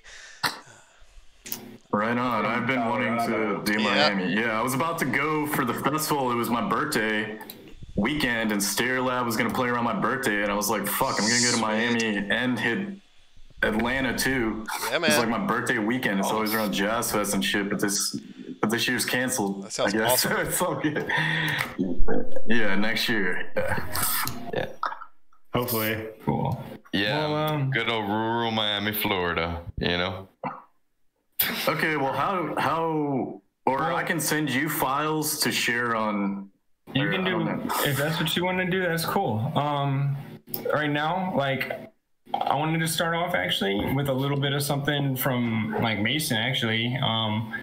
Since you came in literally fucking 10 minutes before we started this, and I probably should censor my mouth. I'm sorry, guys. I tend to curse a little bit. Bad timing, Francis. Yeah, a downtime, Francis / bad timing. But we'll get to some of your art. I'll kind of like display some of it in background, and Mason like start do it. You know, right, talk about what you've been doing. You guys, I haven't really shown too much face, but I am a user 453, and I've been on Twitch for minutes. Been in Bitcoin for a while, you know. Whoa! Hold on, I'm gonna stop you. Did you say 453? Yeah. Bro, you are OG. Who is this guy? 3 digits, baby. Unbelievable. Wow, welcome. Thank you. I first heard about Twitch in the CSW Slack channel, and immediately I just joined because I knew it was gonna take off. And I love Twitch. You know, I've actually like completely abandoned Twitter at this point, and it feels good. Yeah. But Evan said, I think that you brought him into Twitch, didn't you? I did. I met Kevin, and I, you know, gave him the whole spiel about Bitcoin, and got him interested, and. You know, I was a skeptic, dude. I was a true skeptic. I wasn't gonna do anything with it. The dominoes are kind of just falling right now. You know, you get one person on board, and you know, it's like I'm still a skeptic. Still a skeptic. By the end of the stream, you will not. Yeah, hopefully we'll see what happens. Link to my website. That might be a little better, Kev. Yeah, it's like an outdated website. But...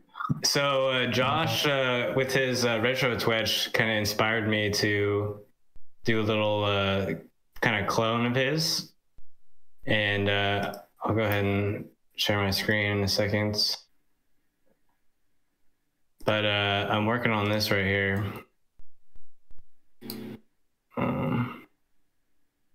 See, I can unshare my screen if it makes it easier too. Nope, I'm just I'm swapping over. Don't worry about it. Yeah. All right, cool. So I'm not like a good programmer or anything. I literally just got started.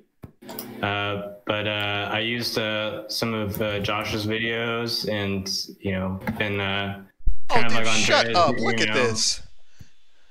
And so basically, awesome. It's just like a Twitch client that basically just parses out all the YouTube links that are posted into Twitch, and just kind of it's like just a feed of music or whatever.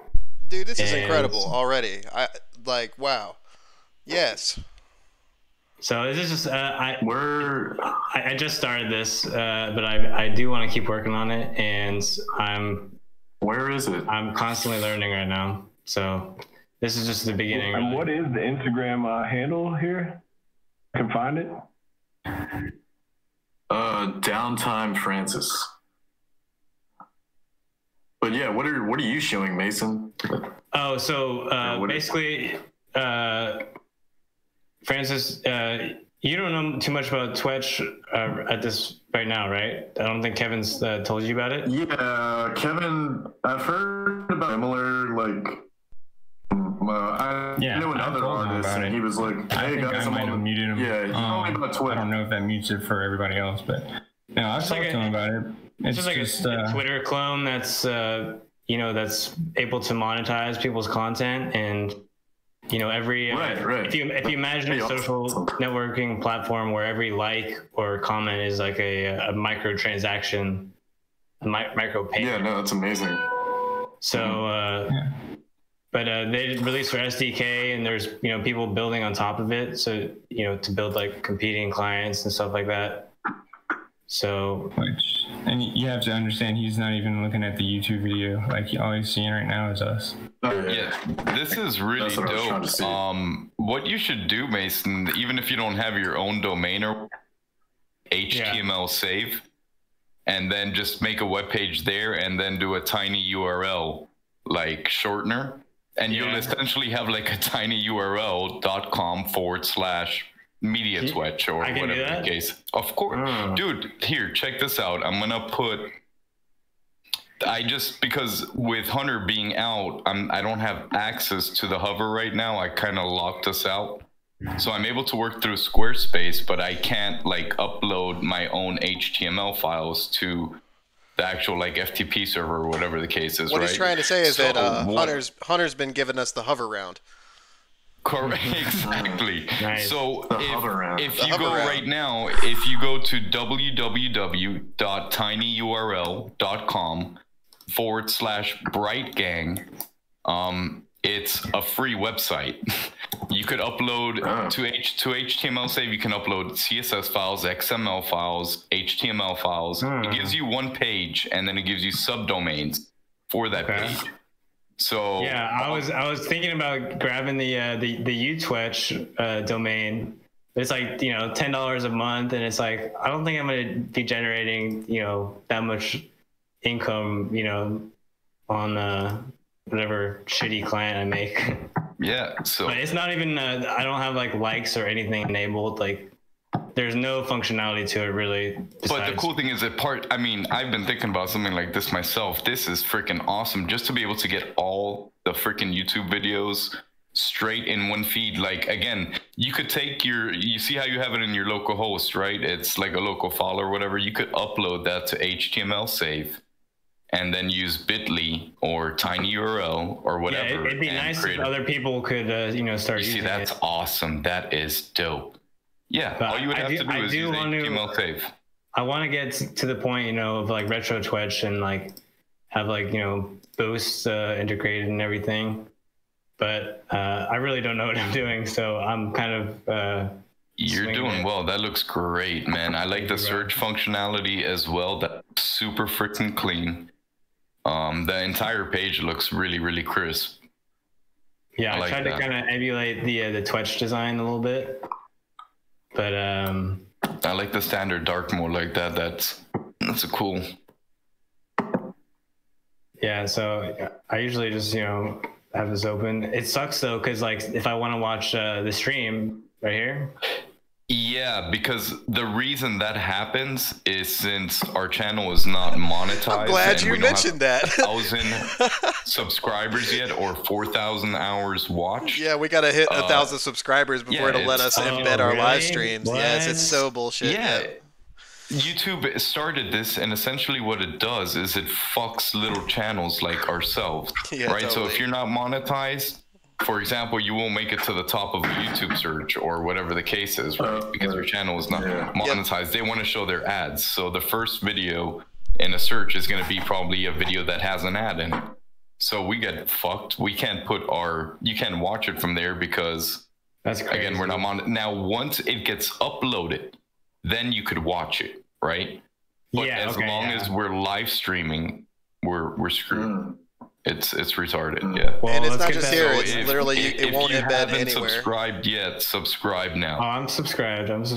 Yeah, it literally won't embed. Well, you can't watch it embedded anywhere other than YouTube. You have to go straight to the YouTube client to watch it while it's live. It's terrible. Dude, you know what you should do? You should fucking do an HTML save, upload it, right, and then charge money for the link. Now you're monetizing before you could even fucking. I was even thinking about doing something like.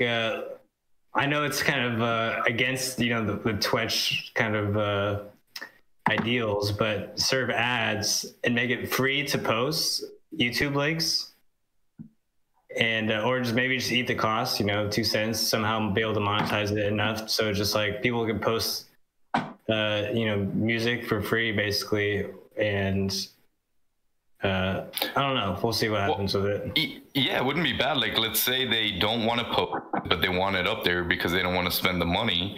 They would be able to send it to your bot. The bot would in turn post it, and then your bot would gain the revenue. But they don't have to. They don't have to spend the 2 cents, right? So they could be like, I really want this up there, but I don't want to spend the 2 cents because I don't think anybody's gonna, like it, or I just don't want to. I don't want to clutter up at my all, feed. though, like on the back end wise. Oh, I'm sure you'll get there, Mason. So dude. calling out to all people out there, if you want to help me out or give me some tips, then I would appreciate it. Yeah, not only the mental tips, but if you want to help him out, do /pay at 452 or 453. What was it? 452. 453. $, and then put a nice little amount there for my boy here working on getting media Twitch, UTwitch set up for us. That's freaking amazing. I appreciate you guys. Cool. Yeah, let me hear from you, Francis, man. Tell us about yourself. Tell us about your art a little bit, man. I'm curious. I dropped out of an MFA program 2 years ago. And I met Kevin. We're part of the Katrina class. That definitely fucked up my world, our worlds. So my art is very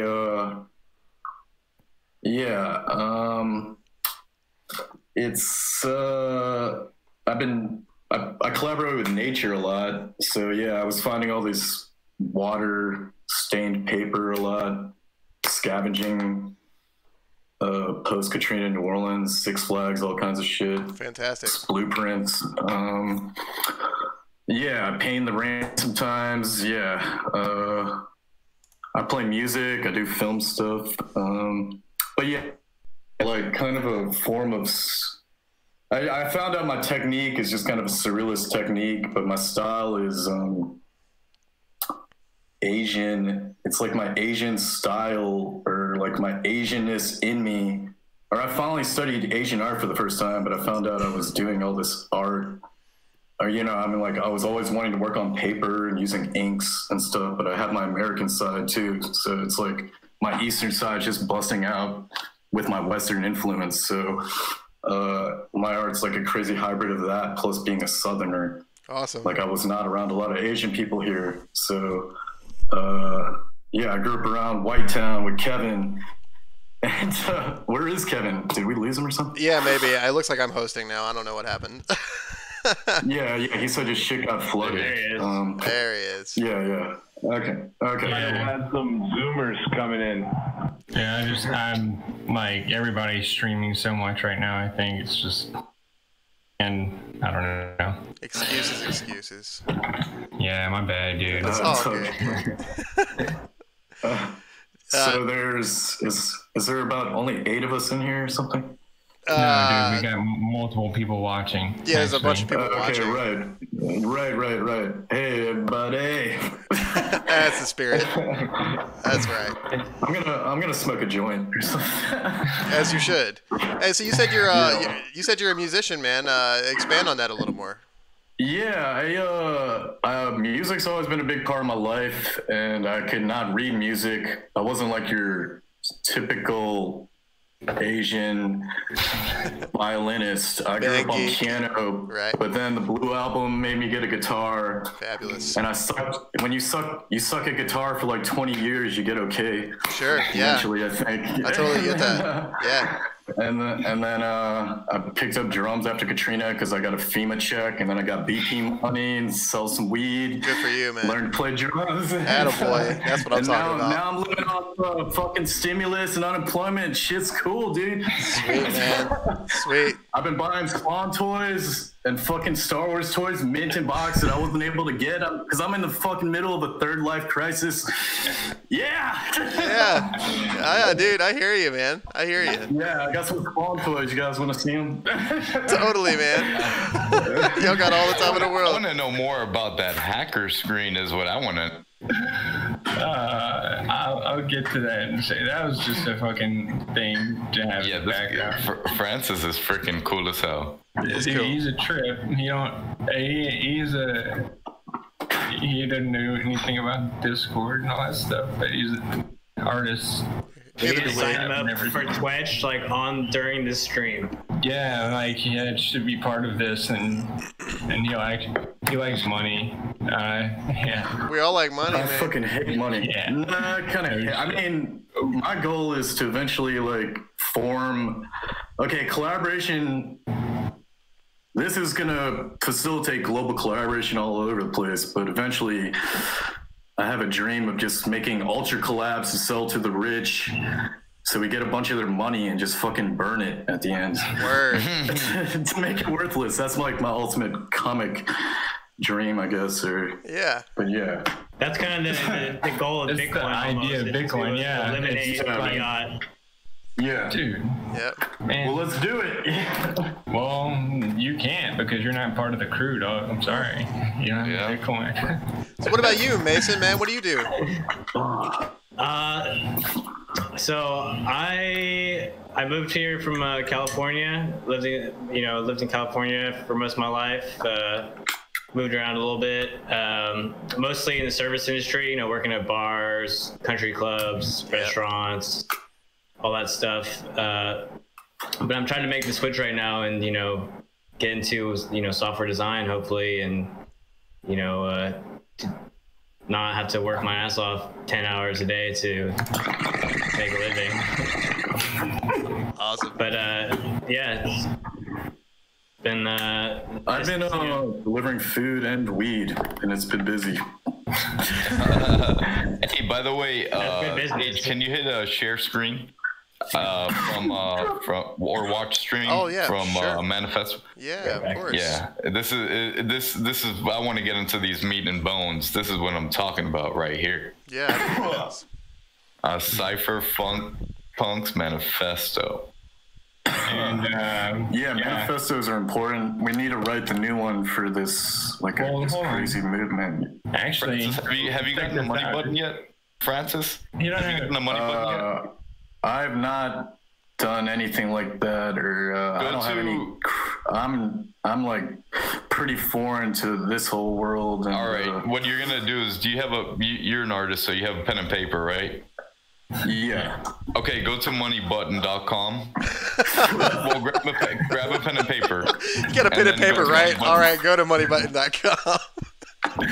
Dude, if he touches his computer, type in just write down moneybutton.com on a piece of paper, and then slide that into the CD drive on your computer. His mnemonic code, so he could write down his mnemonic passphrase. Money button. Are you able to go to that site right now? Don't try to make what I was trying to make funny not funny. If you guys are saying, or no, you guys, is this like a funny initiation thing? Yeah, kind of. We can make it that if you want. It can be anything you want it to be. That's dude. it, That's man. the whole point. That's it. Point out too that Mason's okay, so Fist@moneybutton.com. Yeah. Yeah, that's where you want to sign up at. The reason why you need a pen and paper, it gives you a 12 word passphrase that you're going to have to write down. But once you sign up, you're able to get I think I didn't hear the last 15 seconds. Okay. You're going to want to show us your 12-word passphrase. Okay, so you just go to moneybutton.com and then it's sign up. Crazy. And that's when you screen share. Yeah. No. Can I just do it on my phone? Yeah. That would probably be a better idea, actually, because your computer is a piece of shit. It really is. I'm not gonna lie. Yeah, and then I just got high. Manifesto, why don't you walk us through this cypherpunk manifesto? I'm kind of itching to You hear. talking about me? Yeah, who's gonna run through this? This is, dude, the cypherpunk. I'm Kevin, dude. This is a manifesto. Yeah. Wait. All right. See, talking about where we're heading in the future, I'm gonna let you know. This is written in '92. I don't know, if you haven't heard of the cypherpunks, everybody thinks cyberpunks. That's not a cypherpunk, right? Okay. When you see cyberpunk, don't confuse that shit with this. The cypherpunks were the original fucking gangsters, in my opinion. That's my opinion. Anything I say in here, don't believe it. Look it up, all right? And what I say is not necessarily true. Opinion, what I know. We're in this age of information, right? But also disinformation. So, like I said, do not believe anything I say. I do not mean it. But this is just kind of like getting into basic fucking, like getting into the ownership of your data or not sharing it. That's exactly what this is. And like I said at the very bottom, right here, March 9th, 1993. You start looking into this and you actually read the whole thing. Hopefully some of y'all actually have heard of this manifesto before. It's kind of like a declaration of it kind of gave birth to the crypto movement, really. Yeah, it's about open source. It's about, the right to privacy. It's about basically cryptography has become somewhat of a weapon. I guess militarized, and I guess it's kind of always been the case. But in the same sense, like we have the right to bear arms, and my interpretation of that, if you want to say you can interpret things like that, this is an arm. We have the right to use cryptography and make sure that what we want to keep private is private. Of course, with that comes the need to learn how to do this kind of stuff, right? So a lot of people have a lot of misinterpretations, or they don't really know what they're doing as far as how to keep like a secure connection. And I think actually that's why I dropped off earlier. I was running a VPN and it was in a faraway place. It wasn't on Earth. Yeah, so when I do spoof my location, it's nowhere near here. And yeah, the manifesto is basically, actually, this was read in front of Congress or the Senate or some shit like that, and there's a video of them, and like, it's just honestly a bunch of fucking guys, long hair and kind of nerdy, and they just saw the internet being created, and they saw what could end up happening and what would actually, they didn't say what could happen, they said what would happen. We, the cypherpunks, are dedicated to building anonymous systems. We are defending our privacy with cryptography, with anonymous mail forwarding systems, with digital signatures, and with electronic money. That is kind of, I wouldn't necessarily say in line with Bitcoin. It's in line with the BTC kind of narrative, in a lot of the other crypto coins. Because there's a huge distinction between being anonymous and privacy, being private, and being completely anonymous. And I feel like that is definitely a separation that distinguishes BSV, or a lot of the people who identify with BSV, Well, it's very transparent. Yeah, exactly. And that's okay for certain cases. I think the government should have complete transparency in transactions. But you can't have a smaller group of people being anonymous while everyone else is not, or being only. I guess my point is, you know, you want the whole system to be just, you know, private. Because if you have the ability to be anonymous, then that's when the fucking bad shit happens, you know, like human trafficking and whatnot. Yeah, and you're right, but we're also in an in-between stage where if you don't protect yourself and you don't. No one says you can't protect yourself though, or be private, you know. Yeah, we're in a limbo in between a Renaissance and the Dark Age Renaissance, right? Yeah, and hopefully entering the Golden Age, right? This is the shit before the good. That's the way I look at it. You know, I think I from what I've gathered, a lot of people that I've spoken to recently believe that as well, or something similar to that. Like, it's kind of like something horrible. You get when you get sick, you get really sick and really sick, and then you get better, you know? And it's kind of like the world course correcting, or Earth, I should say. But I mean, that to me, anonymity, there's nothing wrong with that. I don't believe that. I do like the BSV transaction, microtransactions. I do. I like that. But and I'm not opposed to being transparent, but I do think we should be able to have the ability to be private. And the good thing that I do like about BSV, I'm not gonna lie, is that if we do have to have our information out there, there is no way to get around it, right? Then at least we do get rewarded for it, assuming we post decent content. But I think we're moving in a direction to where it's not just about content creation. It's about, we're gonna move into, like, no matter what, you're gonna have data being analyzed, and if anybody knows anything about Cambridge Analytica and stuff like that, it all kind of swayed the election. Well, actually, it didn't really sway the election people-wise, electoral vote-wise, maybe. But that's kind of separate and aside from some of the things I kind of find important. Not important who the president is. I don't care. I'm not going to say he's good or bad. Like I said, I don't care. What is good is that we are in a time where we actually have the ability to make a change. And currency actually is like the limiting thing right now.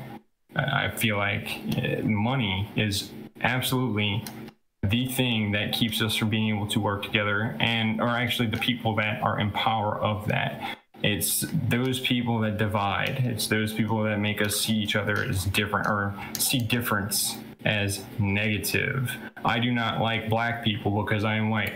Stupid as fuck. I don't like Asians because I'm white. Or, you know, it doesn't make any sense. Why can't we compliment each other?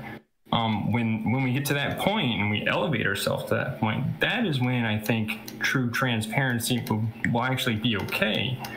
Until then, we need to protect ourselves in certain ways. And actually, the actuality of things is you can get BSV, you can get a money button account, right? You don't have to do KYC verification. You don't have to do that shit. You do need an email address. You need to put your name in, I guess, but does it need to be a real name? I don't think so. I haven't tested this theory, but maybe I have. Because I'm Satan. And your mama. Or no, I'm not really. That would be funny if I was, though. But I guess my point is, like, why shouldn't you be able to remain anonymous? Or what are you trying to say is the distinction between that and being private in this whole sense? I mean, anonymous doesn't go hand in hand with negative. It allows for it. Well, I think what the difference between privacy and whatever, being anonymous, Yeah. Correct. Anonymity is that as long as you're not doing anything illegal, right? Your privacy will always remain private, right? Now, the way that anonymity is, for example, if you're doing something illegal, you don't have a privacy if you get caught, right? So same thing with your phone records, right? Let's say you get caught up in a murder case, right? The cops just can't go to AT&T and say, hey, this guy is, caught up in a murder case. We need to see his phone records. They have to go to a judge and get an actual warrant before they could go into your records. So I think with the privacy anonymity thing is more of like you're pretty much anonymous unless you break the law, right? It still requires good old fashioned police work, chain analysis, whatever. Correct. To catch someone who's doing bad shit, who is also private, but it's possible to get caught, and that's why to doing shit up on Bitcoin is a horrible idea. Because it's very traceable. It's a freaking ledger. It's every transaction that they could track every transaction. And not even that, but even if you do have a private blockchain like XMR or whatever, encryption always gets broken. Like it's only a matter of time before whatever algorithm that coin is operating on gets broken or compromised. How now? I know you said you were in BTC. Like how has your mindset changed since you've switched over to BSV? Me? Yeah. Like how has it switched your mindset? Have you gone to like now look at you, you're building Twetch, right? Or something of that nature, right? Yeah. So did you ever think that you were going to build something on top of a blockchain like that, or whatever the case is, or use the blockchain? In the beginning, definitely I've gone through the motions, I guess you could say, of perspectives being in Bitcoin, and especially being a part of the BCH split and then the BSV split, and getting those different perspectives. Craig Wright, as much as people hate him or think he's a fraud. I'm one of those people. I don't like him. I don't care who he is. But he understands how law works, and that resonated with me. And I never was got into Bitcoin because I thought it was gonna allow me to sell drugs online or anything. That's not, but it's not that, man. That's not the thing that's dangerous. And Matt in the chat says encryption has the potential to be broken wide open with the rise of quantum computing. Daniel Krawisz says with Bitcoin, it's always a bad idea to be a mugger. And anonymity is okay, just talking about messages rather than money. So I'm going to go back to the first one here. Encryption has the potential to be broken wide open with the rise of quantum computing. I'm no cryptographer. Okay. What does a message like that have to say for the BSV community? Is that something that could break BSV? Well, it's not encrypted. I mean, I think there are I'm pretty new actually to Bitcoin stuff, and pretty new to computer anything. Well, I shouldn't say anything computers. I've been messing with computers for a while, but like within the last year and a half is when I decided to go to school and all that, and just to take like Java classes and start learning programming and discrete math and all that. And since then, I've gotten more into networking and security. And encryption that's the thing. Encryption is, when we're talking about encryption this way, I'm not saying there's not encryption going on at all. No, I think there's no hidden thing, and we're not trying to do that with BSV. We're not trying to hide the fact that it's being transacted or who's transacting it. It's always going to be an address to another address, and there's going to be that's traceable. So it's already broken, if you want to call it. It's not broken because it was never encrypted. So I guess if you're saying that if you were to encrypt a coin, then yes, it can be broken, especially with quantum computers. But there's the Bitcoin encryption algorithms, and there's SHA-256. But Andres, to answer your question, it will evolve. There's like, I don't know, I really can't say I know too much about technology either, but I know like the use of one-time pads and quantum key distributions will continue to make Bitcoin private. It will make it private, meaning that I think the only other person I heard talking about keys or something of that nature was Santa on Twitch. He's always talking about quantum keys and things of that nature. Yeah, why don't you guys elaborate a little bit more on what quantum keys are for I don't quite know enough, but I do know that Bitcoin will evolve. Whether it's going to be BSH, I don't even know what the hell that is, or I've asked about that so many times. EOS, I don't quite know really, but all I know is that Bitcoin is evolving, and you have like Moisty talking about uranium and shit. Yeah, how that plays into all this, and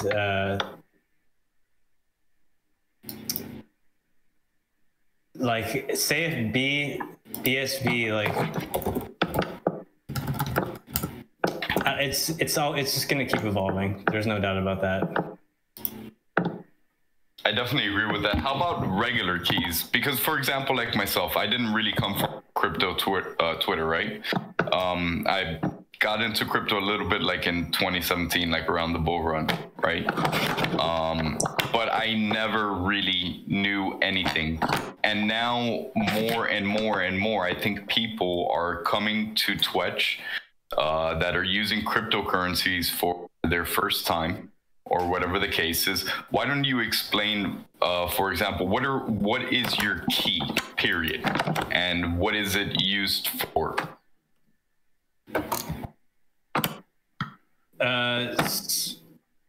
Again, I don't know a whole lot, so I could be spewing complete nonsense. But it's essentially your password to being able to have the permission to move Bitcoin from address to address. Yeah, if you have a private key, it's yours, and you don't show anybody that. Whenever a private key meets the public key, then the transaction can happen. Which is like, for example, like the big thing in the whole Satoshi thing, right? The keys, all you ever fucking keys. For somebody who's just getting into the crypto community, I think that's like, for example, like what? Yeah. So you don't have to know anything about how Bitcoin works to use it. Correct. And which is really cool about BSV, which makes it even easier. For example, Paymail. I think Paymail is one of the, in my opinion, one of the biggest things for onboarding people, because it makes it so easy to transfer money to money from friend to friend. Yeah. As soon as the BTC people realize they don't have to that their wallet is a single address based, like I feel like a lot of people think that they have one wallet one address that they move all their Bitcoin in and out of, which is first off, not secure at all and makes you highly vulnerable to being tracked and whatnot. Which, yeah, it's getting but PayMail is great, like for average people to be like, oh yeah, this is an email address that I could use to send money. Like, that's great. It's just I guess a matter of people coming around to it's gonna be, when other systems start breaking down and not being secure, that people are gonna have to use systems like Bitcoin and PayMail and stuff to be secure.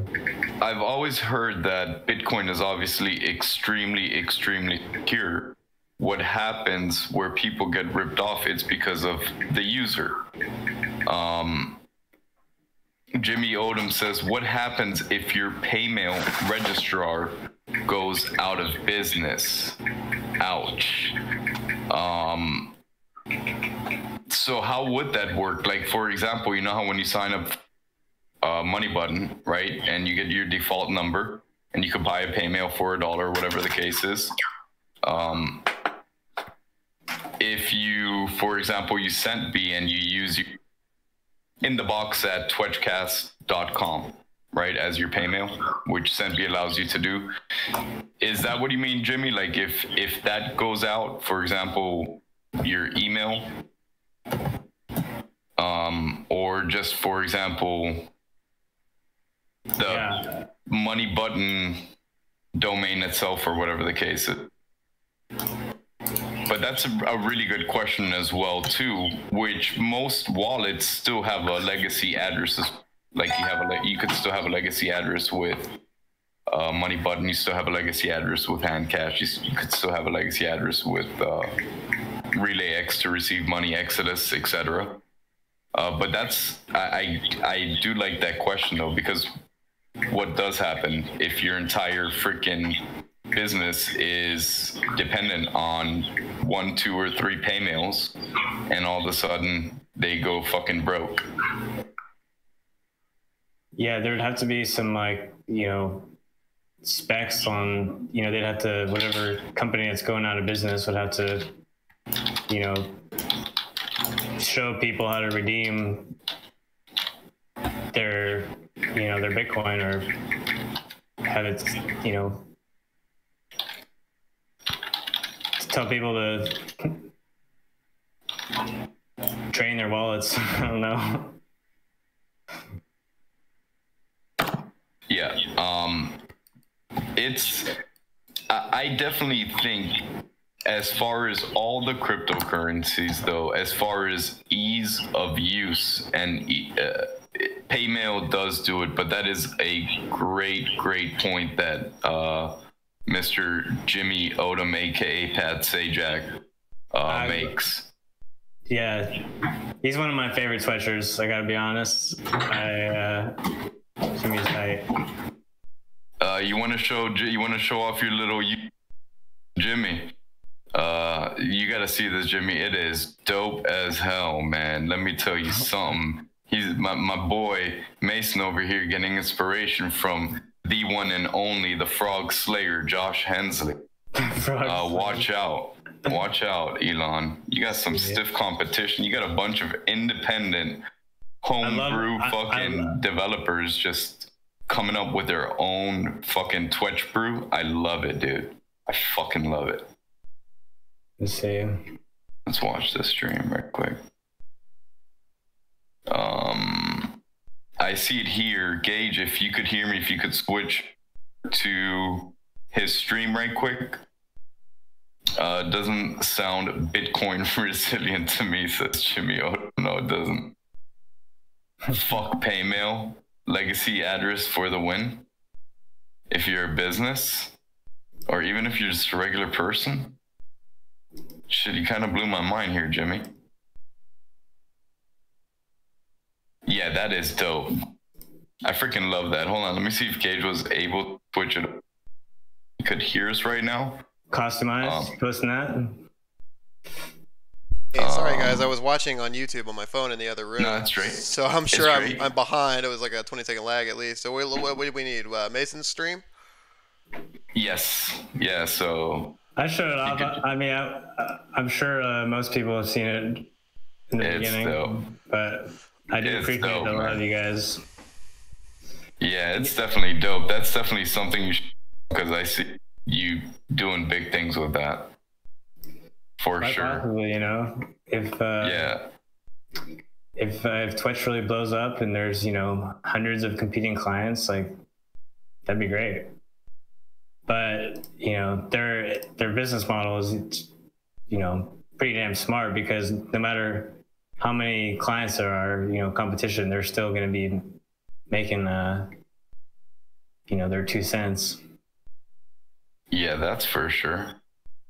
Which is why, why Josh, I think he like increased the like price, you know, it's like 10 cents or something. Mm-hmm. I saw someone in here mention like that liking post was like 25 cents in the very beginning. $1, I think, at one point. Was it $1 in the very beginning? $1, yeah. I remember it being like when I first joined, it was like 25 cents, and people would still like shit, you know? Yeah. That's why I like when they implement the pay button, even though it took a long ass fucking time to implement that shit. I mean, the /pay command.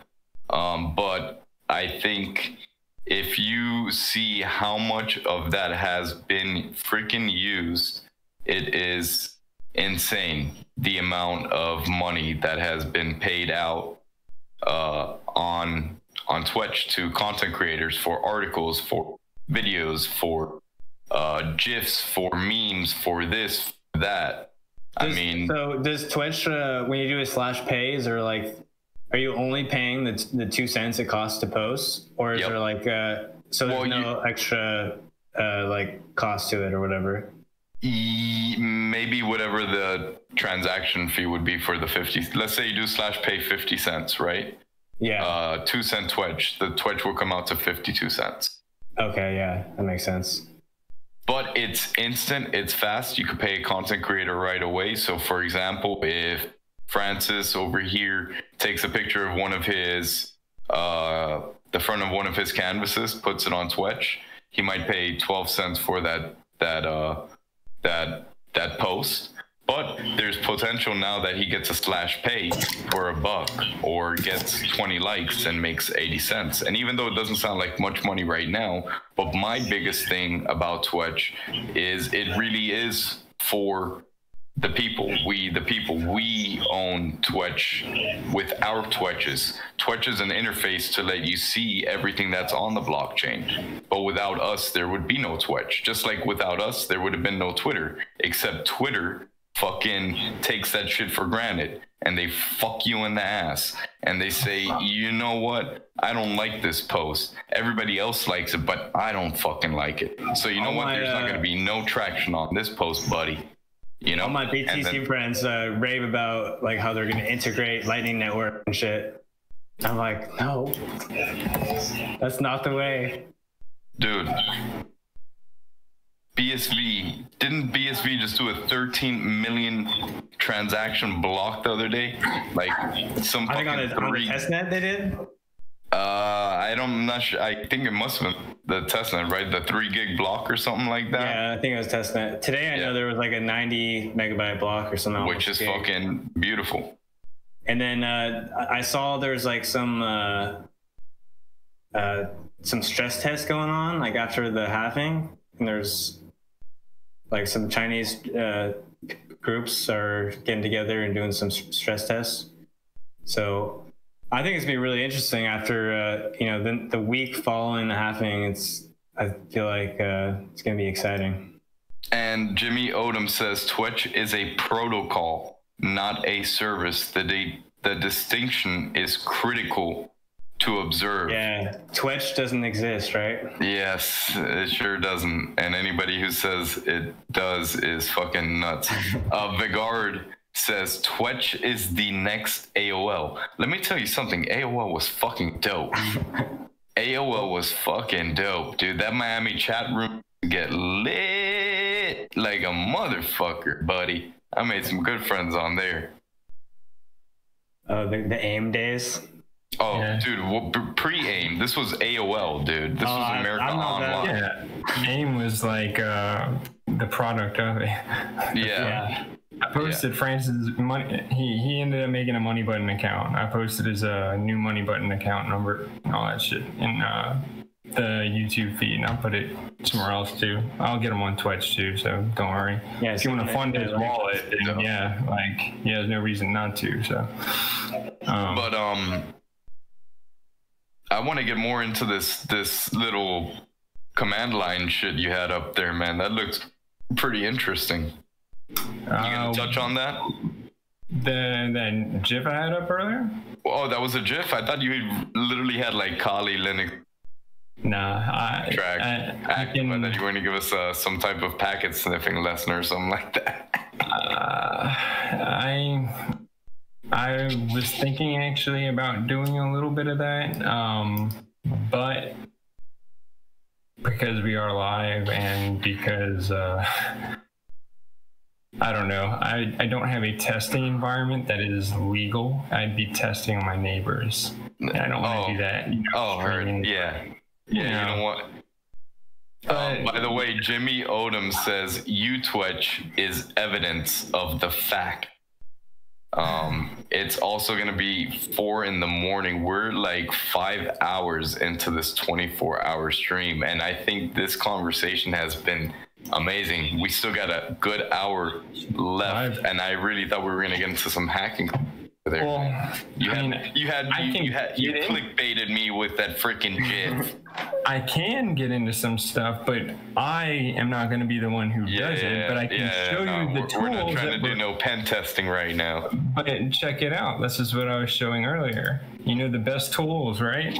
Where do they come from? The fucking CIA.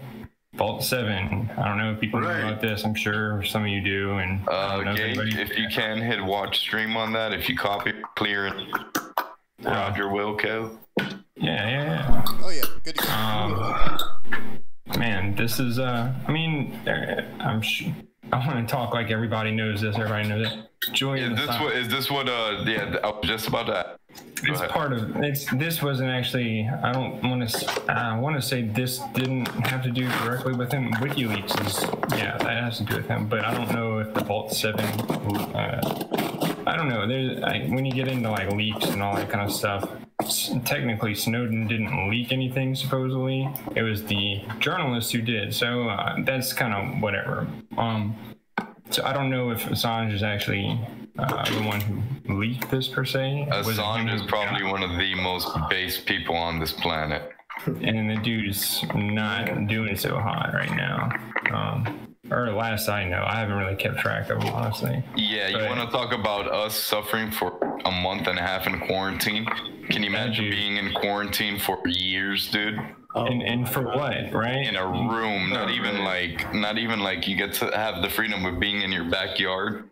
Like, what did you do wrong? Nothing. Exactly. That's crazy to me. Like, you can't hug your family members. We should know about this kind of stuff because all this is happening, and this is getting right into. There is no such thing as not being traceable anymore. You know, there are.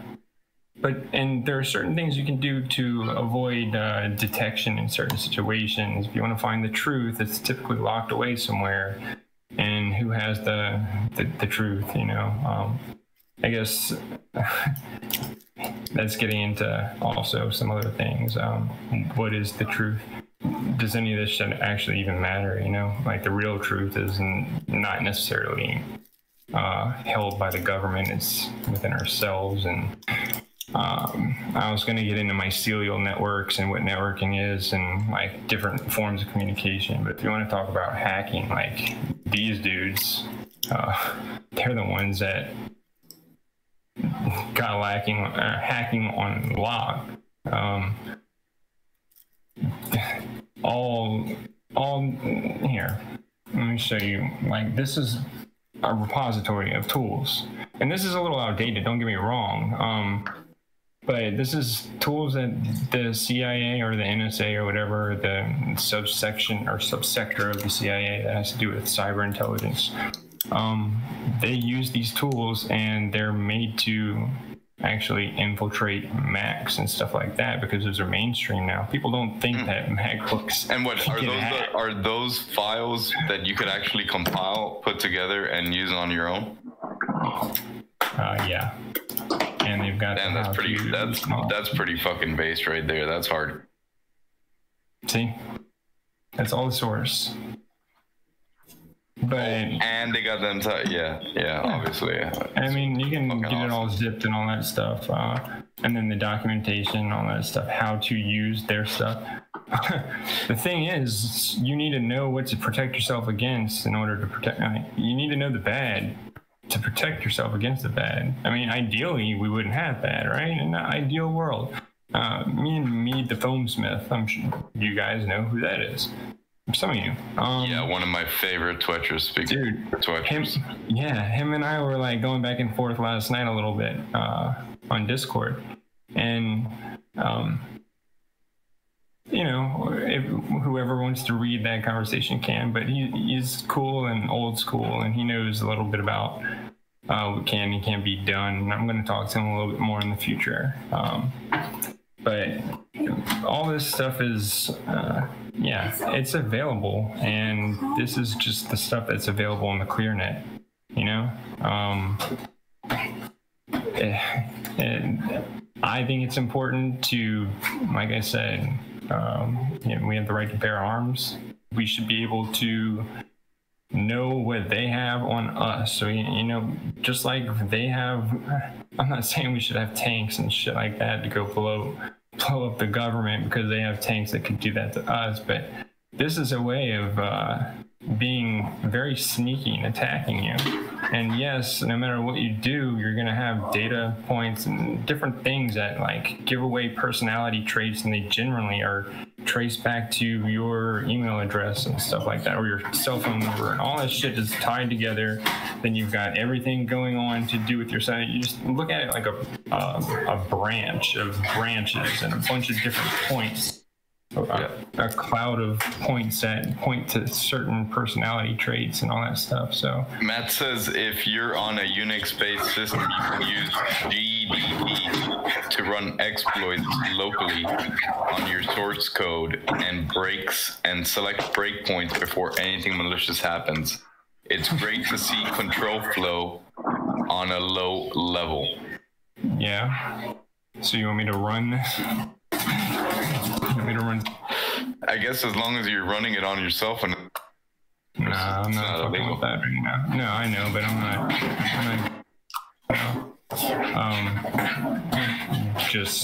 yeah. Is that animals though? Yeah, that's animal. That's my dog. Oh, that's your dog. Okay. That did not sound like a dog. Yeah, I thought that was animal. I'm making. Oh, you're right. It was an animal after all. Yeah. No, wait. Whoa. No. I was like, animal. That's my dog's. No, bro. It was his animal. It was different. My animal. Oh. Yeah. If you do actually want to remain private, this is the way Snowden did it, supposedly. Tails on a boot. And, boot. So is this kind of like what people were doing back in the days when they were, no. I'm not going to mention it on here, but is this kind of similar to like,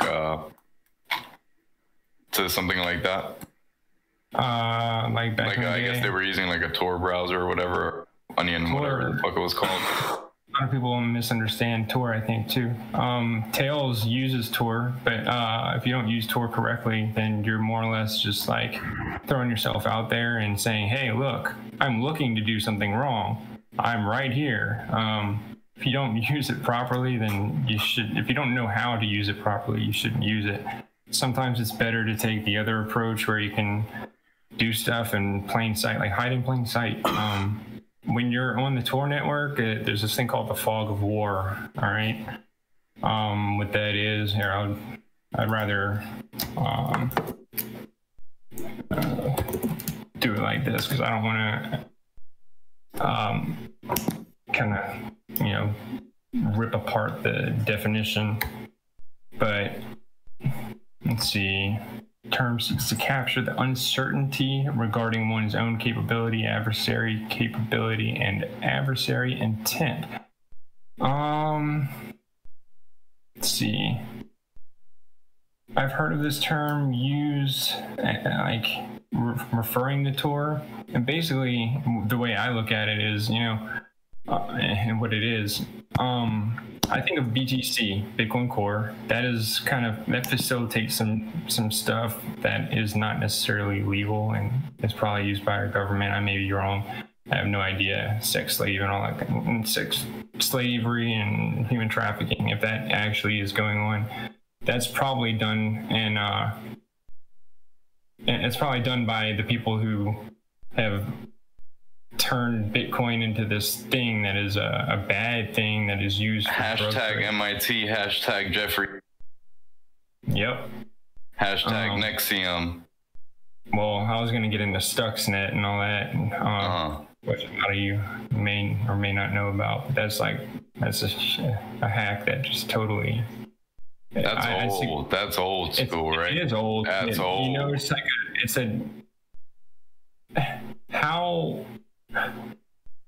If it's that old and it had that many 0 days at that time, I mean, what do we have now? If we can, if this was done, put out there, and it infiltrated PLCs at a German car company, and I want to say it grabbed maybe firmware off that. Was that the VW thing or whatever? What was it? Was that the VW scandal? Not the ignition thing, no. Okay. No, dude, this whoa. I was like, what? Way bigger than that. This is extremely intricate, very, very intricate code. Where when it was, it took, I want to say, about a year for them to actually, what the fuck do you call it? I can't think of it right now. I'm tripping, dude. I pull it apart, break it down, and analyze the code and figure out what everything was doing. I think most 0 days are built into the hardware. Well, they do have a lot of, now hardware is the thing that's hacked. And that's like getting into Sony or Samsung and all that kind of stuff. Intel chips, like the last Intel chip that doesn't have proprietary or like. Well, that was like a big China scandal too, right? Like they were putting the freaking. I think that's what the worry is with the Huawei phones and everything. Mm-hmm. Yeah, they're essentially putting like rats in your freaking. Right, like remote access type shit or data. It sends out all the data, all your information. Even in the Bitcoin miners, and whatnot. Like, now that's fucked up, right? So all this hardware is coming from China, and they're injecting code into the fucking chips, whatever the case is, to fucking mine your data. Yeah, and no matter what fucking device you're using, right? So you think you're safe mining your Bitcoin with an ASIC device.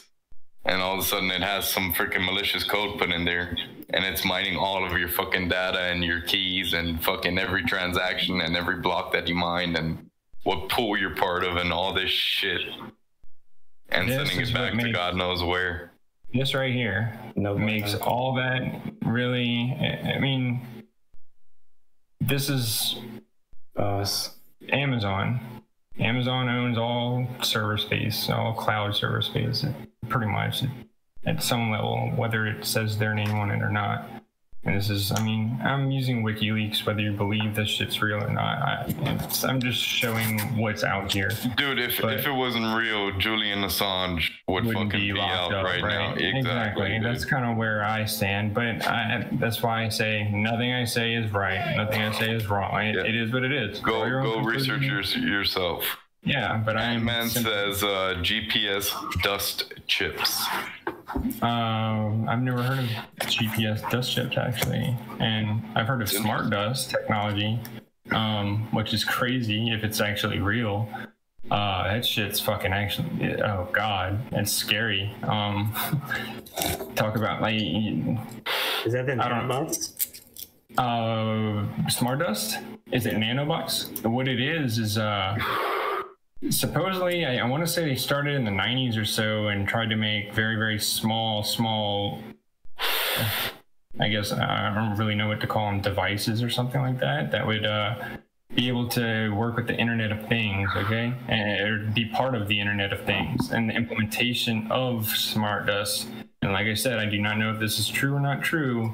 It's kind of crazy. Maybe this is a real technology that is being worked on, and maybe it's out there, maybe it's not, but you wouldn't really be able to see it. And it's actually more of a 5G thing. So when we get into the 5G era, which we haven't quite reached yet, and that's getting into a whole new, like, completely different subject, because you got people burning down 5G tower. People think 5G is about faster internet, but it's more about AI and but that's exactly what I was saying, because we have been throttled with our internet for years and years and years, and I figured that out back in the day.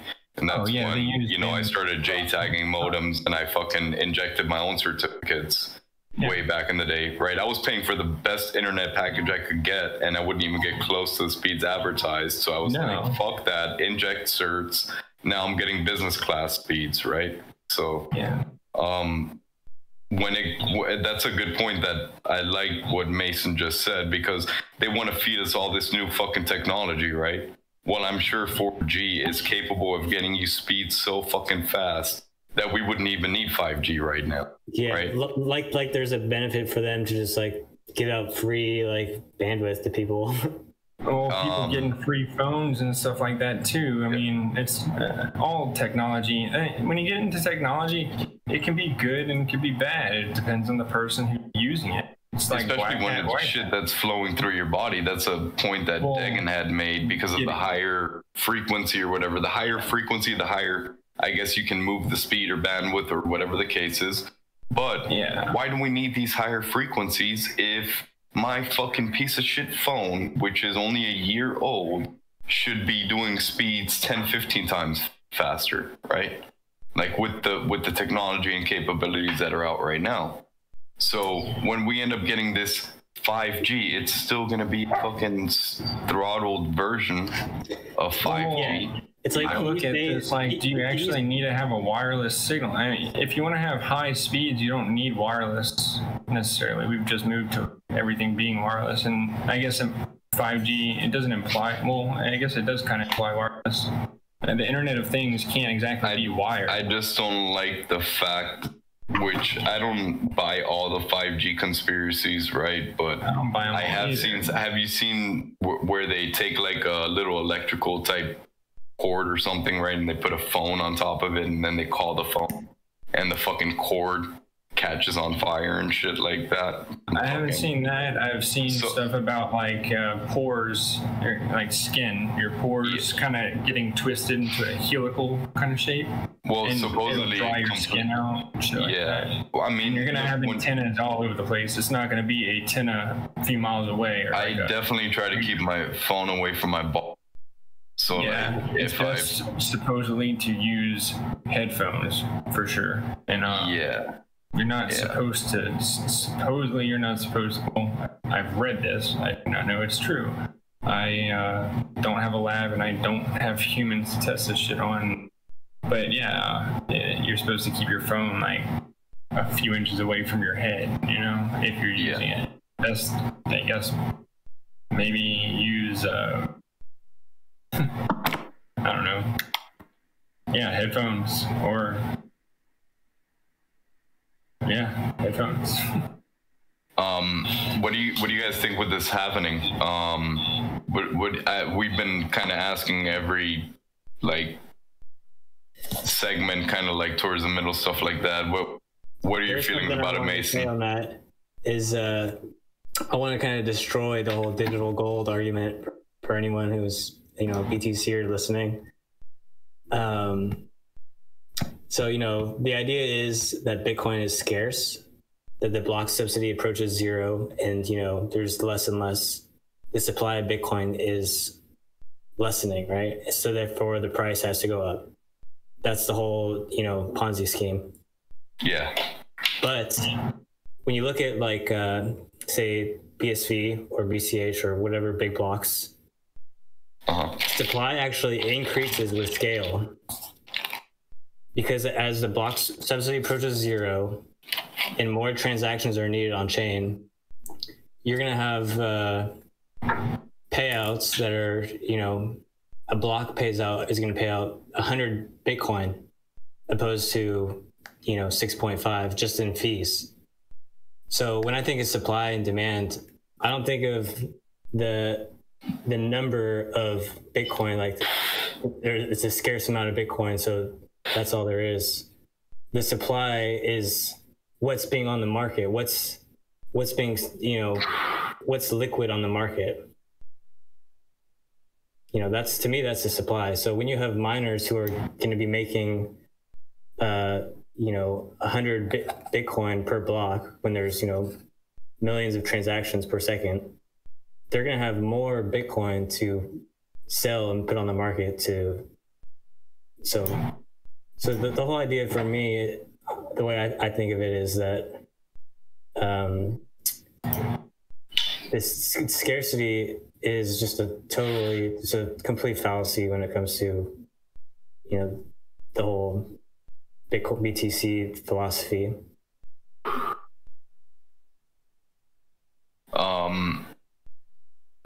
Price prediction for at the point of happening. Non-event. It's gonna be a non-event.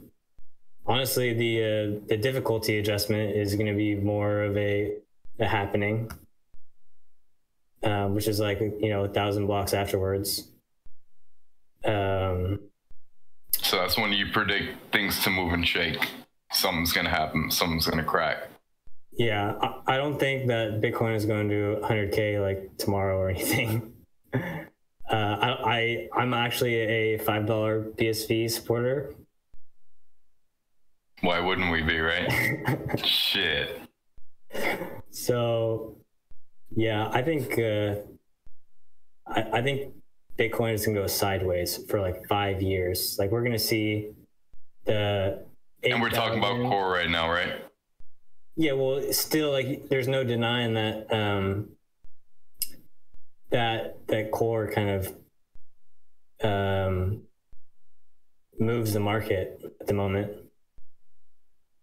That's for sure. If Bitcoin dumps, all the altcoins dump. BSV, yeah, it doesn't matter. It's completely, So that it's been decoupled. That's a myth in your mind, right? There's no decoupling yet. No true decoupling, right?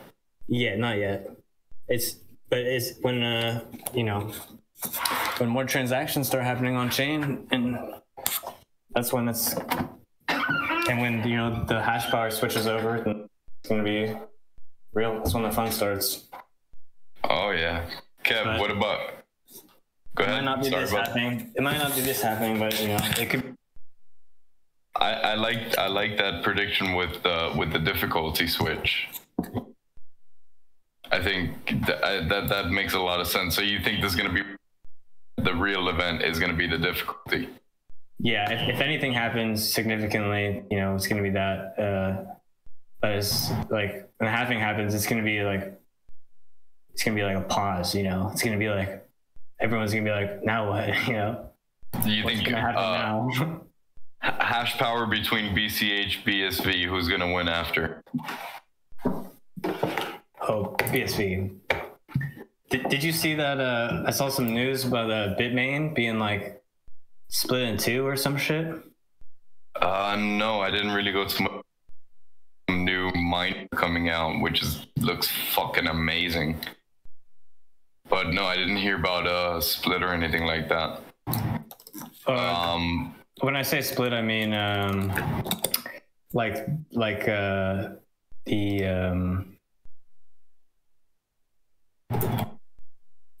let's see,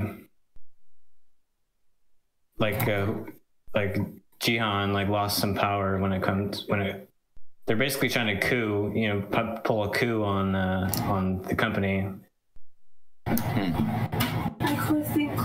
That sounds interesting. Why don't you look into that get like a little breakdown of it? And Kev, what about you? What do you think is you think happening is non-event?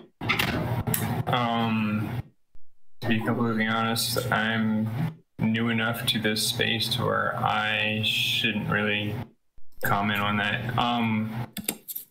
As far as I have any, I don't really. I'm learning, dude. Slowly but surely, you know. But the only thing I can really talk about to do with Bitcoin or BSV or whatever, Bitcoin Core, is what I feel about the communities that they are, and that I do think value is created by using a currency, not holding it. And you know, BSV moves. Yeah. And people do stuff and build stuff and they own shit. They're not putting stuff out that's shitty because they pay for it, you know? And even if it's 2 cents, it's like it still conveys the message, or it makes you. It's like when you play a poker game. If you're not playing for money but you got chips on the table, like, you really playing for real? You know, if there's nothing at stake or you really care about what's going on, even if you're playing for $5, dude, like, you know, you're kind of more invested in the game, just like you're more invested in the game when you're posting something or sharing something. True. Even if you don't care about the reaction or whatever from other people, if you think it's valuable and you put it out there, it should be worth what you paid for it to yourself. Now, and on the other side of things, if people do like it, which does oftentimes happen, is a supportive community. It's an artistic community to a certain degree, I'd say, which is why I think it should appeal to artists like Francis. You know, you've got good content and you get money back for appreciation, I guess, you know? It's not anything to do with the happening. It's just my take on coins in general that I've seen. And Violet or Vitalik or what the fuck, well, I don't know, dude, he just seems sketchy as fuck. So yeah, he does too. And it doesn't seem like it's decentralized. Like whenever you got that dude, I think, wasn't there one time supposedly some hoax that they were like they supposedly said he was dead or something, and the coin took like a dump after that? You talking about Kim Jong-un? No, Vitalik. Is Kim Jong dead? That was some of the best memes that came out, though, with the dancing pallbearers and shit. Oh my god, there were some good Kim Jong-un memes. Oh. Francis, how about yourself, hearing that people are making money on Twitch and it's inspiring people to build their own little homebrew Twitch, and it's inspiring people to do original, unique art and make unique memes because they're in search of that /pay. Does that entice you? Does that make you wanna? Because you look very artistic from, like you said, whether it's music, whether it's art, whatever the case is, you have so much content. It doesn't kind of like spark your curiosity in a way and say, gee, hey, sorry, I got my mic on now. Yeah. No, it's cool. Maybe I should like post some of my stuff on this. Is lagging horribly. You sound great though on this side. You're coming through good as far as your upload. But does it kind of spark your curiosity in wanting to post on a site like Twitch where you could possibly get instant tip for your original content? And imagine it as Instagram. Sorry. Think of Twitch as Instagram. Just translate it over, because you've got a good Instagram following. If people actually, if you had the same following on Instagram. Okay, my shit's lagging really bad, so I'm just gonna. Oh. Fuck. You might have been better off on your phone. Being that, I'll answer that question when I can. Being that you post on Instagram a lot, right? Why does it spark your curiosity that it makes it so easy for you to make money on a platform like Twitch? If you're already pretty good at social media, wouldn't you want to check out an alternative site where the point is to possibly make money from your posts, which is what a lot of artists try to do with Instagram, for example. Fuck, dude, this is really bad. Or y'all can still hear me right now? Yeah. As like, what do you think about using Instagram as your, if it were like Twitch and you getting, you know how many followers you have? Right. No, I only have 1,700 because I don't play the hashtag game and all that shit. Well, yeah, you don't play the hashtag game, but you do have a lot of followers. Okay, well, and a lot of comments. Yeah. Pretty big network of people, and there's some people that don't know that are bound by art from a few hashtags. Yeah, but you know how many likes you have on stuff? Like, imagine if you get it to 4 cents. Yeah, that'd be good, because... and it costs you 1 cent per post, or 2 cents, or whatever. Right, Drop call, nice. I tried. Okay, no, I'll call you back. Sorry, I didn't know.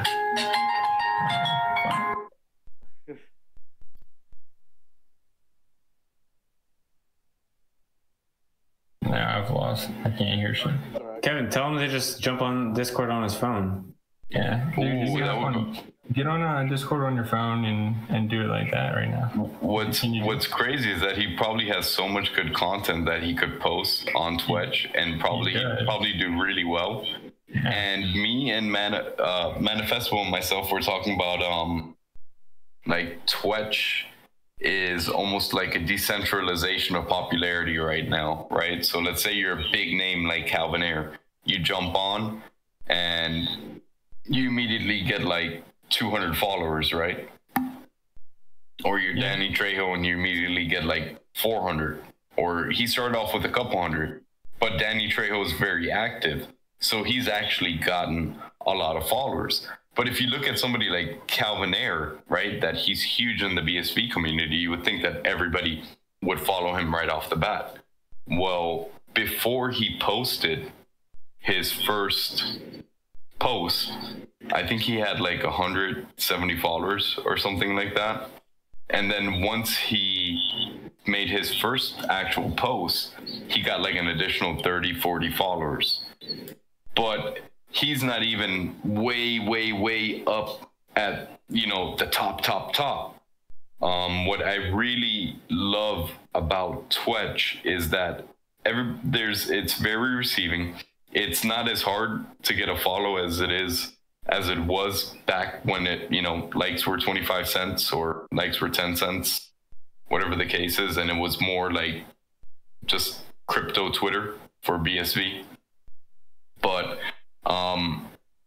if you came from Twitter, whether it's politics, if you came from Steam It for your art or whatever the case is, Twitch is at the point where you can build a strong following. And if you're active and you're posting good content, you could be right up there with somebody with a following like Calvin Ayers. Yeah, look at you know, Meme God or, you know, Dookie or, you know, any of the guys who've been grinding on there have fucking hella followers. Hella. and they consistently like get likes, you know, it's great. And I think, like you said, decentralizing popularity. Like, if you notice, like, you know, someone who is really popular, say like Calvin, they get a bunch of likes on their first post. But like with everybody, the amount of likes they get, you know, it starts like dwindling down, you know? Look at Chico Crypto. Yeah, totally. If you go through Chico Crypto's feed right now and you go down to post, has like 40 likes or 50 likes or something like that. He even got a /pay for a nice tip, right? And then the next post was like 25 likes and then 15 and then 10. And then now he gets like one fucking like a post, but he doesn't engage with anybody. He doesn't try to interact with anybody. All he does is just post his YouTube video, puts a, you know, nice, don't get me wrong, that they're very nice, well together, but there's no interaction. It's not like it was for him on Twitter where he had X amount of followers and he would put out a post, doesn't have to engage with anybody, because most people on Twitter are useful idiots anyway, so they're just gonna like, you know. So he got a bunch of follows in the beginning, but really like if you engaged more with the BSB community, like. Yeah. I agree. It wouldn't be that hard for him. I mean, dude, he could easily be top 5, top 10 if you spend an hour or two on Twitch a day, you know, just reading comments, replying to a few, you know, people would be like, all right, cool. You know, I enjoy watching this guy talk. You know, I'd rather have him on than this channel or that channel or this show or that show or whatever the case is. And it's nice when people interact with you, you know. Even on Twitter, though, he's not very interactable, I guess. But on Twitter, it's free though, right? So it doesn't really matter. You're just clicking, right? But on Twitch, why are you going to like somebody's post every single time, and you know you're a fan, and you're there you go every single time, and they never fucking even respond? Yeah. Even if it's the only comment he has in one fucking Twitch, he won't, you know, sometimes respond. I'll go and check like someone's profile and see like how many likes, like their last like they made or something. And just to see, you know, because you got to give and take in the platform, you know, you can't just like put something out and expect to just like fucking make it. Twitch is all about proof of work, reciprocation. Reciprocation, that's exactly trying to say. I was about to butcher that. Reciprocation and engagement, dude. You know, also putting people on Twitch like to use their brains. Like, for example, Boss, right? With his little puzzles and stuff that he does, dude, people love it because they need a second to wind down. You know, they want to do a little brain puzzle, and you know, they're fun, and he gets the community involved. Twitch is a completely different meta than Twitter. It's completely different meta than Instagram. It's funny when you take out, you know, the freeness of it and the amount of bots and, you know, and just see social media like for what it is. Like it's kind of like changes your perspective on a lot of shit. Yeah, dude. And I really do believe with microtransactions, it's gonna kill services like Netflix. It's gonna kill services like YouTube. It's gonna kill services like Hulu. We're gonna kill services like Hulu. Exactly, because you know what? I know plenty of people that don't even have cable. They could care less about their fucking cable. And then even getting rid of Netflix like, and Hulu and YouTube. Right. But forget about that. Like, this is going to be a network. This is a network. We are a network. How am I gonna watch Westworld and freaking? Oh, you can, dude. We'll port it over. We'll have an indie network. We need to create our own shows and shit. That's the point. Even I don't know what's his name, the guy who My Movies US, Ted Rivera. You follow him on Twitch? Ted Rivera. What's his user number? Do you know? I know there's a few directors and stuff like that, and Michael McMahon. I can always put. I'm so horrible at. Yeah. What was the deal with that little? The helical. Yeah. Did you see that? I was wondering. I have not seen the preview. I think Animal might have seen it already. But basically what he did was he's been promoting his video on Twitch, going through like the entire process of how he got there, you know, like when he was shooting the soundtrack, pictures, and then he started a thread, and if you do /pay $2 to him, leave him your Twitter handle, he'll DM you link to the premiere or whatever the case is. Yeah. And it just looks so like almost like sci-fi-ish, modern-ish. Like the guy almost reminds me of Hitman in a way. I really gotta, with all this stuff that we've been packing together for today, which has been fucking epic so far. I really haven't had much time for damn near anything. But I definitely want to check that out. Yeah. Hey, real quick, Francis, dude, can you say anything? Right? Say something. You can hear us, I'm assuming. I mean, Your mic. only Turn your volume what up. everyone else is seeing now instead of what I was seeing before when I could see like all y'all. Yeah. And then I'm so Your volume's just really low. I don't know if you can turn it up on your end, but yeah, just letting you know. yeah, it was simply Yeah. I don't know how I can get back to it. Well, we'll have you on another one for sure. Well, I'll make sure you actually know how to use Discord and you don't contact me 10 minutes before this starts. He's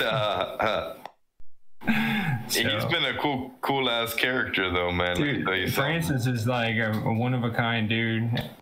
Straight up, like, yeah. You're All this. there you go. Yeah. I don't know. Oh, yeah. Dude, We're gonna that's get my Francis first on room. Twitch. Yeah, I will. I think he'll do extremely well. I dropped his money button thing. It's a weird social There media you is go. just weird for artists and ego, and I have to take breaks. Or I mean, I've been on Facebook and shit for literally like 15 years, like right after Katrina, literally 2005. That many years of my life are on Facebook. It's like basically was like my live journal. I posted tons of dumb drum. You know, I'm mainly posting shit when I'm high. That's like when I'm letting my voice out. So I'm intoxicated. So mainly it's like the equivalent of drunk posting. And then I'm posting thirst traps like art, I guess. Sometimes, but I only share my art. I don't share my face that much.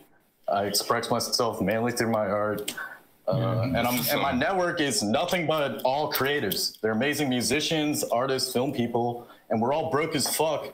It's like if I was getting paid for my likes, I've been posting. So I did a painting, and it's my most epic painting. It's 16, it's 4 by 7 feet. 41, like all this 78, 63, 29. All Yeah, you should posting this on Twitch. Dude, like well, that biggest painting, I got like 300 some likes and tons of loves and shit. I like really spoke my truth about, because I was dealing with tons of mental health shit. I'm an Asian American in this crazy ass world here. I don't know, and artists are all just crazy ass world. I don't know. Yeah. Yeah, it's all that too, and I don't need to let that shit get to me. And honestly, luckily haven't dealt with too much racist shit lately. But yeah. But if I was getting paid for my likes, I would be much more. I wouldn't be a starving artist like I am. And luckily, I do have a nice family, and I appreciate the support system because it keeps me going. Like if I wasn't getting feedback on my art, I would stop. Yeah, I would stop doing my art. But you know, art is just meant to be shared, so it's meant to be shared. But you know, the value of art has dropped a ton lately. But you know, it's going up hopefully. Well, you and I know a lot of the same artists and musicians around here, and like, you know, I can say, I know a badass. Oozing with creativity. Yeah, we're all over the world, dude. Everyone's a beautiful fucking artist. Yeah. We're in the Renaissance. There's Renaissance people all over, and a lot of people don't know it, or they need to. I don't know. It's never too late to pick up any creative outlet. Or whatever. Thanks, motherfucker. Or physical, you know. Yeah, people need, I don't know. A lot of people don't have art in their life or some creative outlet. It's a good art therapy, music therapy, I don't know. Just any type of therapy and art. Like, I just think like growing up around you, Paul, Nathan, and you know that right there, that's like so much creativity. I'm not an artist, dude. I'm not like that. I play guitar for. You're a musician and you're a cook, but you're a beautiful soul, and love you. You can do any art you want later. You know, I mean, we've all been fucking busting our balls doing shitty jobs, but everyone's doing the non-fulfilling jobs. You know, soul-sucking jobs. Yeah, I mean, sometimes they're good. Well, the restaurant industry can eat you alive if you don't like truly have a passion for it. You know. And that's what I grew up in a restaurant. That's your family. They own very prominent restaurant in our area. They do. actually is I'm not ranked up there with commanders. Well, I'm letting people know, dude. Like, yeah, it's my dad kind of was. He brought Chinese food to this area. I don't know. Like, so as an immigrant, he did. I know. As far as, that's what immigrants did, I guess, or do. Yeah, a little splash of Cajun in there. Yeah, exactly. Yeah, Cajun. Yeah. We worked with all the local seafood and And Paul Perdon. K-Paul. Yeah, my dad. Yeah, just befriended all these French Cajun chefs, and they like took him in under his wing. But he worked his ass off just in. People don't know who that is, and they know what the blackening method is, then they know who Paul Perdon is. Or if you've ever heard of a turducken, that's who coined that, Paul Perdon. And that's actually where I was working before all this shit happened. So is at K-Paul's for the restaurant that he built, but is no longer around to actually run. So all three of you guys are musicians then? Kind of? Yeah, well, Kevin needs to make his guitar alive again. Instruments I see it right there. Cool. I do see it. Yeah, if you haven't played in a long time, its vibration has stopped for a while. Well, I hope you guys. I hope you guys come back at like 7 o'clock tonight, because I'm going to be straight playing some drums on the stream for a couple hours. Yeah, I know Daz is. I'll jam with you. I can jam at my house late as fuck. That's the cool thing about my house. I'm Weird. House. That's How what's y'all up. gonna meet? Neighbors. Yeah. Come over to his house. Yeah, dude. come over, dude. Well, no. I mean, cross-country collaboration. Like there will be technology where we could jam. Pingless. I'll get your desktop set up with you, dude. I'll help you get your desktop right. Yeah. Right? Well, is that technology possible? Like, can we make that happen? Absolutely. I don't know. I think we can. You can. I don't know if y'all will be any good. You can have Daz take the soundtracks and mix it for you guys. Yeah. I do want to say real quick, actually, Daz is about, like, when he comes on. That's going to be fire, dude. Oh, dude, if you've seen what he's got in store. I've seen, but I remember I popped in there for a second, but I didn't hear anything. I think I was in there, dude, and you, like, got in there finishing up and that. Oh, dude, his setup is wild. I mean, I appreciate it. I've always liked electronic music and stuff, and trance and stuff. But, like, it seems like European thing almost now, because we didn't really keep it here. But anyways, I know we're coming up on our like 2 hours, and you're good, I don't know. You got another 15 minutes left. I think Boss is up in the room here. Yeah. And I know I just want to say to everybody, like, appreciate bearing with us. If I didn't actually hit on a certain topic that was maybe asked or whatever, it's either because I didn't know or, went on a tangent. I tend to do that. But if anybody does have any questions, hit me up either in Discord or Twitch or whatever in the chat. I'll check the chat out after this. But, I mean, I'm just another person, so...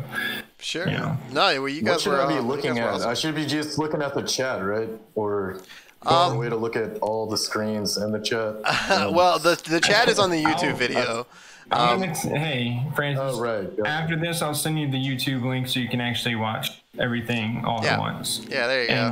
Which is about to be done in a second anyway. So exactly. If you have anything to say real quick, Francis, go ahead and say it. Like I have your Instagram stuff up, and I played that Vimeo thing. You guys still have you guys still got 15 minutes too. I don't want to make Boss start early and have to go an extra 15 minutes as well. So take your time, man. Take your time. Well, I know it takes time to transition. So I'm not honestly, dude. I look at myself as the person who connects people. I'm really, I enjoy doing computer stuff, but I know people that are talented.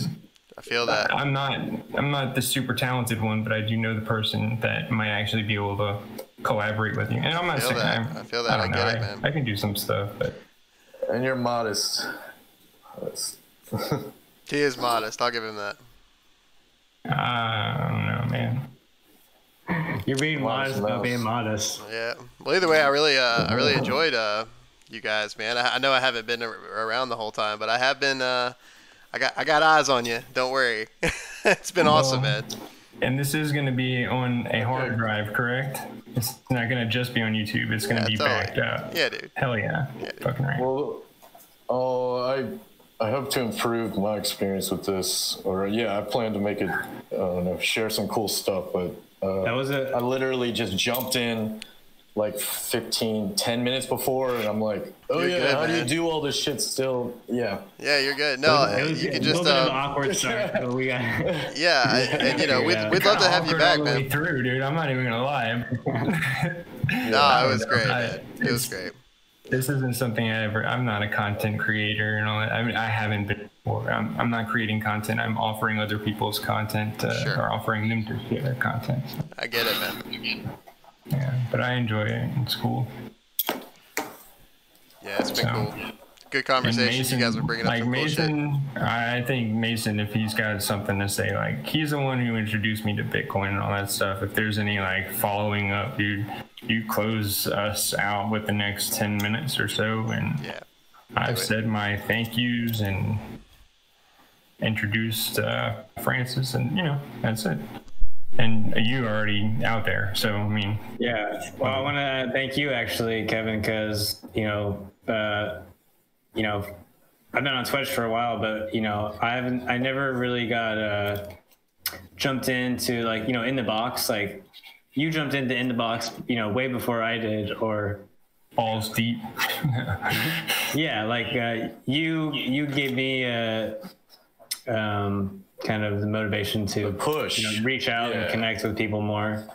I do appreciate that because hell yeah, dude. Stayed on the wayside. Yeah. Oh, you have dropped off for a little while. I'm not gonna lie, but you're back. And Sometimes you're doing some I like to take a break from the Bitcoin world, like. Dude, I've been feeling a little flooded myself. All this like visual stuff, and it's not just the Bitcoin world. Well, I mean that's kind of in itself a whole nother thing with the social, not just social media shit, just the non-stop stimulation. Information, visual and audio, which is something I actually wanted to get into. I'm not gonna get too into, but everybody should look into octopussy, and mycelial networks, and compare those to actual networks, and just think about them. I am a firm believer that we're all connected. That's why I talk shit in the background. This segment has been fucking dope. A lot of dope stuff coming out. Art. We got Volt 7. We got Twetch. Man, this segment was hardcore. This was some dope shit. Big up, Mason. I was worried that we would there was a lot of expectation following Daniel. Okay, damn. Well, I feel I don't know. Oh, you guys crushed it, man, on some real shit. I'm not even joking, Appreciate man. it. You guys fucking It's crushed completely it. different. I'm just taking in a lot right now. I've never seen any episode before this or anything. I was trying to, but I didn't. But yeah, You were busy watching that house burn down last night near your house. Like there for real. Yeah. Was a house with like 7 or 8 fires. Yeah, I'm in a small town, and there's like 10 fire trucks. Yeah. I don't know. Yeah, Mason, you definitely got to put that HTML save thing to use, man. I'm gonna probably try to grind that out, in the next 48 hours, and I want it to be bro, for people to use, man, because it feels good, to put something out there and have some proof of work. Dude, you let me know when that drops. You give me a link it up all the fucking time. Yeah, I hope that it ends up to be in some like retro Twitch, where people actually use it. I think they will. I mean, first off, you got like every single one of these videos that be on, right? I think I might have cut out, but maybe. Yeah, that's hardcore because you have a bigger gamer media period, right? Bigger what media? You're actually, because it's videos, so everybody loves videos. Maybe some people are not into gaming, but everybody loves, seeing it entire. I mean, personally, I always enjoyed, like I know, Jimmy's always posting music videos, and my music catalog has grown so much on Twitch, and it's just great. And so I think it's cool just being able to share with each other, what we're listening to and stuff. Yeah, that's dope. That's cool. I'm excited to meet everyone else. So for everybody that's still watching out there in the chat, watching us live, thanks for being here. We are coming up on 6 hours. We're a quarter of the way through our massive live stream. Just to reiterate, we are going to break this up into 3 parts so that YouTube doesn't hate us. Boss here, who big face reveal up here. Pretty stoked about that. Obviously, chew on head. Yeah, exactly. No, he's been a killer Twetcher for quite some time now. If you don't know who Boss is, then you're just not on Twitch, basically.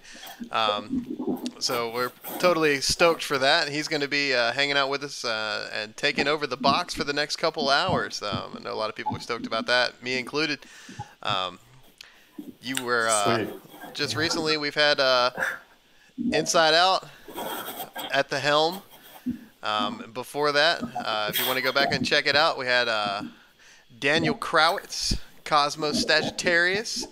And before that, we did a little segment of our own, and we got a lot of really cool stuff to come. TK Coleman, River, Manifestival, Daz, K2, KOSTUUMized, who's actually been hanging out over here. Yeah, I'm curious to see what he's working on. Yeah, I'm not sure either. I know he's got some chain link. I think he's expanding on that chain link costume a little bit. So he's actually going to be taking over, talking about what's going on, what he's been working on. That's it. 3 p.m. Eastern Time. Then after that, Kurt Wuckert comes on, and then I'll be doing some cool stuff after that, and then we'll wrap it up with Trisha Wonlove doing some retro gaming at 9 o'clock. It's gonna be a fun time. Definitely try to get some rest, and then I'll probably pop back on when I hear you, man. When I wake up, see what's going on. Oh, show. And I'll just be watching. I don't sleep. He doesn't sleep, so he'll be here trolling us in the chat. I'll check some out too. I appreciate you guys. Yeah, me too. Thank you. It's been cool. Yeah, it's definitely been awesome. It's been an interesting experiment socially for myself. Like I don't. Like I said, I don't do this kind of stuff. You nailed it, man. So is it? Host of the Year award, Inside Out. Bringing cool people to the area and being brought to the area by cool people. How about that? You brought a new Twetcher on and signed him up for Money Button live. That's pretty good, man. Yeah. You can actually attribute that to Mason because he is a domino effect. Yeah. Yeah. See, there you without go. him, I wouldn't be here. Francis may not be here. And you never know, some weird chain of events may have led me to get on. You never know. Little butterfly effect or whatever, right? You guys remember that Ashton Kutcher movie? Yeah, it's the dominoes going like that. Exactly. Synchronicity. Twitch is the real virus. That's it, man. That's it. Yeah, I was getting tired of my network, honestly, man. I see the same shit all the time, and I'm scared to post certain shit because of my family. Dude, I get it. I get it. That was the main reason I showed up to Twitch myself. Like just being a content creator and just like it's really unique, man. You'll like it for sure. I know I did. As being a guy that like just for me, just a quick perspective before you guys get out of here. I was. I've been in tons of bands. Like I've been, trying to push content on Facebook and Instagram and YouTube and Snapchat and everything else for years, man. And it's different here. It really is. That's cool. You just kind of gotta dive in head first and realize that first couple weeks when you don't have any followers is gonna suck probably, but it just snowballs. Like you start posting stuff that it's a throwaway. It's like, oh, it's a 2 cent, it's bullshit, it's a shit post. But then like you suddenly have 4 likes and you have like 1,000% profit, and you're like, well, that may have been worth my time after all. So it's fun, man. You'll have fun with it. We did an art contest recently, actually. We did a really, we had like over $200 in donations that we started with $10 in the prize pool, and we said we're going to split the money up. And we threw $10 in, and then people just posted tons of art, and everybody kept donating, and so, and then we ended up giving the top few people, we split the pot with them. That's cool.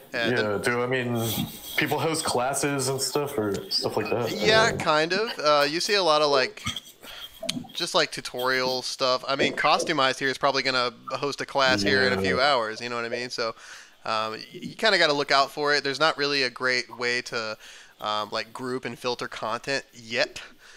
So it's kind of hard to it's all just you see everything, you know what I'm saying? So you kind of filter your own feed by following people that you like, finding artists or whatever you're into, following and kind of making your own. You create your own world, so to speak. Yeah, you create your own feed on those other formats, but but you really don't. I don't know, but Facebook, I definitely see the same people because I'm friends with 2,000 people. I try to keep it around 2,000. Totally. Yeah. And then 1,700, you're definitely not seeing all that shit on your feed. Oh yeah, I get it. At all. And my numbers are nothing compared to tons of artists that are right.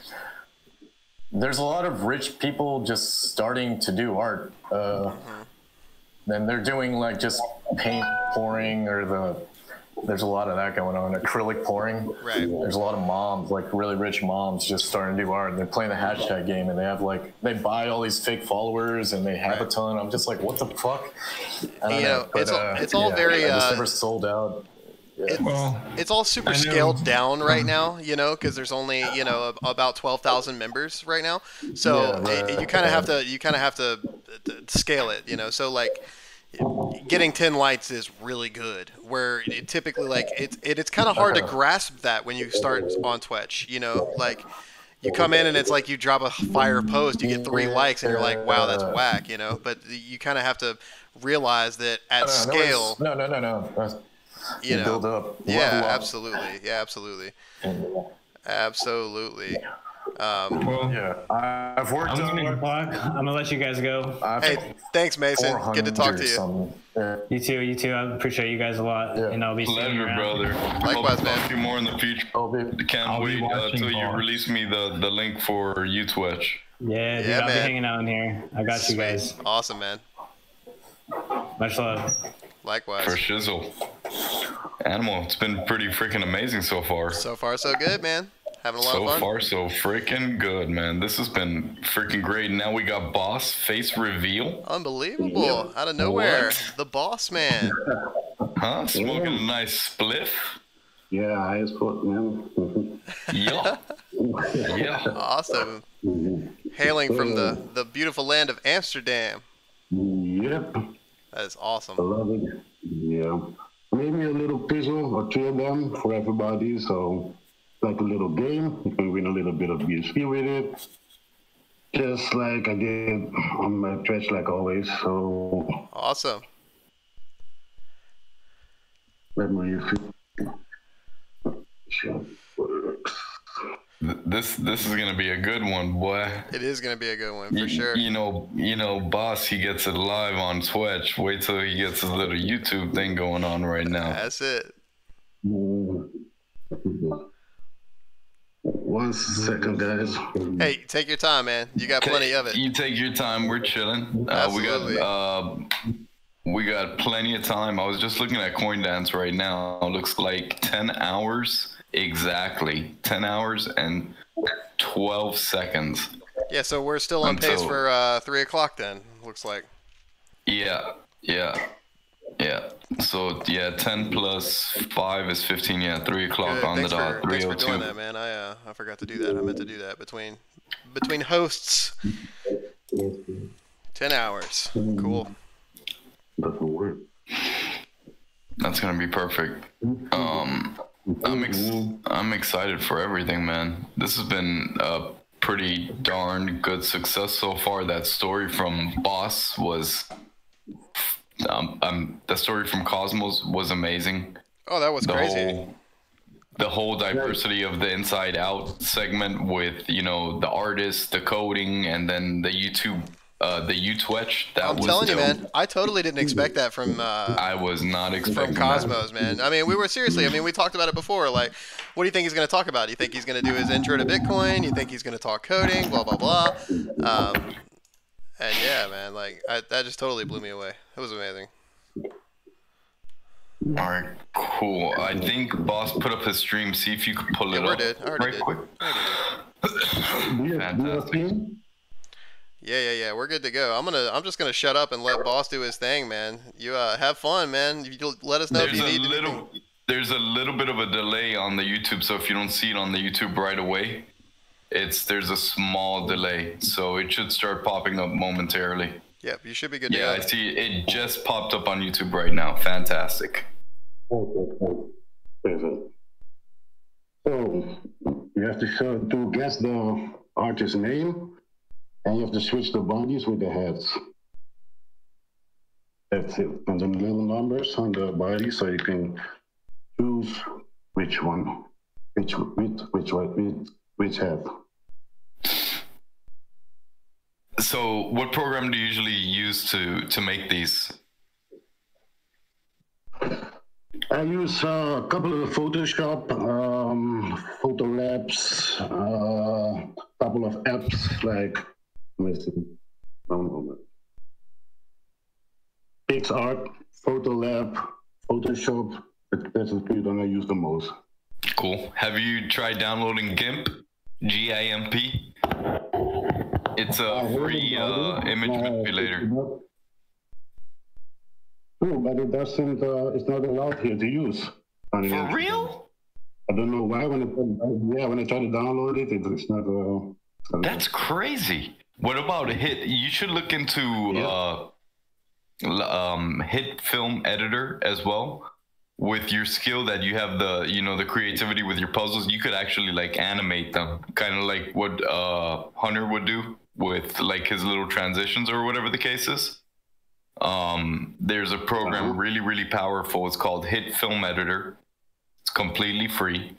You can kind of do like little video edits. Another one that Gage really likes to use, which I'm still haven't messed with it, but he says it's amazing. And if he says it's awesome, there's a good chance it is. Very good chance. It's called OpenShot, which allows you to do a little bit of video editing. Disclaimer, it's actually not that awesome, but I do like it just because it does the things that I need it to do in a lightweight, not bogging my shit down kind of setting.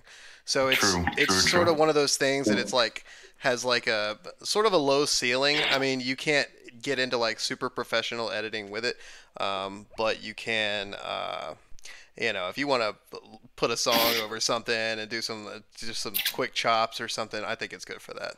Anyways, see if you could make that full screen, Boss. The picture, the editor. See if you can make that full screen so it'll cover your entire screen, so it makes it a little bit easier for the people to see the picture.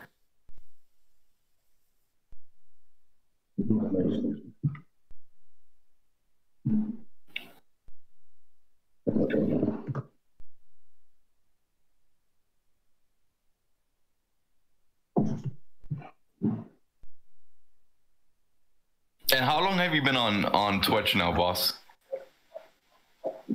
I think like 2.5 months, 3 months, something like that.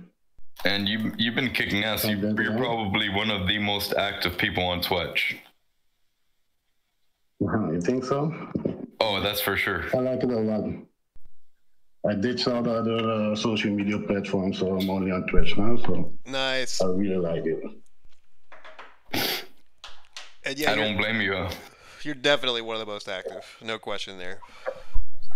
Yeah, but not only most active, but it's fun content. It gets your brain to work. It's usually like something wise or puzzle or something engaging. It's something that's positive.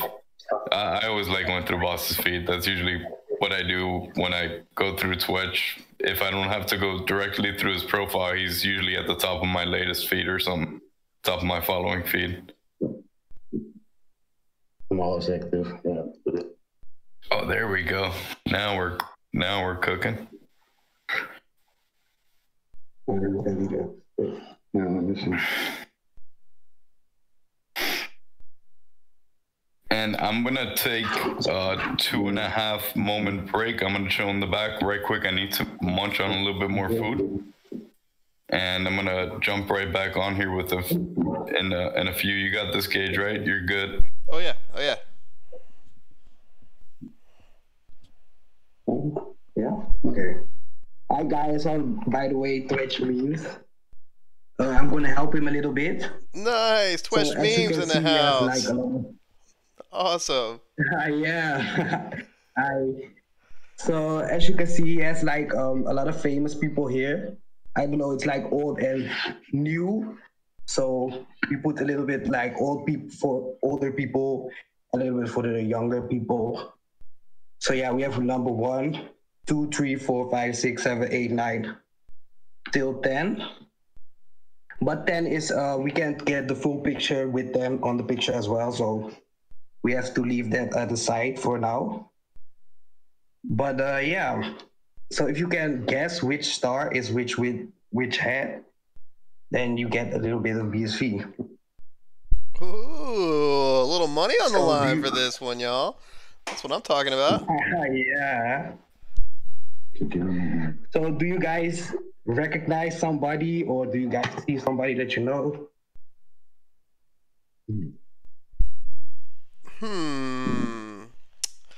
Let's see. I'm not the best at this. I'm terrible with celebrities. Honestly, it's one of my weaknesses. I'm not really. I'm not gonna be good at this game. I am gonna leave it up to chat. I'm hoping that the people in the YouTube chat will be able to play along. Yeah. There are some big stars, so you know this should be very recognizable. Right. I don't see anybody talking in the chat. No. Yeah, maybe not yet. Hold on. Let me see if I can get him.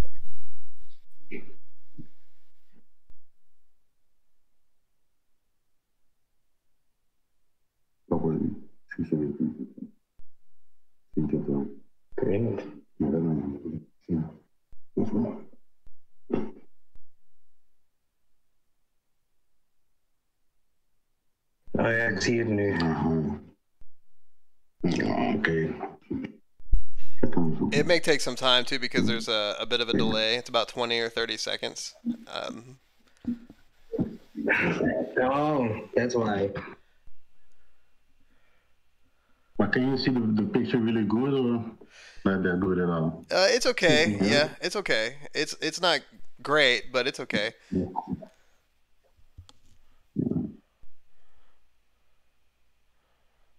Scroll over. Let me see that that number 10 there. Let me see the guys on the right if I can.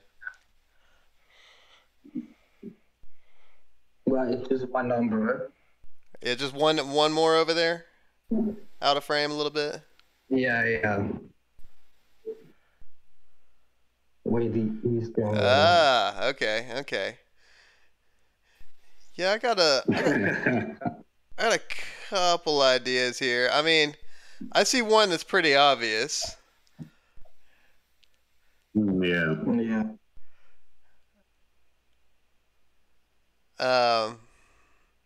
You know, it's harder than you think, though. Maybe you can give him a hint. Well, yeah, it's actually with hip hop and it's singing. I don't see any other like music genre. Yeah, it's like singing or it's like rap. Right. Yeah. That's what I'm thinking. It's definitely like popular hip hop. No, it's like one DJ also. Okay. There's also one DJ. So I think the head on number 6, I think that's the Weekend, right? Isn't that who that is? Yeah, it is. I thought so. Number 6, right? Yeah, but you need to place the head on the body. So I'm gonna go ahead. I'm gonna go ahead and call the. I'm gonna do the easy one, and then I'm gonna step out. I'm gonna let other people try to play. I will. I'm gonna call this one out though. So the head on number 2 goes on the body on number 7.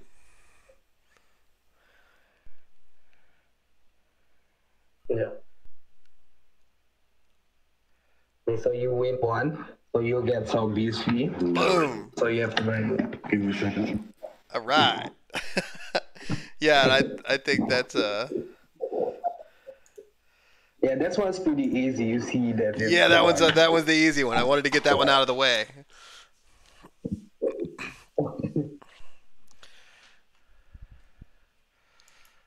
But I don't see anybody talking in the chat. Maybe they don't know it. Yeah, it's a bit of a slow time right now. There's only like 20 some people in here, and I think a few of them are probably us watching too. So you might get lucky and get some players. True. Let me see here. Yeah, true. I'm gonna try to pull in some people here.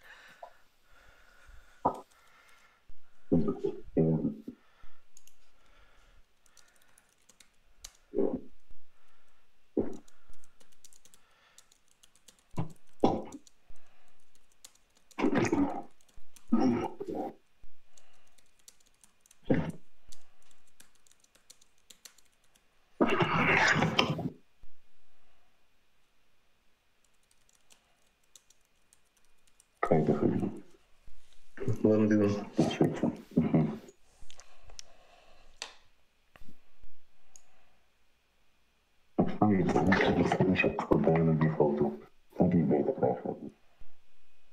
Nee, ik weet niet. Nee?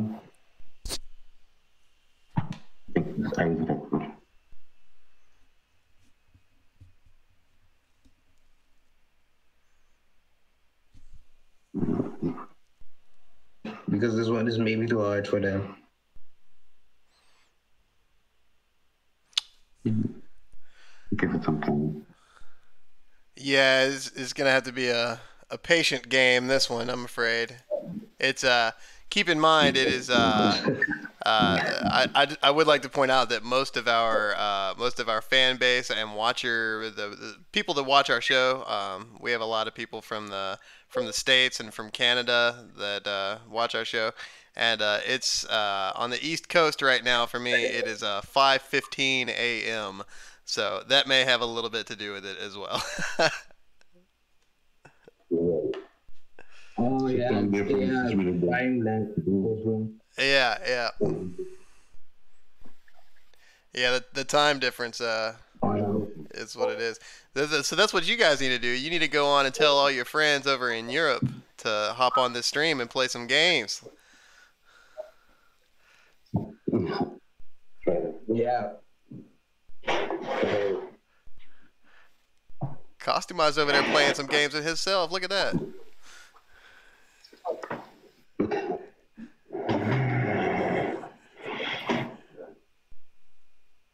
Yeah, what is he doing? He's been working on he's expanding on the chain link costume, I think, a little bit. Yeah, he was focused over there earlier. He's got the big suit hanging over. It's pretty sweet. Oh, okay. But suit for what? Yeah, he won our art contest with the suit. He put together, I think it was like 18,000 pieces of chain link or something like that recently. Oh. Okay. The nice. dude works hard. He's been working hard. Oh yes. Yeah. I think I'm always working when I'm watching the live. It's always on. On something.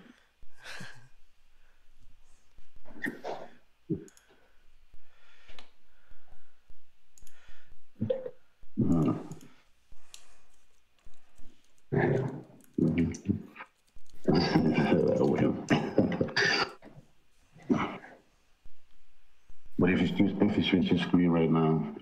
Then I can see something else, right? Als ik dit niet weg als iets anders zien. Ja. Dat wil je niet doen. Ik wil zien wat je doet. Zou je dat wel kunnen zien? I can't tell. Is that? Is it Michael Jackson back there at 4? I can't tell. Yeah, it is. I thought that was Michael. Okay, well, I think I might know where he's supposed to go then. Yeah, which one? I'm thinking Michael's probably going on 6. Yeah. Oh yeah. Yep. Dang, man, this is tough though. Yeah.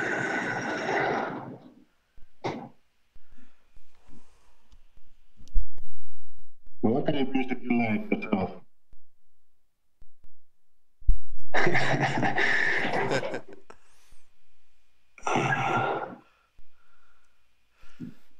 So what kind of music are you into? You know, I go all over the place, man. I've been a touring drummer for the past 10 or 12 years now. So I've played with tons of groups. I've done a lot of rock and hip hop and old funk and Motown stuff, and so I kind of go all over the place, man. So you go to parties after? Yeah. Or wait, yeah, now in quarantine.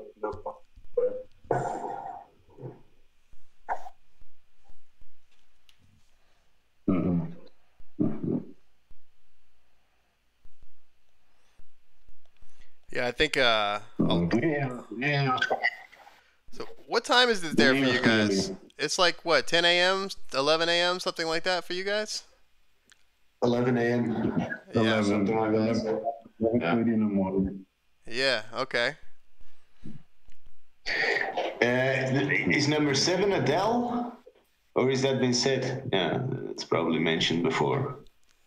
Yeah, it's Adele. Oh, you got it. You got to figure out where that body's going. But you need to get the body. Yeah. Right.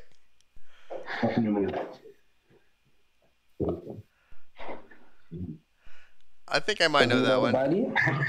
I'm gonna check on the YouTube screen because in the Discord it keeps flashing and it's hard to see. Yeah, it's probably not gonna be a whole lot better on YouTube, but. Oh, to me, I see it clearly on YouTube. Yeah, but that's my phone. Yeah, on my phone. Because it's on a big screen, like, no? Yeah, it's not terrible. It's just I think it's just a buffer thing coming from, you know. Yeah. It just goes into kind of low resolution sometimes when it's like low upload speed, but it's not bad. No. I don't see it clearly on YouTube. Right, but it's on your phone. On your phone you see it much better.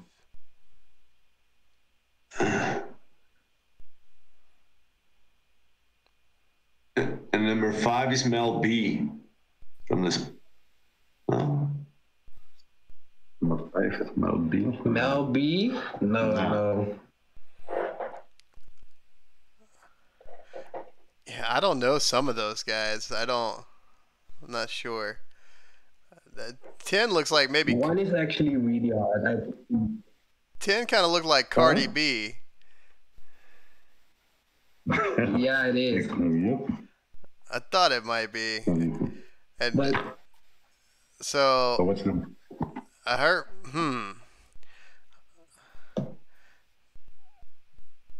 Dang, I don't know. She looks like she's on the right body, man. I don't know. Do you think? Look at her neck. It looks very long. I don't know. They wouldn't have done that to us. That's just not fair.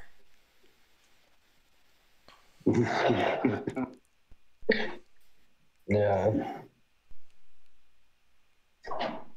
But do you guys listen to any house music or like old school rap? Actually, some of them are like old school and very house. Yeah. I mean, it looks like I almost think it looked like J-Lo or something.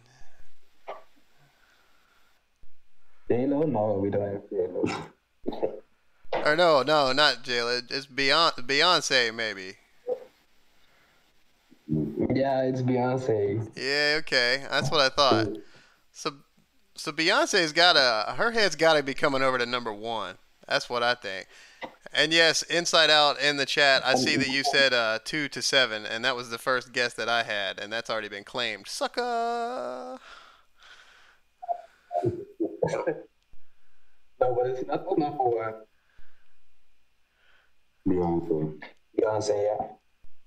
Because number 5 is Beyonce, but the body is not number 1.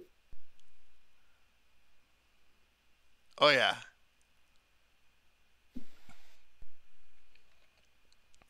And I think 3 is maybe like. So 3 looks like maybe Adam Levine or something. I don't know. Oh yeah, it actually is. Yes, nailed it. And he's going back there on number 5. I'm gonna tell you right now, that's an Adam Levine number 5 back there. Yeah. Well, you're doing pretty great. Oh yeah, no, I'll get these. I'll get these all figured out. You give me enough time. Ain't no way around it. I really want to shut up and let other people do it. Yeah, me too. But I don't see anybody there.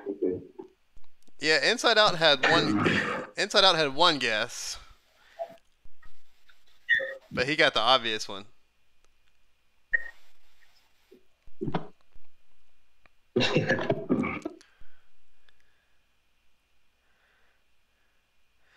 It's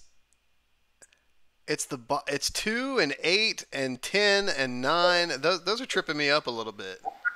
And 4, I can't figure that one out either. 4?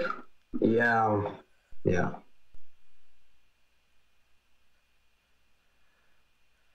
Some are very obvious, but some are just very hard. Yeah, they are. Yeah. It's like, yeah.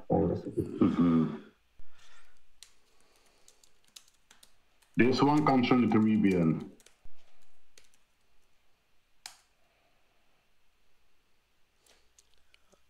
Oh.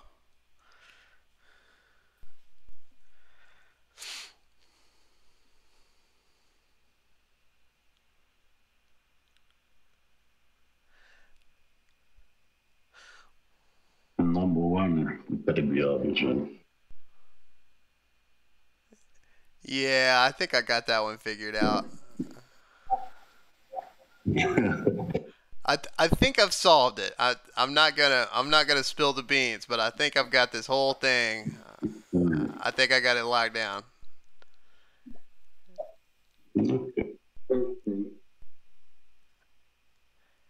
Whenever everybody reacts, you can tell us, right? Yeah.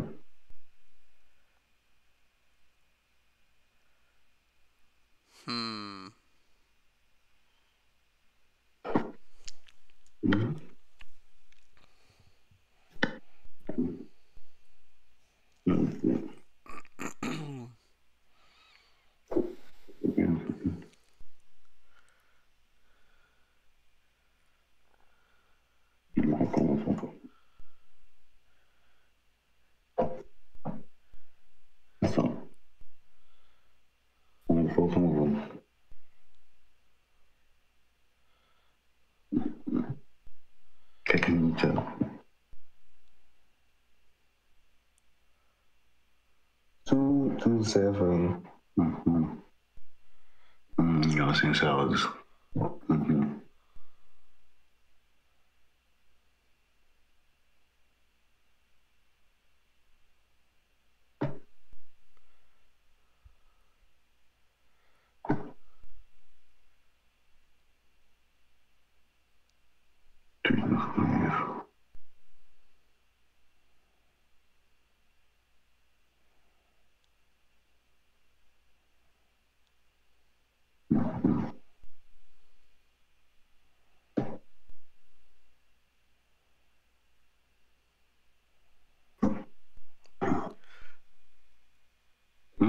Oh man, no, I'm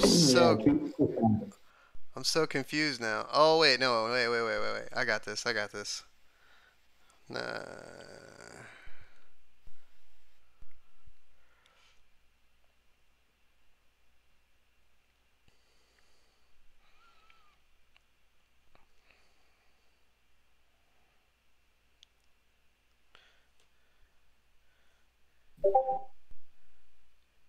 Yeah, some fucking up. 1 to 8. 1 to 8. No. Oh, No, that's not right. Hold on. 1 to 8 is not right. 1 to 8 is not right. Oh shit. No, but you're very close. Oh dang, I got those two mixed up then. Wait. Do you mean one the head or the body? I mean head to body. Yeah, head to body. No, that is not right. Damn. Okay.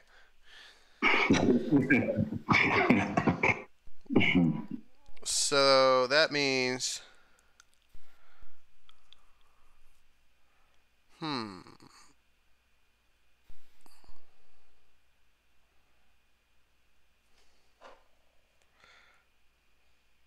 Hi, Blue. Oh, Blue.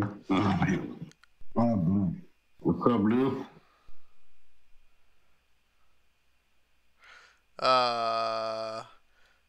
We got a couple guesses here from Inside Out. So how about 7 to 2?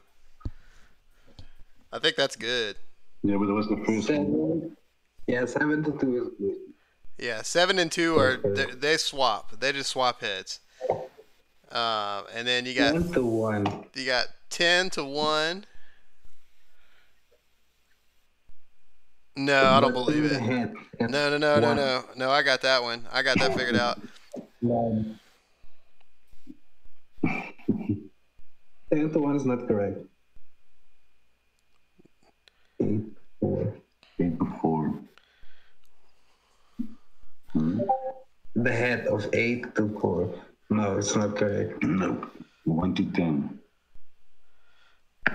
No. No? Oh my god.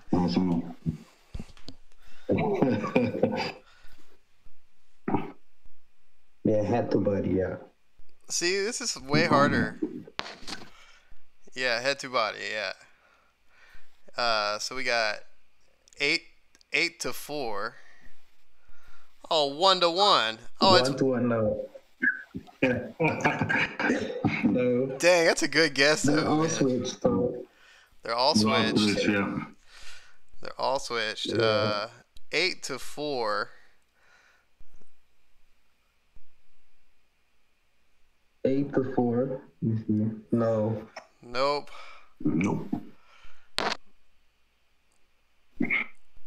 Damn.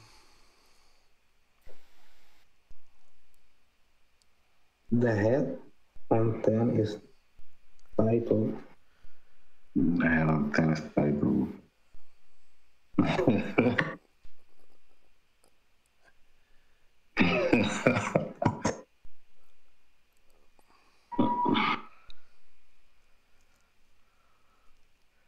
That's not allowed. Okay, let me give you a hint. We actually turned like the heads like sides. Oh yeah. So the head isn't in the right way. Yeah. Yeah, they're all like tilted and transformed and fucked up. Yeah, totally. Yeah. All right. Rotated. Yeah. The one? But what number? 1. Oh, I think this one is rotated. No, it isn't. All right, so let's do this.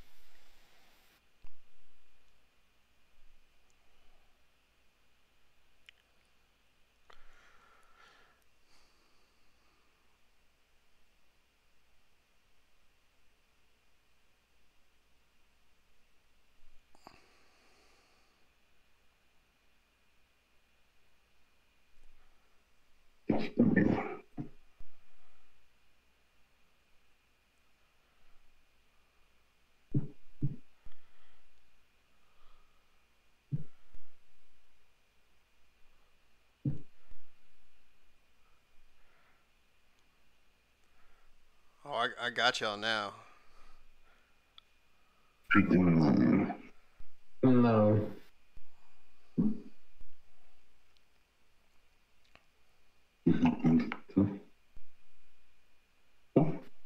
Yes.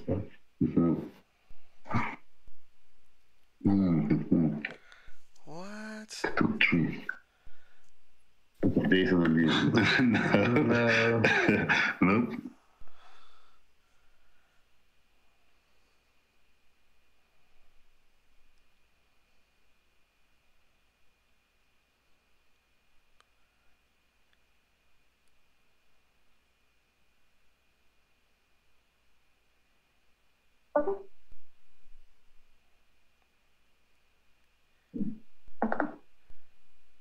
All right. 10 to 8. This is my final offer right there. That's my master list. 1, 4. Basically 1 to 4. Yeah, that's correct. 2 to 7. Correct. 4 to 6. Yeah.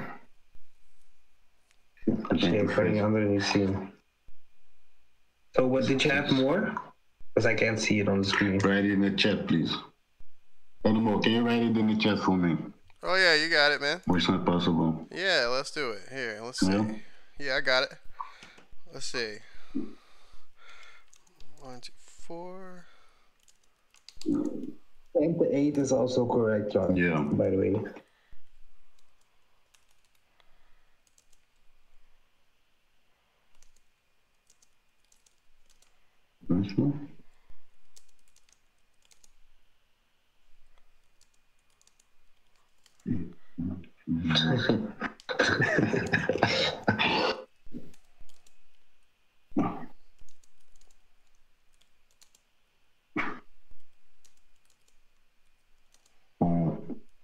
Animal is also doing goed, hè?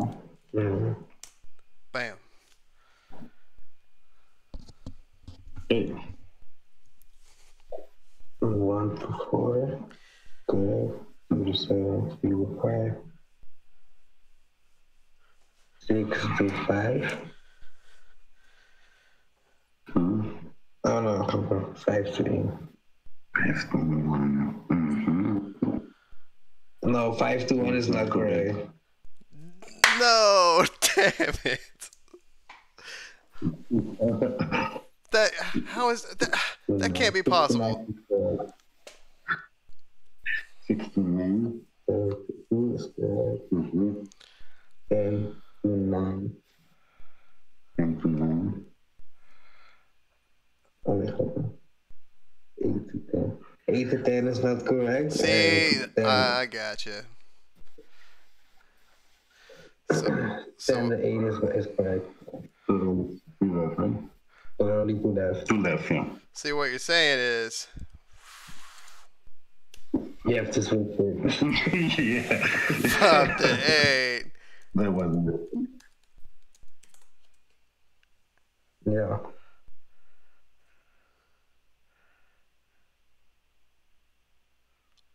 That's a win. Yeah, I will miss the switch up. Yeah, that's So yeah, actually, basically got all the time, yeah. Boom. So, no. Wow. Jeez. So he's gonna write you down and then he's gonna say. Why was that so hard, dude? I thought I had that. And some look like they're actually on the body, like 8. Yeah. Dude, 8 is so good, and 1 is really hard too. But you know who it is. Yeah.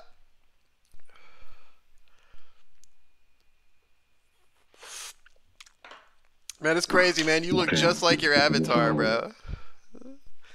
Straight up. My little niece told me the same. Let me see.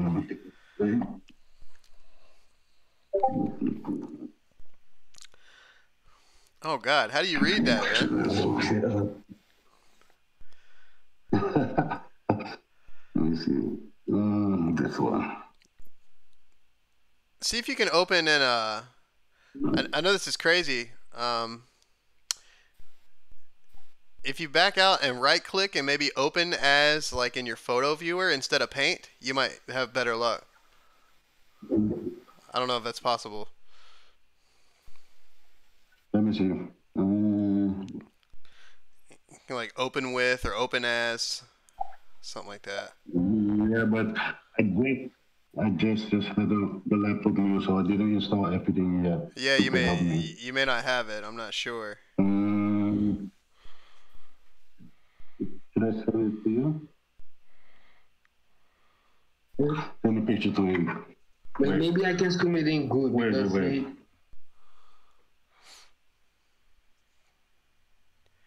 Yeah, it's not so bad. Yeah, that picture looks brighter. It's yeah, this is better, right? Especially on YouTube itself. Yeah, it's not bad. Okay. Okay. So we start at the bottom on the most of them like old school cartoons, but a couple of them are new, so I guess the body's cartoon. Yeah, I think I know a few of them. I definitely don't know a couple others though. I think one is definitely that would be Ash Ketchum. Do that. Yep.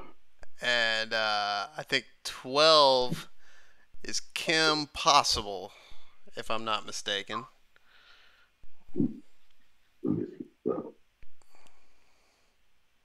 Yep. You got it. Look at that. Now that's 6 is Fry.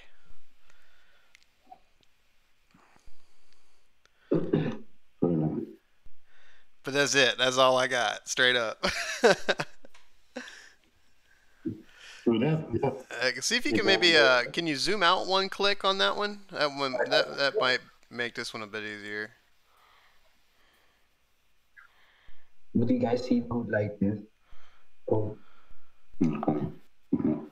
Hold on, man. Just hold what you got right there and don't move anything, and I'm gonna see if I can fix it on my end and make it bigger on the stream.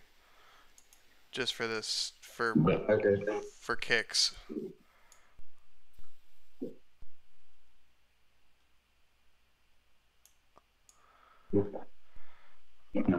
Yeah, that probably looks crazy, everybody, but there you go.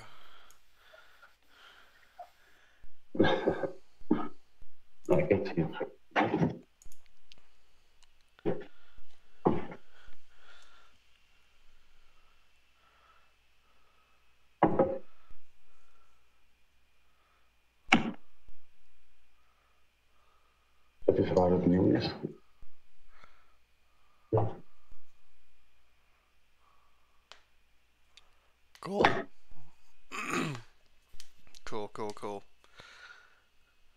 I'm gonna step out for just a second, but you guys try to get some answers out of that chat. Just tell them that BSV's involved, man.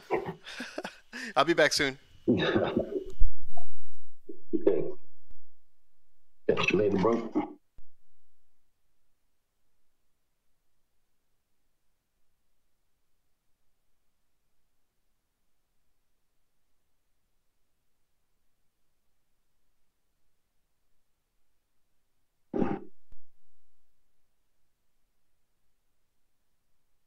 Yeah, customize. You got it right. Knubble and bubble.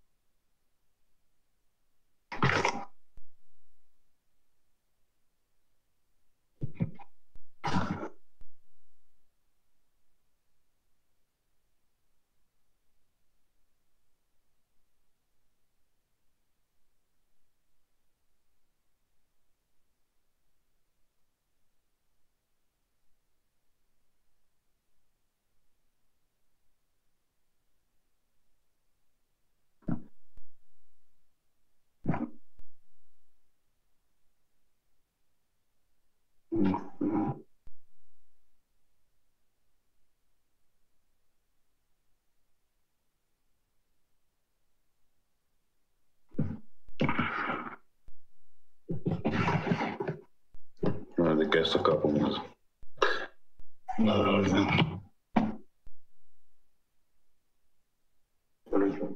Estamos abertos.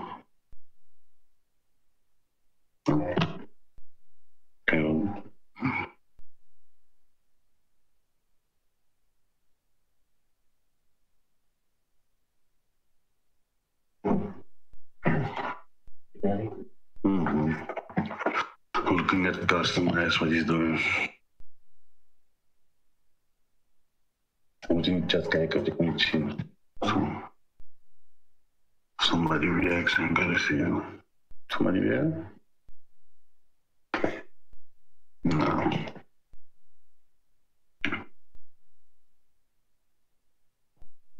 What hey, up, boss? What's up?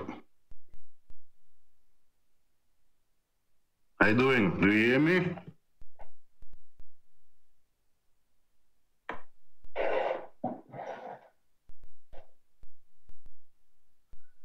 Do you hear me, KOSTUUMized? You don't hear me?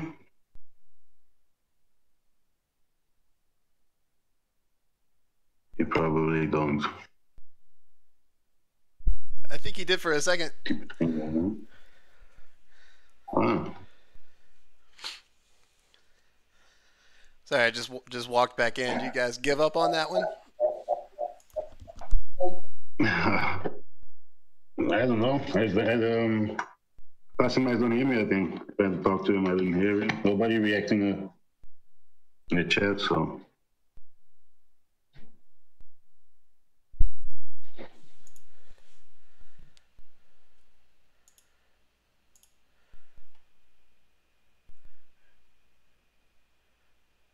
Okay, yeah, we got a couple of people in here talking. Screen is fucked. Hey, Inside Out, man, if you can hear this, feel free to jump back in, man. For real.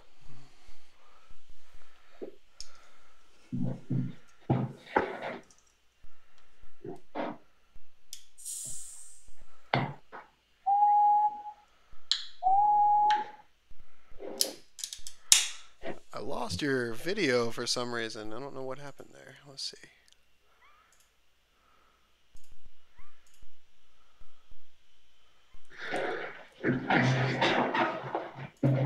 Huh.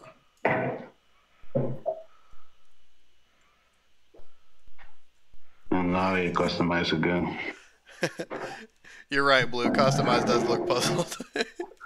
I think he's got that resting puzzled face. No.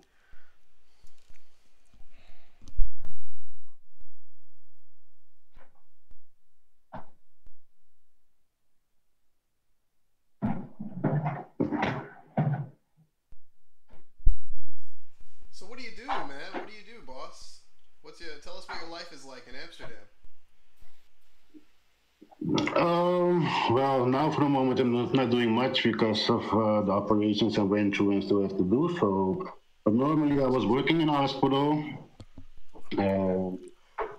Yeah, just enjoy life over here. I want to go back to the Caribbean as fast as possible. I love Amsterdam, I love the Netherlands, but I miss the Caribbean as well. So were you born in the Caribbean? No, I'm born here in Amsterdam. Okay, cool. But my father, my family, my sister, they live in the Caribbean, and my mother's family lives down here. So they go split in half, you know, going there, going here. So like yeah, like Bahamas? No, Aruba, Curaçao, the Dutch Caribbean. Oh, yeah. Got you. We have our own little Caribbean over here. Yeah, true that. Oh. So yeah, it's good. Life's good in Amsterdam. Can't complain so far. Even the hard times like now, it's good. Everything is it's okay. It's not that hard to live yet. I can't complain. Yeah, man. I've always wanted to go, man. It's on my bucket list. I've never been to anywhere in Europe, but I really love to go see the Netherlands. Yeah, Amsterdam is a place you have to see, especially when you're a smoker. You have to be in there. I was talking to Andres yesterday, and we were like talking. Maybe we should do like in the box Amsterdam session. Phil's trip to Amsterdam, yeah, man. Yeah.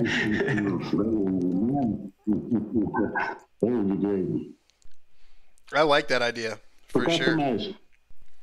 Yeah. Customize, you know? Yeah, what's up?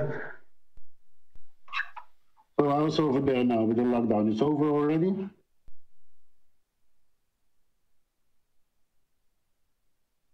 You don't hear me. Do you hear me?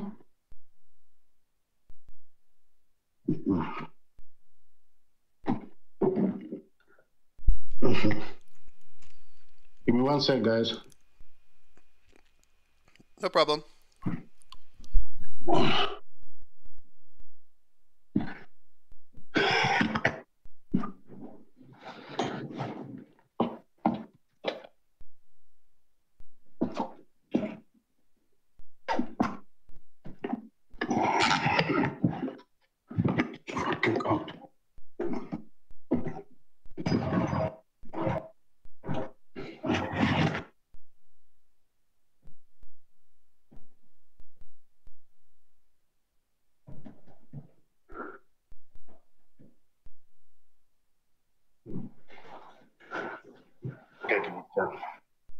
Misschien de chat. Misschien heb ik wel van de chat reageren, moet je kijken.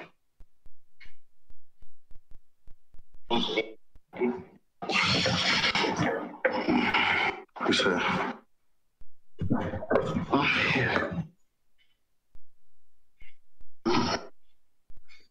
ja, thank you.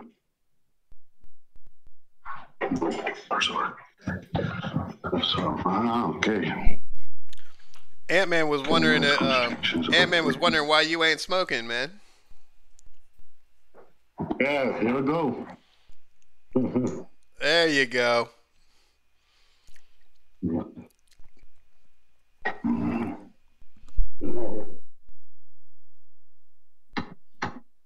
I don't smoke inside, so I have to go outside to smoke. But it's cold over here right now, so I don't really like it.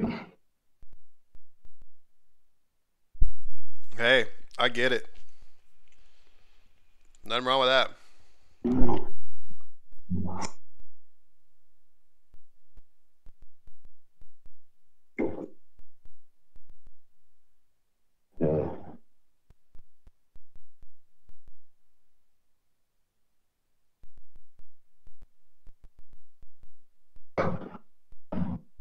Oh, you better believe, Ant-Man. You know the deal. What you said? No, I was talking to the people in chat. Sorry. That's cool, man. I don't know why I didn't realize that Twetchcast was over there with you. I think that's awesome, man. I didn't realize you guys knew each other. Yeah. Yeah, it was hard getting people on Twitch, so I forced them to get on it, and now enjoying it. Oh yeah, with me as well. So that's awesome. Like, do you guys smoke a lot of weed? Yeah, I think that's probably safe to say. Yeah. What kind of weed do you like? Any kind that I can get my hands on here in the rural Virginia. It's hard to get for you? Not particularly hard to get.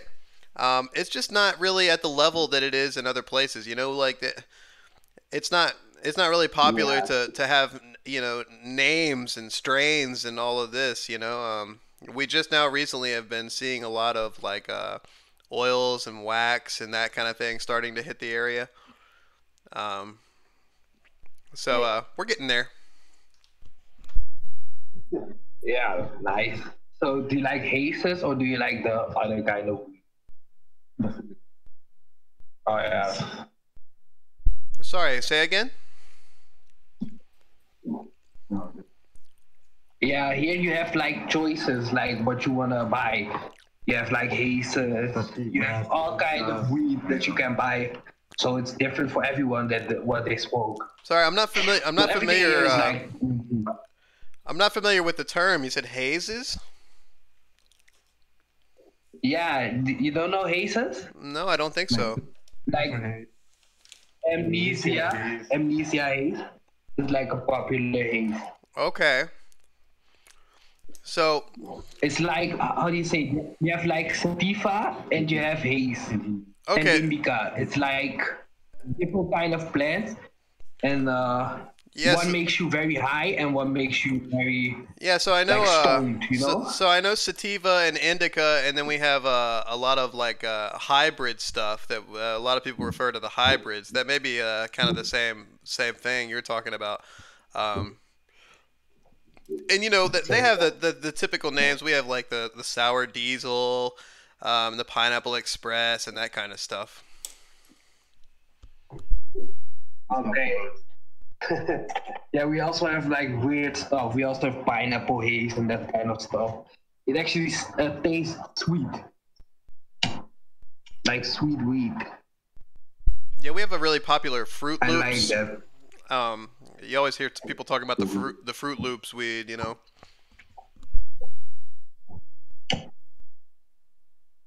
Sorry, the what?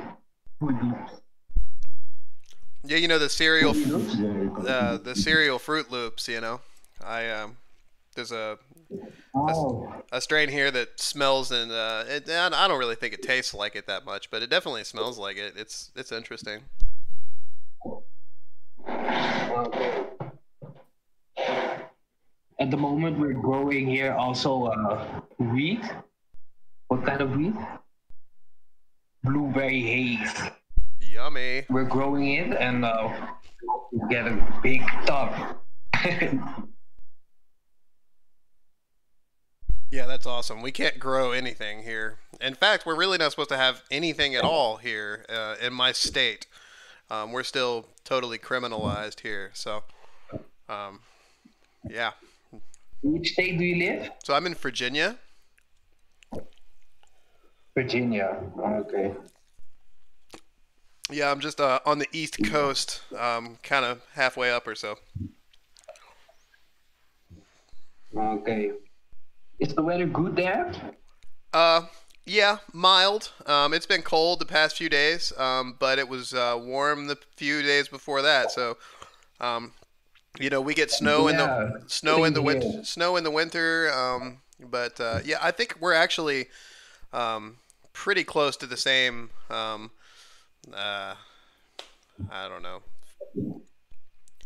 I'd say the climates are pretty similar. Yeah, the same.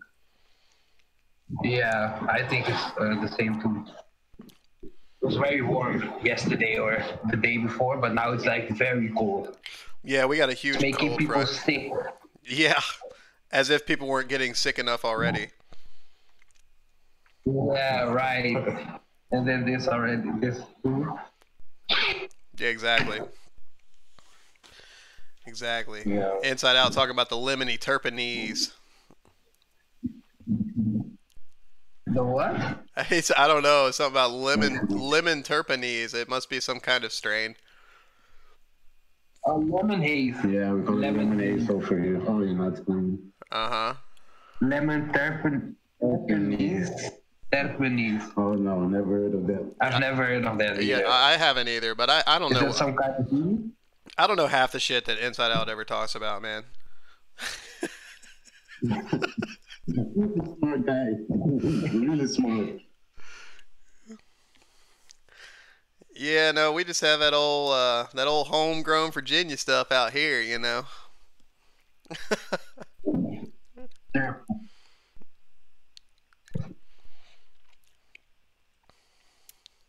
And KOSTUUMized just gets high on life, man.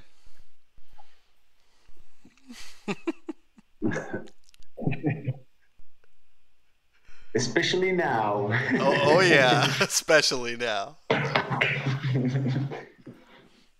When it's sunny, we put them outside, and when it's a little bit cold, then we put them inside. Yeah. Oh, but yeah. they not always grow inside. Cool. A terpene gives flavor and smell. It's a cannabinoid. I don't know anything about that. Cannabinoid? What is that?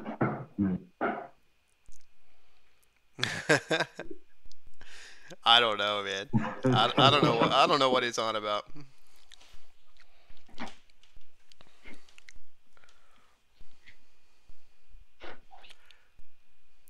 I tend not to think too much about it. I just smoke it and then go do something else. Yeah, true. But if you live here, you're gonna make a choice because some are very much better than the other one. You're gonna see a lot difference. Oh, if I was there, it would be different. No question about that. And it's really similar. Yeah. It's really similar to what we have going on out in California and Oregon and Washington too. I mean, it's kind of open season out there. He says, "Come on, man." Yeah. Love you, it's a Inside, lot of choices. Yeah, for sure. For sure. So do you smoke hash? Or hash? I don't know how to say it. Yeah, I have in the past. It's not particularly my preference. I don't think it necessarily tastes that good. And I'm kind of a purist, man. I like flower.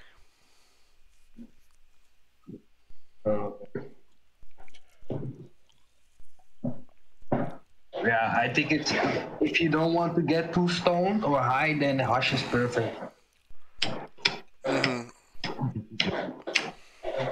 It makes you not less high. Is it kind of a high CBD content sort of stuff?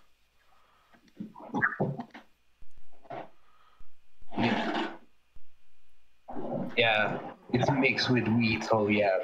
Yeah, I gotcha. I gotcha.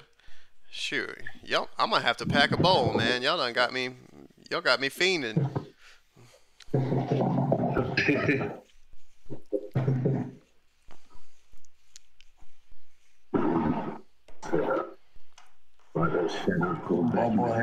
Bubble hash, yes. Love it. Bubble hash, wax, butter, shatter.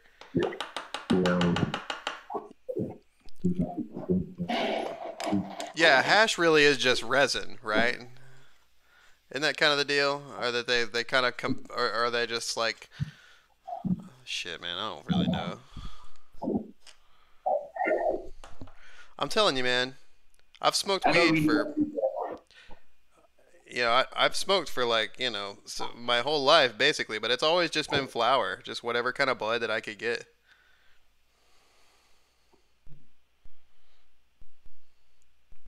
I never put too much. Yeah, smoking too much weed, it gives me like a headache.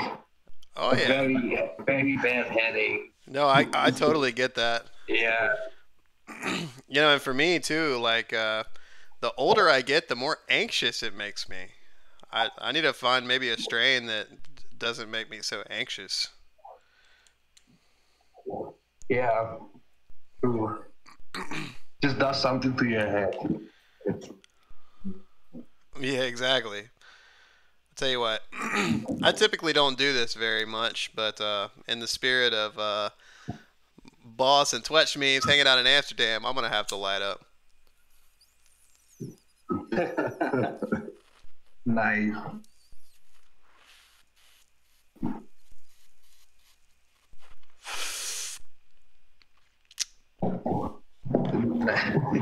Yep.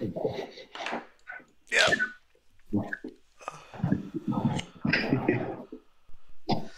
Phew.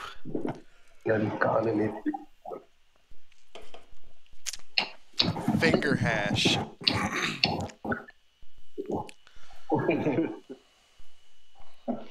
Feeling the Amsterdam spirit. Yeah, man. You got to. So I'm just looking at this. So you have finger hash from trimming. You rub your fingers together. So basically, you just like rub it straight off the buds and the plant, and whatever's left on the oil that's on your hands, you rub it into a ball, and there's a hash ball. I guess is the idea, right? See, I've heard of hash a different way. I've heard of hash being like actual like basically like smoked resin that's like had keef infused somehow and pressured in. I don't know. Like I said, man, I'm a flower guy. Yeah, I think it's weed, and then it's like very pressured in, so then it get like harsh with like oils. Okay. Yeah, with oil. Interesting. But I don't know for sure. I've never made harsh or anything. Me either. I've made some like wax and stuff where let's just like superheat and press weed basically, and the oils run out. Like you take like a hair straightener and some parchment paper or whatever, and you just squeeze the juices out of it basically. Really? Yeah, and that works. Yeah, it creates like a shatter. And harsh. This is our harsh that we have. Oh my goodness. Oh my god, look at this, look at the size of that thing. Yeah. Well, this is not big, we have more. That's amazing. Wow. But when it gets colder, then the hush gets harder. So when it's hot, it's very soft. When it's cold, it's very hard. Yeah. Very strange. Huh. Interesting. Yeah, that definitely reminds me of something made with wax or oil, something like that. Which of course it is. It's all the same, really. Resin.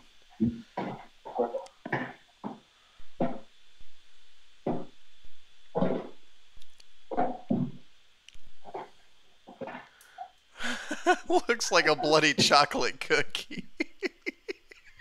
It did, man. It looked like a straight brownie, man. That's awesome. Little Girl Scout cookie.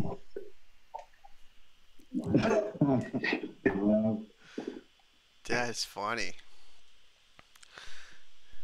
Dude, KOSTUUMized, that looks sick back there, man. Whatever you got going on. Yeah, I'm making the bracelet thing for the end part. Yeah. And then I hope to get like the gauntlet thing going. But I only got one of these. So to make the glove on, so I need to find another one. So I'm actually going to like finish it for like half because I need to like make the other sleeve, make the other gauntlet. But you're gonna have the idea by the end of the day. You're gonna have like an idea of what it's gonna look like. Sweet. So, yeah.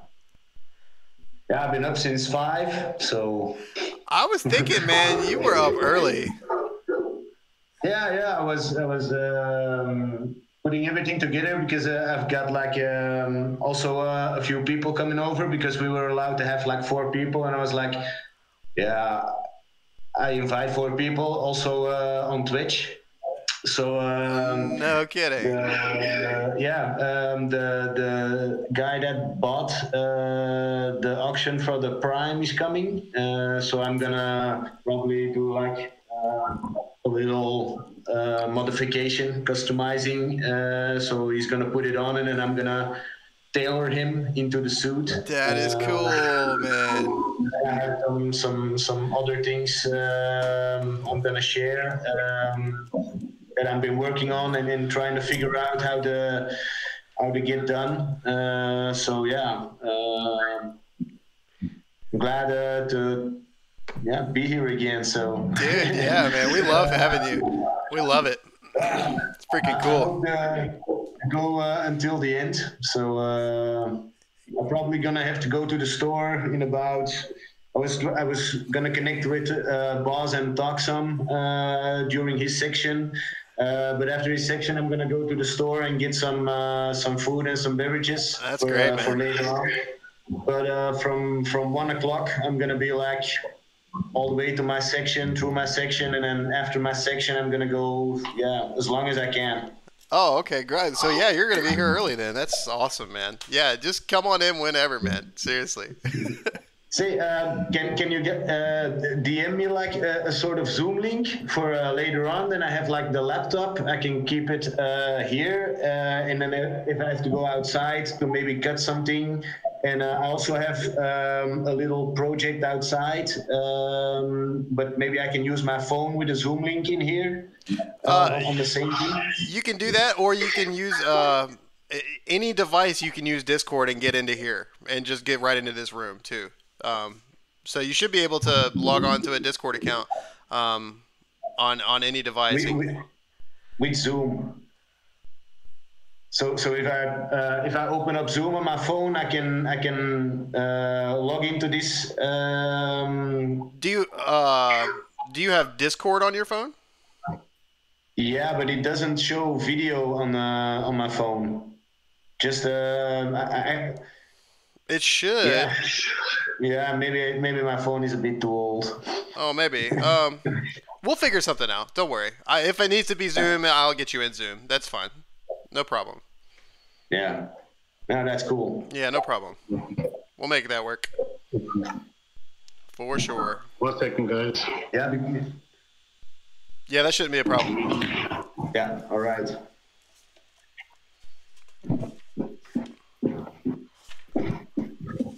Yeah, I'm excited about that, man. I think that's cool that you got that guy coming to pick his thing up, man, live. That's cool. Yeah. And he's been waiting for a while as well, I think. Because all the Corona thing started, so Right. he was like, gonna have to wait. So but looking forward to that too. Doing the grand. Yeah, totally. Yeah. No, that's awesome. Wicked cool, man.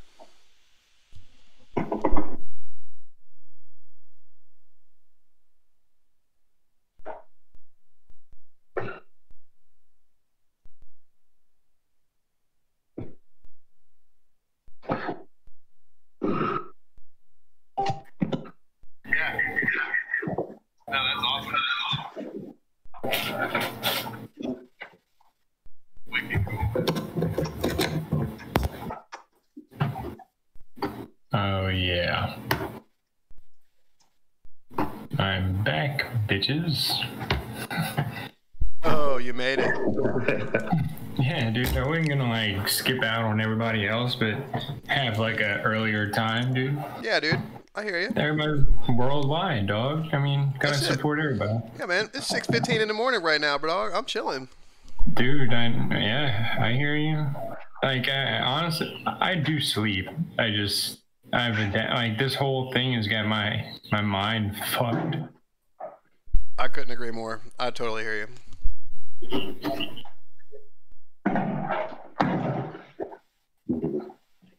Like, time doesn't even really matter anymore.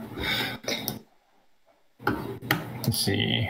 I need to set up my Discord just so I can see it. There we go. For me, it's like, it sucks because I feel more comfortable being awake for longer periods of time and then sleeping for longer periods of time. So it's like, I'm not really on a 24-hour clock. Does that make sense? Dude, oh, absolutely. I sleep, but when I sleep, it's like I get to that point where I crash, you know? Yeah. And then I crash out for a while, and then I'm up, and then I get back to fucking work or do what I do. And that's something that I usually am not able to do the same way I'm able to do now because we have jobs, right? Right. Well, it's just for me, like that, the whole, like, you know, being awake for 16 hours and sleeping for 8 thing just doesn't work for me. Like, if I wake up from a big sleep, like, I'm up for at least 24 hours. Like, I just am.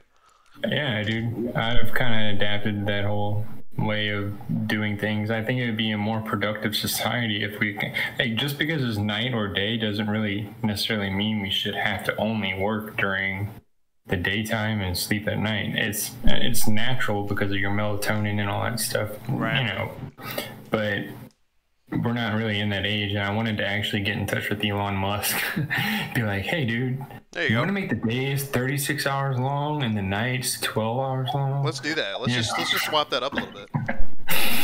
Nah, I mean, I actually have tweeted him that shit, but you know, he's not gonna fucking respond to that. No, probably not.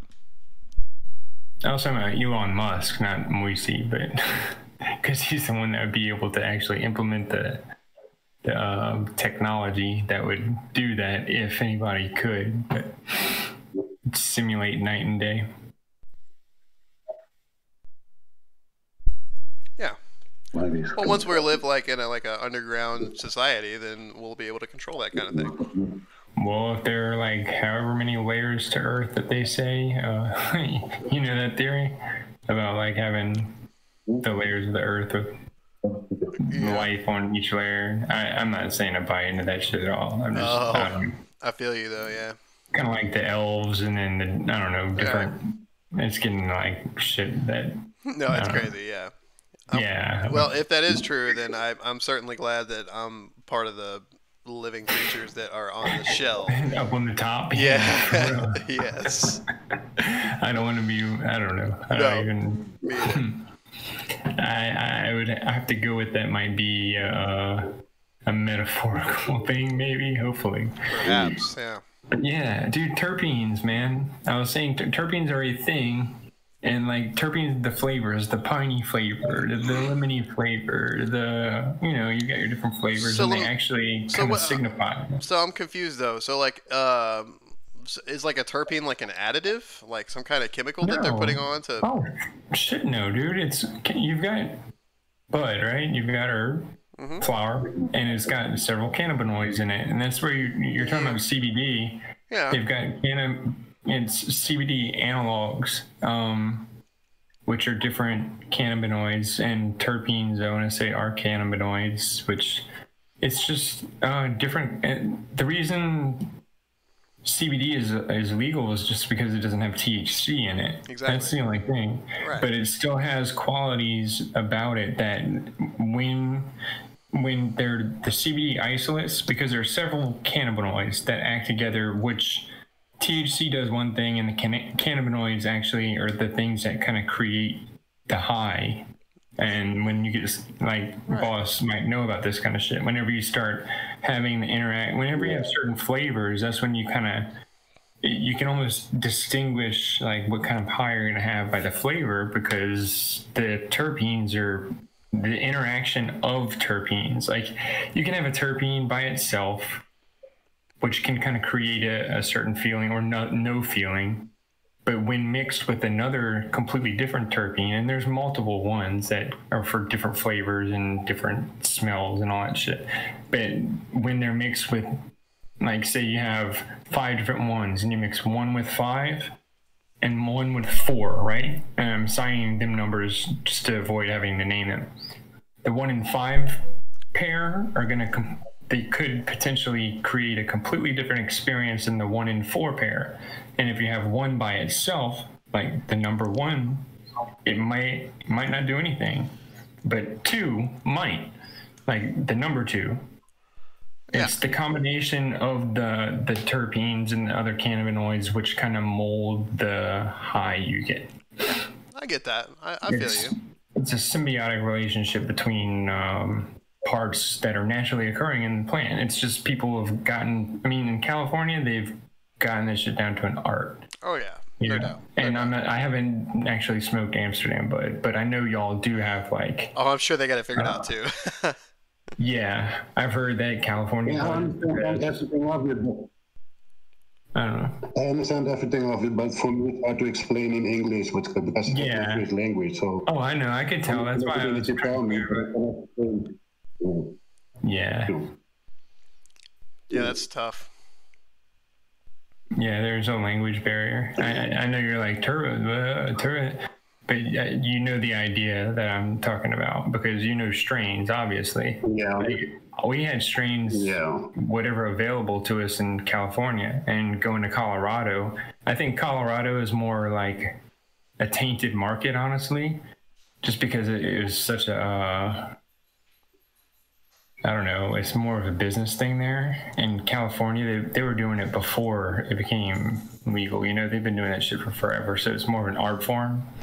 So that's my take on, like, bud in the U.S., but it really just depends on the grower. Like, but you're going to get, generally, your, like, outdoor from California, Northern California especially, is going to be much cleaner and organically grown. And the indoor as well, but...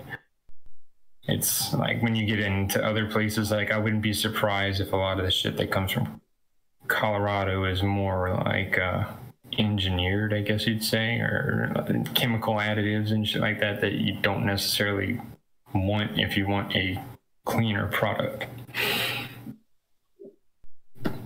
So I don't know. That's just my spiel.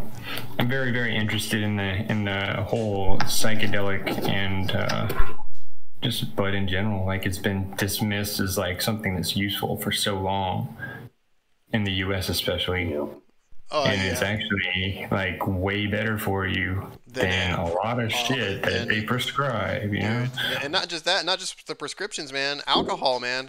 Well, yeah, exactly. Fuck alcohol, in my opinion. I mean, and no offense to anybody that drinks, really. But I just like, I can't with it, man. I can't with it. Like, I mean, so many people. I mean, around here, dude, it's like it's rampant, man. I mean, goddamn. It's I mean, America. well, of course, it's America. You get it, but I We mean, drink and drive all the time. dude, yeah, and that's the thing. Like, and it's like, But you live in Virginia. See, it's not like that in California there. Dude, Yeah. you can't have an open container over there. Here we can have open containers. We're not legally allowed to drink and drive, but it's not fucking taboo. It's not at all. crazy, man. But in California, you can't smoke a cigarette on the street. You can smoke a fucking joint and really not be as bothersome to anybody. Right. It's fucking weird. Yeah, that's a little crazy. Yeah, it's just, I mean, I know so many people, like so many of my friends, dude, are just straight up alcoholics, and like they just become different people, and like, and driving around and shit. It just sucks, man. I hate it. Yeah, there are better things. The way I look at it, I've done everything under the sun, dude. I've had my experiences. Sure, man. Sure. But I've come to realize that there are a couple of things that are worth doing. Some things are beneficial. Right. I get that. And I like how the technology, like I posted up in the main or in the box thing, mycelial network, like mycelium. I don't know if you know what that is, but it's like the underground network that connects mushrooms. If you look into it, it's really fucking interesting. I was actually, just as you said that, I came across your message in the box. Terpene and mushroom, mycelium and copper wire. Yeah, like there's a network underground, and wow, this mycelial network actually communicates with other plants and stuff like that. So it runs for miles. Like when I say miles, it could run for hundreds of miles actually. Right. And if you go to the Amazon, or if you're talking about the Amazon, and it's not just psychedelic mushrooms, it's mushrooms in general. They have this underground network of that white fuzz, and what it does is like you could step on the earth 3 miles from a spot, and it's kind of like a signal will be released super fucking quickly, and say there's a tree, all right, decaying and it has this disease, because trees and plants can have a disease, right? It happens. Then the underground network of mycelium can actually communicate and send kind of a message, so to speak, to the tree or the plant miles away, saying, hey, throw up your guard for this because this is this far away. And that's how that works. So I look at that, and I look at the internet and like the connections, and that's what the two pictures are. One's the internet and networks just in general, and then you look at the one below it, and it's white fuzz, and it's way more I don't know, it's like everything is connected to everything. It's way more peer-to-peer, if you will. Like there's singularity. Yeah, so they're like just because you have a mushroom popping up in one place, the whole organism is actually underground and could be popping up in another place at the same time, and it'd be the same exact organism. That's insane. They're not separate, just a fairy ring pops up over here doesn't mean it's different than the one over there. It's a very interesting thing, actually. And technology actually goes very, very hand in hand with psychedelic use. So, yeah. Just looking at this right now too. We have, 8 hours and 40 minutes until the halving, and there are 56 blocks left to be mined. See, I need to learn more about what even all that shit means. I understand that. I know what happens in the halving process, or when it happens. I understand the reward is cut in half for mining. Yeah. But I don't really understand much more than that. I've kind of been led to believe that because of that, the inflation would occur, sort of. But that's, I guess, theoretical. I don't know. I know about computers and shit, but I don't really know much about the whole. Bitcoin's more abstract to me than the shit I do. Yeah. So I don't exactly know how this. Because you're right that you do it's hard to put in words, and you want to think you understand it, right? Right. No, that's exactly right. You see so much like quantum physics kind of shit put out there, and all these graphs and shit. And I'm like, what the fuck, dude? This is like. Yeah. No, I get it. I kind of can make some sense of it. I see patterns, but I don't know exactly what they mean. You know? Yeah. So. I'm just reading this really quick. There will only ever be 32 Bitcoin halving events. Once the 32nd halving is completed, there will be no more new Bitcoins created, as its maximum supply of 21 million will have been reached. So, not only does the mining reward get cut in half, which specifically at this halving is going from 12.5 BTC to 6.25 BTC. But they're also introducing more Bitcoin into the network, I guess. That's what I've heard with BTC. Yeah, they're supposed to add like 20, or I don't know what the number was, but it was something like that in incremental times or something like that. This is what I don't totally understand, though, because this says once the 32nd halving is completed, there will be no more new Bitcoin created, as its that's the original idea. Right, but there's already 21 million that exists right now. So that's what I don't get. I thought we had reached the 21 million mark as well. Then we have. So we have a max supply of 21 million with a circulating supply of 18.374. So maybe that's what that means, though. Is that the circulating supply is the one that matters? But I mean, I don't understand where those 2.6 million Bitcoin are right now. I don't get it. Well, is that the shit that's parked by Satoshi? Is that what it's supposed to be? But that was only that's only a million though, right? And that would still technically be. I have no idea. That still would technically be part of the circulating supply, though. I mean, even if it's parked, it still exists and ready to roll. It exists, but it's not circulating. Yeah, I mean, I just don't know how that's. I don't know what that term necessarily means. You know what I'm saying? Yeah, I agree. I'm not like. I guess my thing is, I'm arguing. I'm kind of. No, I know. Shooting the idea because I don't really know and seeing what you think. I don't really either. I don't either. And it could be. I mean, it could be that $1 million of that is parked Satoshi money, but I just don't know. Again, I don't know.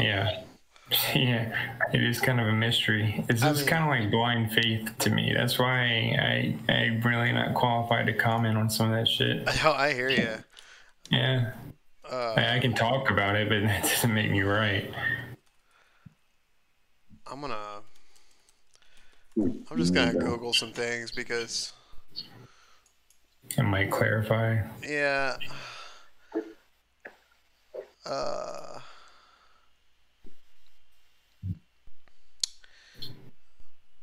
I feel like there's just so many schools of thought or like theory. Here's the thing: where's the proof that Satoshi, whoever he is, assuming it's Craig, right?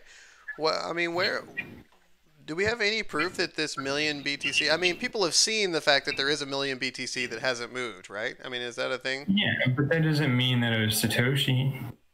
Right.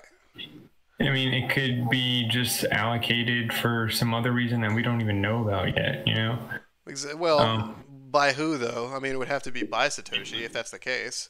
I mean, I've heard theory that it could be AI. Oh yeah, I love that theory. That's my favorite theory. I do like that theory too. It's like technology kind of course correcting us because we created it. Self-aware AI quantum computing from the future. I mean, that's the ultimate answer here. I mean, yeah, and I think that's what some people do get into, like, and kind of like DeSantis type shit, But I think of Deus or whatever it is like I look at that as like the person is the computer and he is programming the person, and because the operating system has not been released as far as I know, I think the operating system is what he's installing in people's minds with his social engineering, so to speak, or whatever, because he's essentially putting out ideas that people believe in. And I think a lot of people don't really understand it, but they act like they do and buy into this idea that I'm not saying it's sort of, I was seeing there are several things that I didn't know whether I was going to cover or not, because I didn't know who was going to actually come through on my end. So I was like, all right, well, I can get into all kinds of shit. I can get into like, I don't want it to get flagged. So there's certain shit that maybe I shouldn't do. But one of those things did have to do with kind of getting into people getting programmed, and we are a product of systematic programming over time, and radio programs, video, TV programs. And I don't know how old you are, but I remember my grandparents talking about TV programs, and like the term program comes from, you know, a routine that people get put in. Kind of way. I don't think, and I was going to get into conning somebody. Is, you know, conning somebody a bad thing if they're doing it for a positive outcome, and kind of like getting into some philosophical kind of shit, you know. It's kind of like, is lying good if it's for the better, and where do you draw the line and all that kind of shit? What's for the greater good? But I didn't know if that'd be too heavy, you know. So I just went with more letting other people kind of take the reins. Because, dude, I've gone down some rabbit holes, and I usually don't go as deep as I have the past 2 days. I don't know why I have. Because I've been very sober, actually. I've been out of bud. You gotta lay out that reefer, bro. That's all there is to that. Dude, I really, honestly, I don't smoke that much. Like, I'll get I believe like you, an eighth or so about a week, you know? I believe you, bro. Yeah. I rabbit hole because I get into technology and reach. You mentioned how old I am. I think that you and I are actually really close to the same age. Yeah, I'm 34. So. Oh, okay. Well, never mind, you old ass. Yeah, I mean, I'm a little older. I'm not. It is what it is. Makes me I didn't realize. I actually thought you were a little younger than that. Not much, but. Yeah. No, I mean, Mason's, I think 26 or 28. Right on. Yeah. So. Yeah, I'll be hitting the big 29 this year here in a couple months. Yeah. I remember when I stopped remembering what age I was. Dude, I couldn't figure it out the other day. I was like 25, 26. I know, 30, man. 34. I could not figure it out the other day, I swear. I don't know how that happens. It seems like it's a common occurrence with like everybody. Like you just eventually. The dude that y'all interviewed the other night, he's like, I think I'm whatever. I'm 30. Exactly. The blonde dude. Yeah, Degan, man. Yeah, him. Yeah, no idea. That's what I mean. It's such a common thing. Yeah, Isn't and that weird? I was like, dude, I'm not the only one who's like that. That's okay, cool. It's like a lot of people are like that, you know? Like I swear to God, if you like ask like, you know, older members of your family, just walk up to them and be like, hey, how old are you? They're probably going to have to like, you know, like do the math on it. It's a weird thing.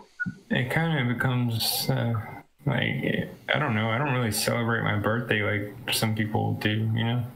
It's another day to me. I've always worked on my birthdays. I've never had days off, but I've been in the restaurant industry. They're not really forgiving, so. Yeah.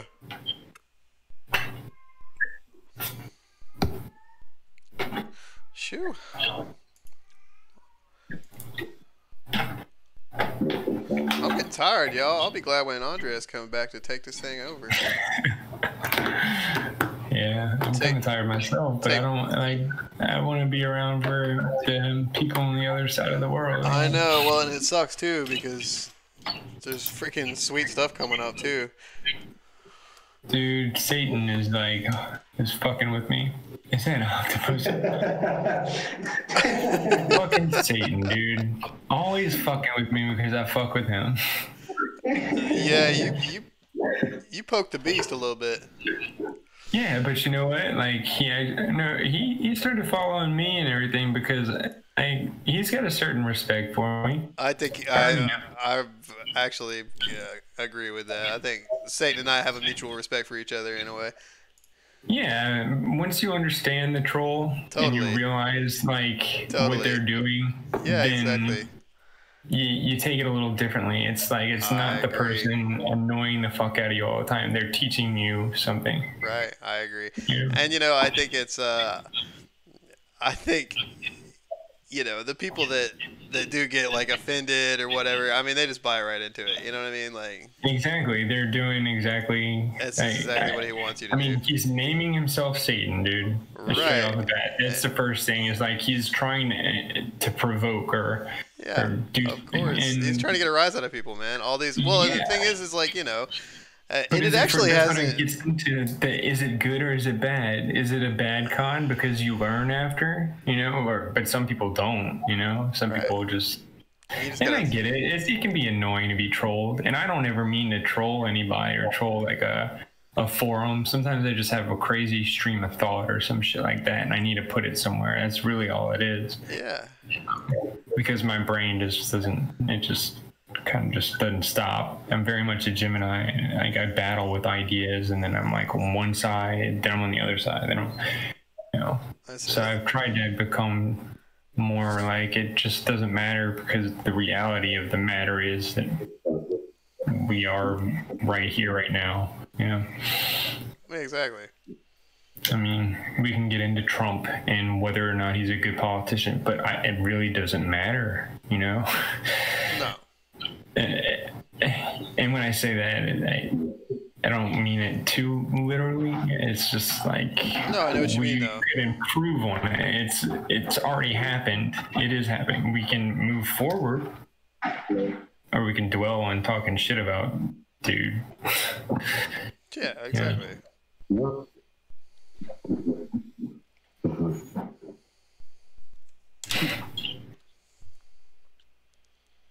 I'd like to think we are moving in a more unified, like worldwide thing, and this is that thing, because there's so many ways to connect. I don't agree that 4G is capable of doing what 5G is. I don't. So funny, but man. I don't know what I think about it though, as far as safety. I don't.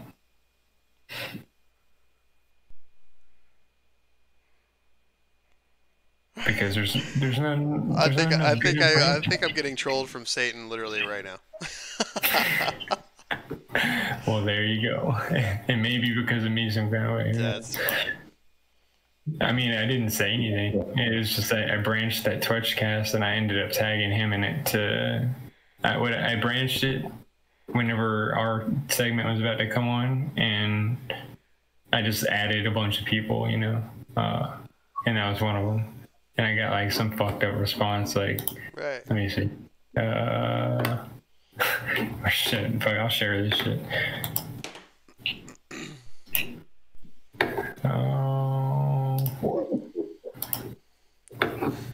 What you got? Something good for us?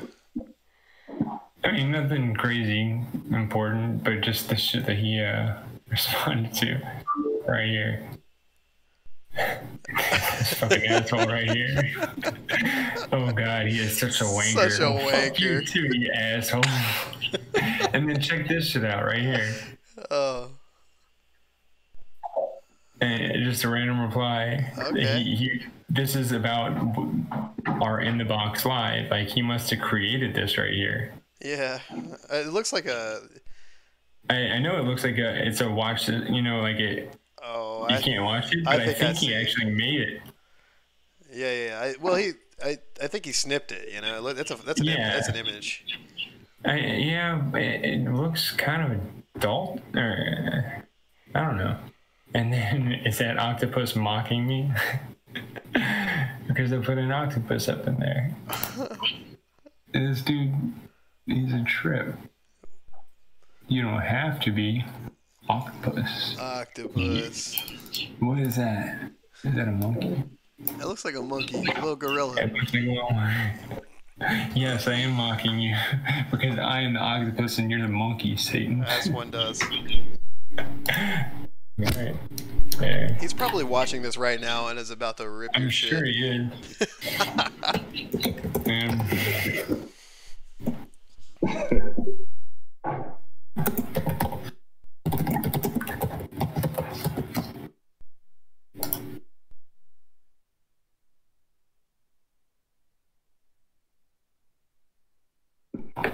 I'll see what happens with that. I know we'll get a pretty immediate response on that one.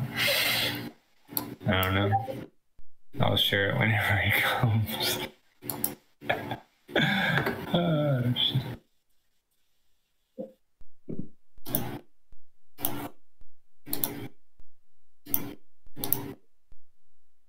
So, yeah, coming up on 8 hours and the end of part 1. Jesus. Israel.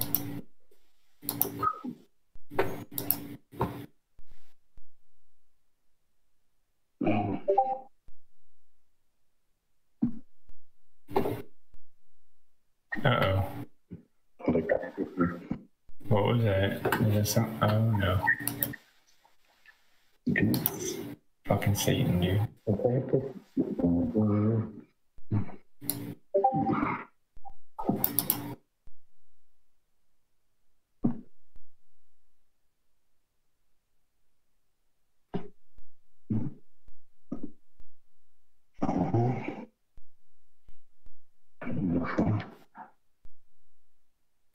Yeah, he really has grown on me, though. I gotta tell you. Yeah, about Satan? Yeah, man. Do you think Satan is Yo Mama is fucking like? I feel like it's multiple people. Yeah. Or multiple. Totally. Because Yo Mama definitely has like a similar kind of way of doing shit. And But wait. Wasn't Yo Mama actually Satan though? Wasn't that the same user number? Yeah, I'm pretty sure. Like that's why He just changed. He just keeps changing his name, dog. Dude. He's changing his name Yeah. constantly, dog. He was Mother Teresa and Vader and all this other shit. You know? No, but they both exist at the same time. Like you can look up Yo Mama and you can look up Satan, and they're two separate accounts. But I do think that they flip flopped. Perfect. Yeah, I think that just because it's like a thing to fuck with somebody, you know? Yeah, of course, dude. It's kind of a joke, as well as mypheasant.com 6940. I mean, I think that might be him too. Okay, yeah. Like it just kind of I almost thought of doing some kind of shit like this, and I actually had a crazy theory at one point that it was actually Randy. Yeah. You know? I could see it being one of the developers, like, kind of performing tests in a certain way. I know. Well, and you know, the thing is, too... And they've done it before. I know that I think I'm wrong about this, but I think that there's a chance that Meme God is one of those guys, too. Yeah. Like, I think Meme God... There's no real harm that they are trying to... No, I think it's cool. Think that. Because... I mean, but I think it easily could be. It could easily be freaking Moisty or Randy or Harry or any of those guys. I don't think it's Moisty. It's I not don't see Moisty as being as much of like into the code part as much as he is into the. No, I don't think it's Moisty either. The face kind of con part of this whole thing. He could be Meme God though. I really think he could be Meme God. I don't know enough about. I followed him. I think I just recently followed him, but I've seen him. Well, he don't do shit but post memes, dude. Yeah, I mean that's never been a thing that I've been that into. I mean, I think the shit's funny. Don't get me wrong, but I've never been a huge I didn't go searching for memes and all that shit ever. I just wasn't like that. I still am not like that. I enjoy it. Meme God's a winner, dude. Yeah, I'm actually looking at his shit right now. His shit's hilarious, dude. Oh god. The further you go back, the more funny shit you're gonna find. The pedo vibes, Violet. Yeah. Man, I swear to God, my favorite one. Hold on, I'm gonna actually try to find it. It's so worth it. It's the best freaking one ever. Oh shit, Elon Musk think I Josh Petty with like as young as fuck. What? Yeah, Meme God has it. I don't know if it's him. Joshua Hensley building a retro Twitch. That's not him, but it kind of is it? I don't fucking know. It looks like a younger version of him. Twitch updates, retro Twitch updates. What the fuck? I know. I'm telling you, man. He's got I'm gonna find this one, and I'm telling you, it's the best Meme God meme of all time. And it's not even that funny, but like the first time I saw it, I just lost my shit. Oh, you know who else I think is Satan? Or no, I think it's DeSantis actually. I think DeSantis is hanging around still. Yeah, I don't think that's Satan though. No, I don't think so either. I was gonna say, where the fuck is his name? It's like his name has got spaces in the name. Every letter is a space between it. It's like angelic or some shit like that, or I don't fucking. I know you've seen it. Aquaman. Sorry. Oh yeah, I've seen that one. I don't know anything about it though. I don't either. I'm not positive, but like there's certain things about it that are... Right here, dude. All right. You have to look at the. Are you watching the YouTube stream right now at all? I can pull it up right now. Yeah, pull it up because I'm just gonna broadcast it over there.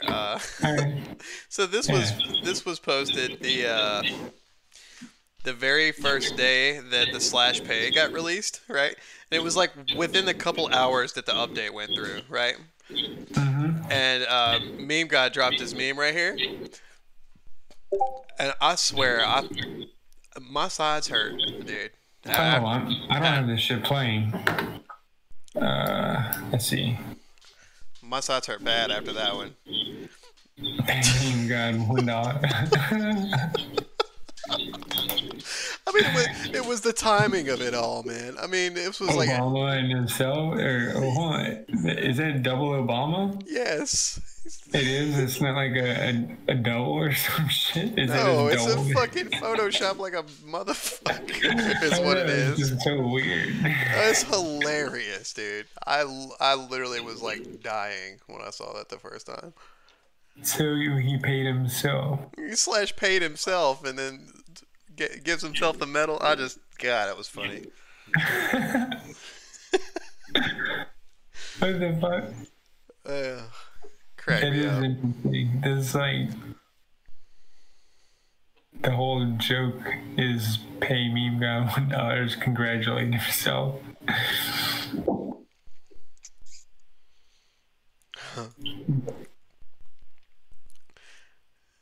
It's funny. Oh yeah, that retro Twitch updates. That's great right there.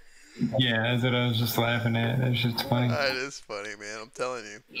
It's just, I mean, it's stupid, honestly, but it's just like kind of classic, you know? It's simple, I should say. So stupid. Yeah, it's just it's like, oh yeah, as opposed to Twitter or Twitch updates coming. Retro Twitch, fucking right. That's hilarious. Oh. Yeah, I ain't gonna lie, I'm kind of getting tired. I know. Where are you at, Andre? You got to take a stream, dog. Dude, he's not coming back. Dude, if he doesn't, I'm gonna rage quit, dog. Can we talk about how this was totally his idea? Yeah, I've heard that. Yeah, no. I'm sure. No. As far as I can tell, this has been a joint effort. Oh, there's been joints involved. I'll give you that. Yeah. As far as the idea, I don't know. I mean, I've had ideas that where this can go, and like I didn't know that this was the idea that I guess he had or y'all had, but to make this an actual network for real, to go indie network kind of style with, you know, and run it 24 hours a day, but kind of work on it and progress and I guess, work towards perfecting it, you know? Yeah, and I definitely don't think we need to be in a 24 hours a day, all day, every day kind of situation. Well, I'm thinking of it as like growing it to the point to where you have subsegments that. Sure. Yeah. Actually, like if it were a if it were a TV. Yeah, if it were a network, then sure. But I mean, Well, that's what I'm talking about. Well, Yeah. I hear you. Yeah. I just that's such a long way away, and I just don't. Ultimately, I just don't know if the content is there. I mean, I don't know if cryptocurrency is that fucking interesting, frankly. Well, it doesn't have to be. That's the thing. You're thinking about it the wrong way. This doesn't have to just be about cryptocurrency. Well, I mean, I know, but that's sort of what the whole thing is built on a little bit, you know? Yeah, but then you're just marketing to yourself. Well, that's already what we're doing. Well, exactly. That's my point. I mean, yeah. You're in the box. Why not be out the box? I hear you, man. And I'm not criticizing in any way because, like, this is awesome. And I get marketing to yourselves as well. I'm not saying change that format. I'm saying to bring other people in to market to. No, I hear that too. You know, that's how I mean it, I should say. You know? Ultimately, it just feels like for me that we don't really have. How do I put this? There's not quite the market yet for what we're doing. I get that. It's a lot of time and a lot of energy that goes into it that I already know. And like, you know, the general population, and I mean that in a very liberal sense too. I mean, fucking everybody. Nobody understands this, right? Yeah, they don't understand when it starts getting into certain shit to do with Bitcoin, but like if you incorporate that and also branch like an idea off of this. I'm not saying get rid of this idea. I think it's even worse than that though. And I'm definitely not ditching any idea or taking my foot off the gas in any way. But I am saying that I mean, seriously, as soon as you mention crypto or Bitcoin, I mean, it turns a lot of people away. People are scared of it, legitimately. Absolutely, it does. So, it's hard. They're like, oh, this is a con, or this just doesn't make sense, or this is whatever. And especially within that, even within a crypto, it's certain communities only, like, they're very cliquish. Yeah, I mean, it's an uphill battle, dude. It's a total uphill battle. I mean, you know, we knew going into it that it would be. I mean, you can't make a show. We're a cult within a cult within a cult within a cult. So I mean, we knew that we weren't gonna have. You know, I mean, we could have easily made a meme shit posting channel and got 1 million subscribers and gone on with our lives. But yeah, not really what we were about. Yeah, I like the idea, dude. I do. I mean, I think it's being done well, and it's at a good place, and it's. Yeah, I agree. Like, in as far as progress goes, like, you've got 21 watching people right now. I mean, how active they are in chat, and if they just have it on their screens, you know, probably 7 people or so are actually actively involved right now. Between chat and like really watching it, maybe, and just not chatting. Yeah, and that's fine. People probably have it on in the background. Some people might have left it on, you know. But and, you know, I like lurkers, man. It's cool. Community and in a sub community within a sub community, like you said, like a cult within a cult within a cult. Totally. That's a lot of people. No, it is. It really is. And you know, to be as niche as we are, I mean, I don't think it gets much more niche than this. No, it doesn't. It really doesn't. It really doesn't. So I mean, it's a niche within a niche. And I feel like the people, you know, in other channels, other kind of productions that I've worked with and things like that, you know, you have people that will come on, they'll subscribe to your channel, they'll watch one video, they'll say one shitty comment, and then that's the last time you ever hear their name, right? Yeah, but here everybody's stuck around. Yeah, I mean, that's the thing, is that we don't have a ton of subscribers. I mean, I could seriously dedicated ones. Yeah, but they're loyal and they're here and they care, you know. Well, that's why I'm here, dude. Like, dude, I don't want boss to be fucking left out because he's not living where we are, you know? Fuck that. Oh, exactly. I might have to crash out eventually, and honestly, like, I really want to stats this shit, and I'll be awake for it. Oh, I know. I'm actually really bummed about the next few because I am going to try to get some sleep, but I'm going to try to stay awake and catch as much as I can. Haven't actually heard from TK Coleman, who's supposed to be taking over this show here in 3 minutes. Yeah, actually, boss is missing from the lineup right there. No, From he's 3 to 7. No, you're still here. Oh, he's here. He's saying. No, I know. I'm saying I know he's there, but like I'm looking at the YouTube page. It goes from 11 to 1 to 3 to 7. Okay, so yeah, that says part 2 and part 3, doesn't it? I'm in part 1 right now. Yeah, so they're 8-hour sections, Okay. right? So there's 4 2-hour blocks in each part video. You dig? Well, why does it go from 11 to 1 to 3 to 7 to 9 to 11 to 1 to 3 to 5? I don't know what it is that you're looking at, frankly. Why? Look at the YouTube page. Look at the actual YouTube page, and then look at it's just you forgot to throw his name up in there for the 5 o'clock slot. I just noticed it. I don't know. I was just looking at it because I was looking at who's next. Oh, guys, what's happening? Can you hear Hey, TK, what's going on, man? me? Hey, man. What's going on, buddy? That is awesome. Yeah. Is your relief here? One second here, guys. Give me a second here. No, you're fine. Take your time. I got the stream keys set up, Gage, for the other one. Dre, why don't you just go ahead and start streaming, and then I'll end mine on my end, and we'll do the handoff. Okay, let's see if we could kick the. I'm assuming we can duel. Link. And let's see if this works. Connect stream. Guys, I just want to send. So what do I need to send Derek? There should be To get him into this room, you mean? Yeah. So I've actually given him the role. All he has to do is click on this room, and he should be able to get in. Okay, hold on a second. I've given him the permissions. Permission has been granted. Permission has been granted. That's it, man. Access granted. Yes. I got the root access. So what, are we live right now, or am I just like in the waiting room? Oh yeah.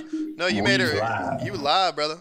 Straight up. Oh man, well, on both. The other stream should be started right now as well. So if you want to keep this one going on for like 10 more minutes, Gage, or something like that, so we could get people over to the other one. Yeah, let me go ahead and I'll put a link in. Yeah, if you could put a link in this chat, that would be fantastic. Yeah, I'm working on that as we speak. The other one is live already, and it should be coming in there in a moment. So information creation. All right, part 2. TK? I'm trying to figure out who. 1881. I'm not sure. Information creation. Where can I tune in?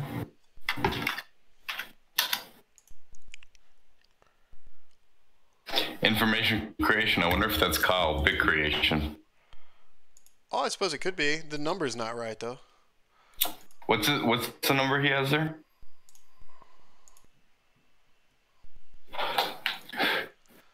If you want, put like copy and paste that link into the same Twitch that we can have.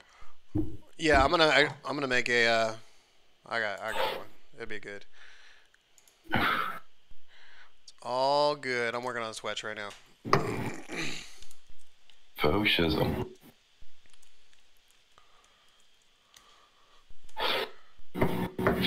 All right, hold on. Let me fix the OBS up a little bit.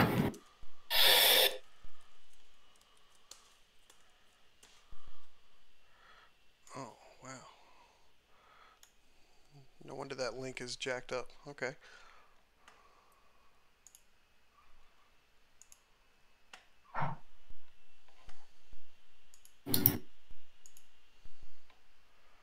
can't believe we're going live on 2 videos at the same time right now. I didn't know if I know. do that. I was just thinking about that as well.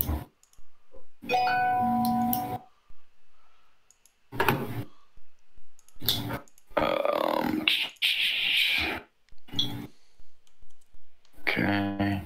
Watch stream inside out. Okay, there's TK. TK, if you want, go ahead and try. Are you planning on sharing screen? Are you planning on sharing screen or? No. Can you hear me? Yeah, I can hear you. I'm not. I'm gonna be rolling just like this, radio style. Is that cool? Sweet, man. Love it. Man. You want that image that you sent me? You want me to put that up, or are you planning on using video, or just like you said, radio style, right? Yeah, just radio style. So that's cool. I have a little profile pic of me on the user. Is my sound coming through clear? Yeah, you sound great, man. I got some coffee. I'm ready to go. Up right now. Are you guys hanging out with me too? Yeah.